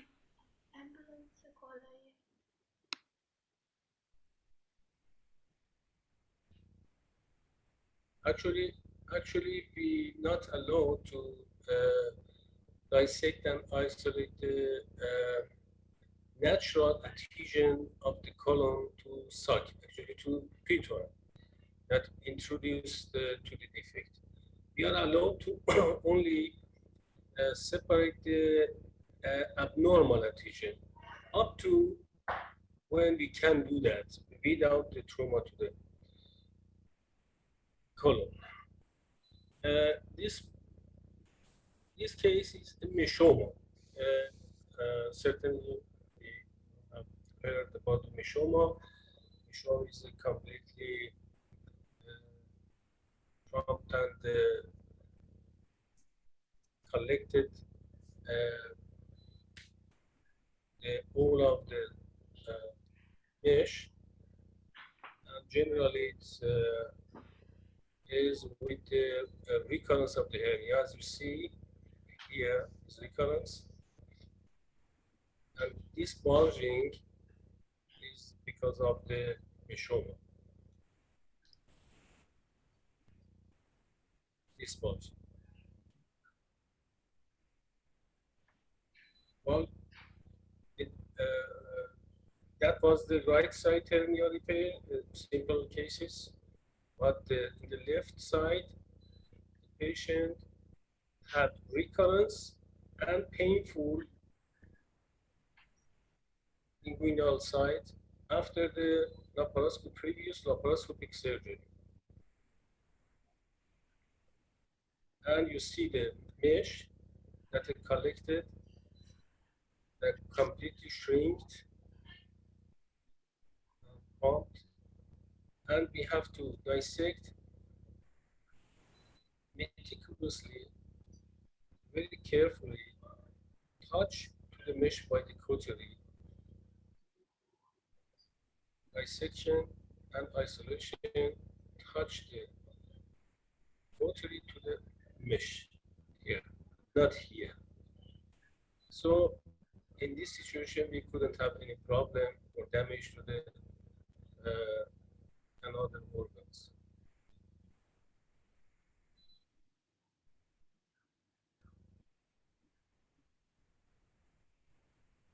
So we completely isolated piece of collected mesh, mesoderm. And in this situation, we can use another mesh. But if we have the infected cases, we are not allowed to use another mesh because of the infectional situation. But this is not infected, this is mesoderm.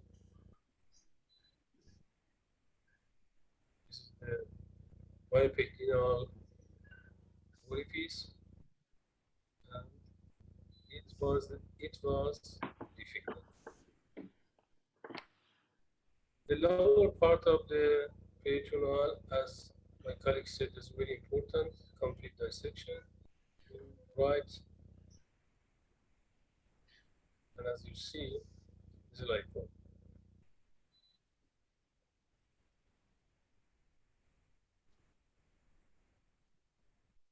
This type, this size of lipoma has to reduce, dissected, and resected, and healed.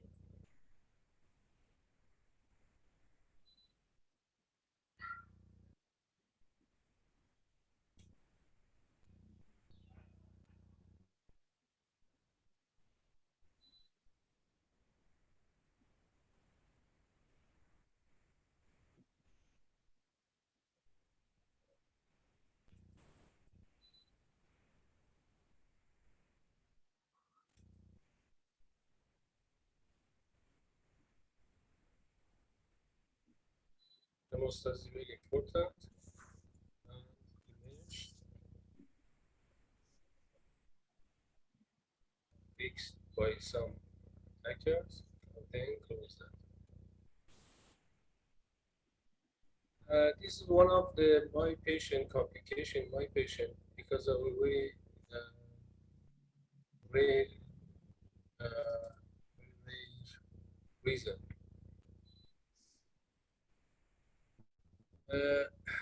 This is a patient, a man about 30 years old, with a right side hernia. It was straightforward operation, dissection, and insertion of the mesh, fixation, and fixation. Actually, was fixation of the mesh was by the glue and here. During closing the edge of the peritoneal, we have to care about the inferior epigastric artery, as all of us know.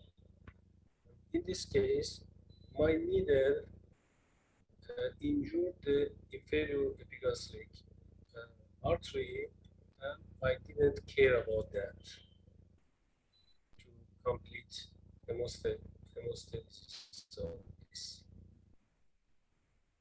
here, it is actually the artery, inferior epigastric artery. You see that, okay?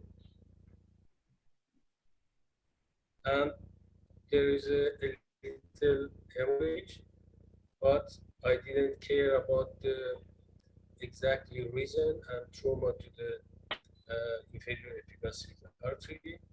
I continue and close the peritoneal. Some pressure. Apparently, hemostasis was done, but after some while, patient had a pain, and sonography we recognized the hematoma. After some months, the patient went to the London.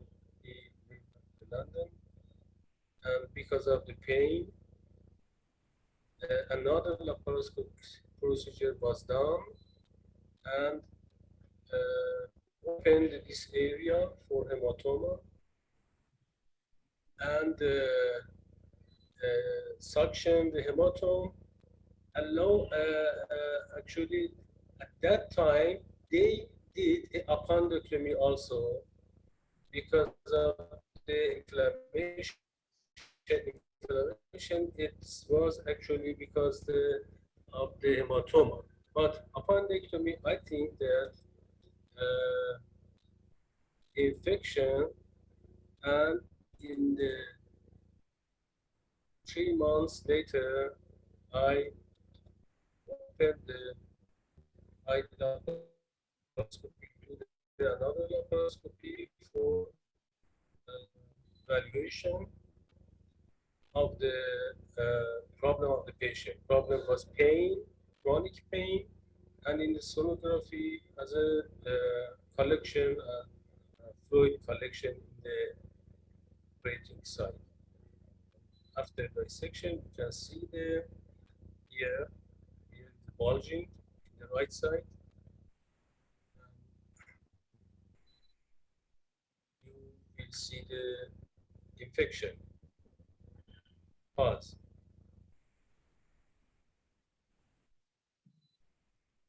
This area is full of the fluid. Pause. In these cases, we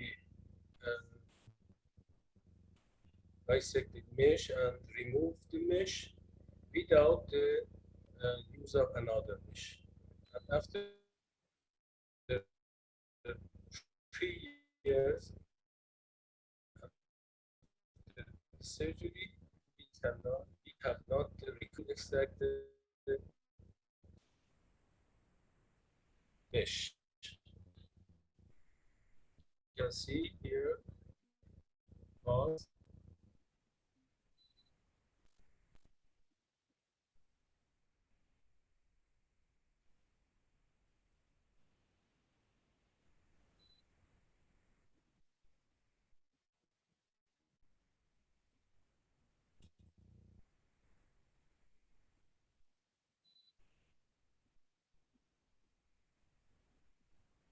The mesh.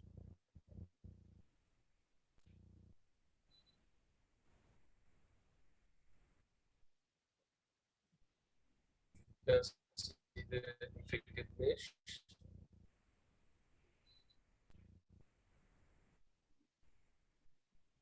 You can dissect, it's better to dissect attached to the mesh for prevention of the injury to organs.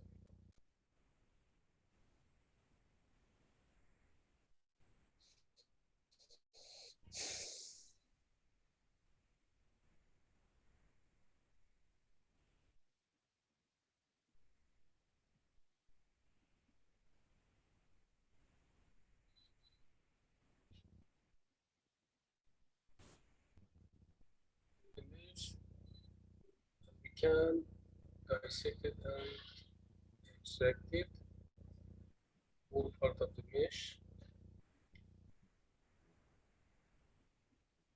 And for coverage of this area without any peritoneal flap,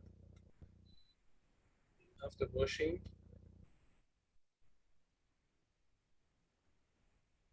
I use the omentum, only omentum for the drain.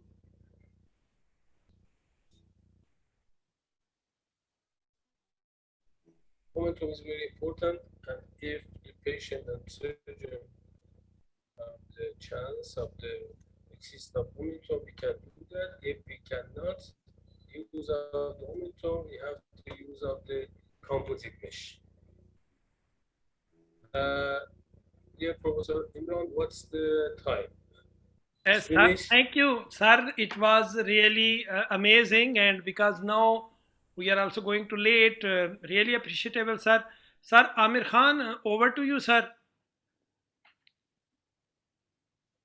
Yeah, thank you very much. I think it's been it's been amazing, to be honest with you. Those cases are worth seeing. We learned excellent collection of complicated cases. So, any final comments from the presenters for to start, please? Yes, sir. I congratulate once again for all of the panelists. It was an excellent session regarding the understanding of laparoscopic management of inguinal hernias. Dr. Hussein's collection of complicated cases video sharing was excellent, I believe. And similarly, all the panelists were had a great contribution. Dr. Jagpreet Singh Beed was also having an excellent. Likely, Professor Mohammed Hanif contributed with his presentation of bilateral tap was an excellent presentation. Yeah, I learned a lot of this session. My questions, most of these questions have been answered, and I suppose all the topics have been touched upon. One of the complications that I usually come across and the patient is usually feared of is the seroma. That is the most commonest complaint post management of hernia is seroma formation. And these patients followed up with time and again with the complaint of this swelling, and they are very worried about this. And I would like to ask my panelists, what are their usual approaches to the management of these seromas? Are they able to convince their patients to wait for a period of about, say, 6 months period time so that this get resolved, or they jump upon very early for aspiration of these seromas? What is actually the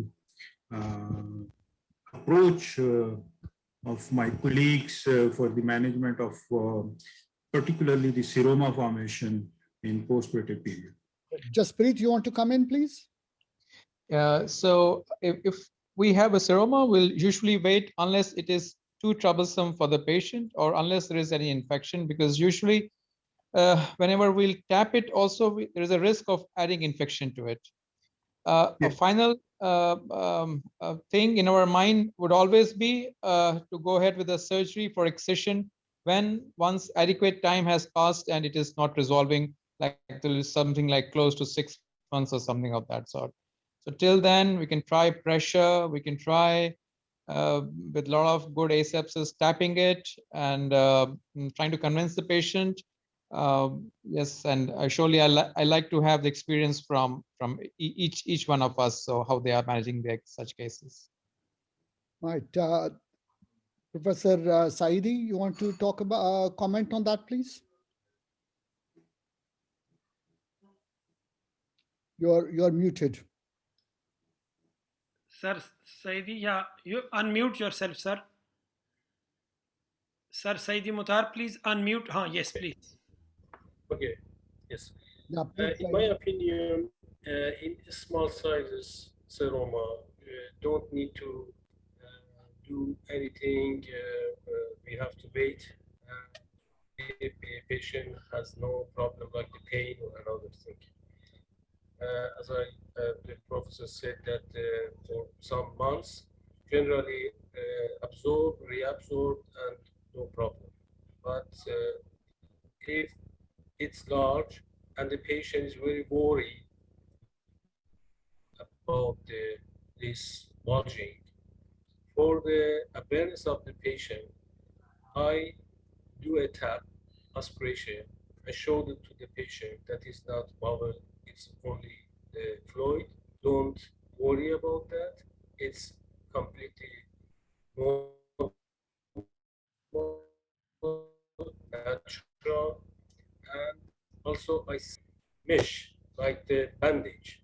So you don't worry about that and wait after some weeks, some whiles, some months, it will disappear. But in one case, I had a seroma in size of about 15 centimeter bulging, 15 to 12 centimeter bulging contained the seroma. After some aspiration, this doesn't resolve, and I was in pressure from the patient. Patient doesn't have actually the pain, but large, hard, tensive bulging in the inguinal side. After about 15 months later of the surgery, I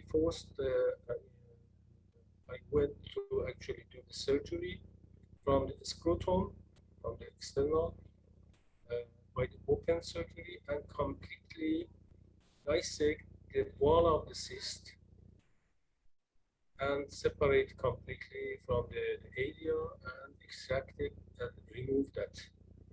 And suturing like a hydrocele.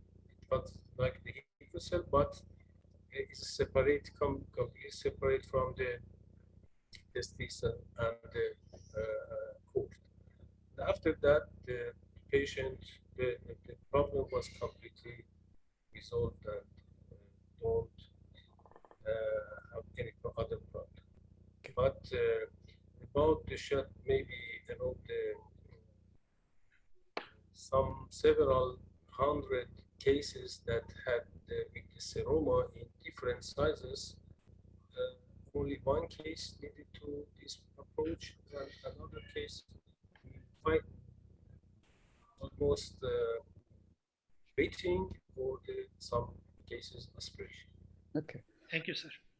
Okay, Jasprit, you want to comment, please, on generally, if any, about any special points you want to raise after, as we are coming to the closing remarks, please? Yeah, sure. I'd like to know the opinion of the House about the use of antibiotics. So whether each one of us uses a prophylactic antibiotic in each of our open or laparoscopic cases, or how many of would not use them? Ask for a list of hands, please. I use antibiotics. I use one dose preoperatively. Sure, sir. I also. I also use the prophylactic generally, and if I had a complicated cases, continue for the 24 hours. So I think, Jasprit, the consensus is that majority of us use prophylactic dose. Right. So sure. I share the same experience, and I have been trained like that, and I use antibiotics.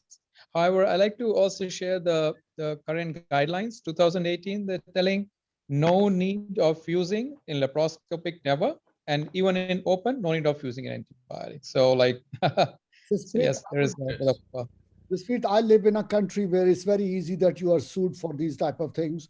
I've got no chance, no plans of not using it or following that guideline. Exactly. Sir, I have Dr. Jakpreet. We have a question on Facebook for you. Question is for Dr. Jakpreet. How about the use of balloon trocar for TEP? Is overlap of mesh beyond pubic tubercle and to be done in direct hernia? Yes, sir. So a balloon trocar is a very good option if you have one. And the other alternative is to use an indigenous balloon or a simple finger dissection initially, followed by use of scope to make the space. So these are the three alternatives, and you can use either one of them, whatever you're comfortable with. The second question is, in a direct hernia, we will always overlap from the midline to the contralateral side.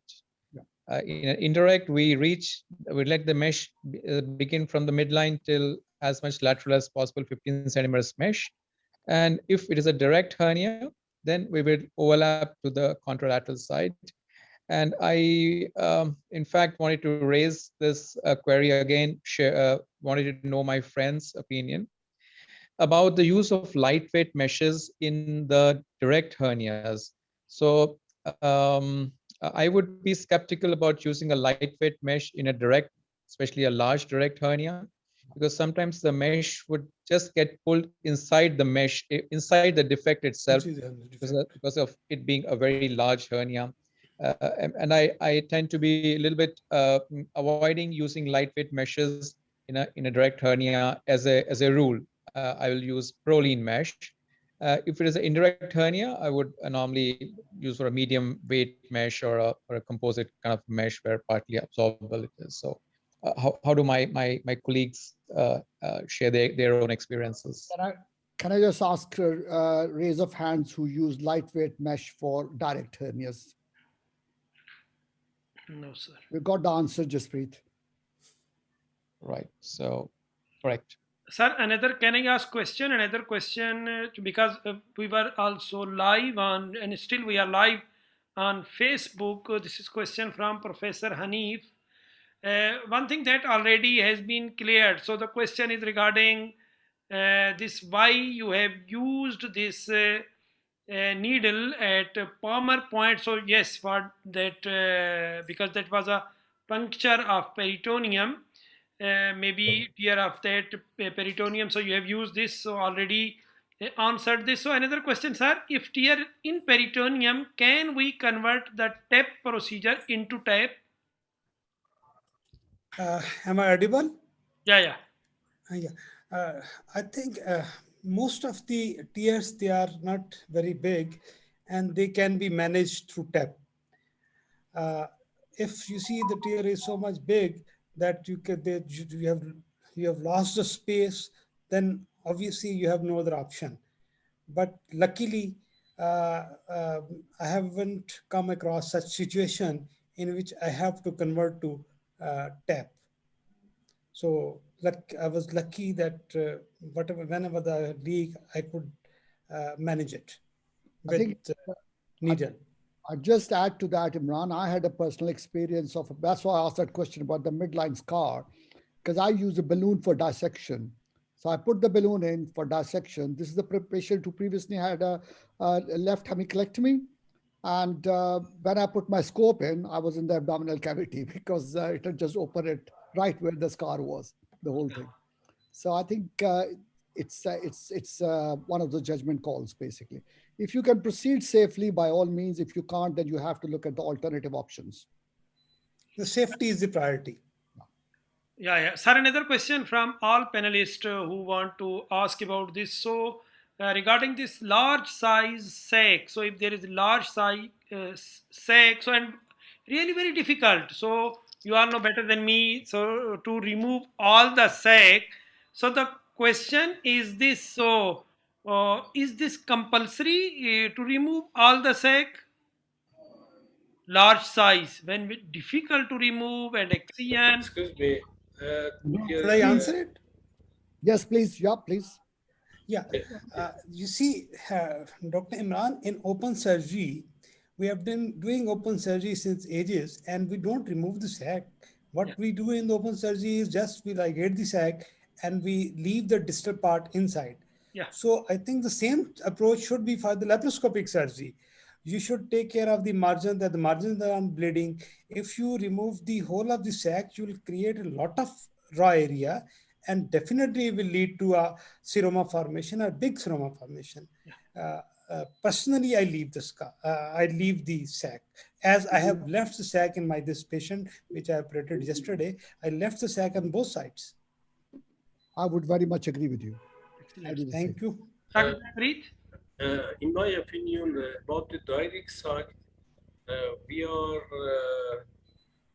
actually we are enforced for the dissection, completely dissection. We have no problem generally for dissection in direct sac, but it's difference to the indirect sac. In indirect sac, as we do in the open approach, if we can reduce completely small size, we dissect and completely reduce. And if, as you said in some of films, if we can in the large and long sac in indirect hernia, we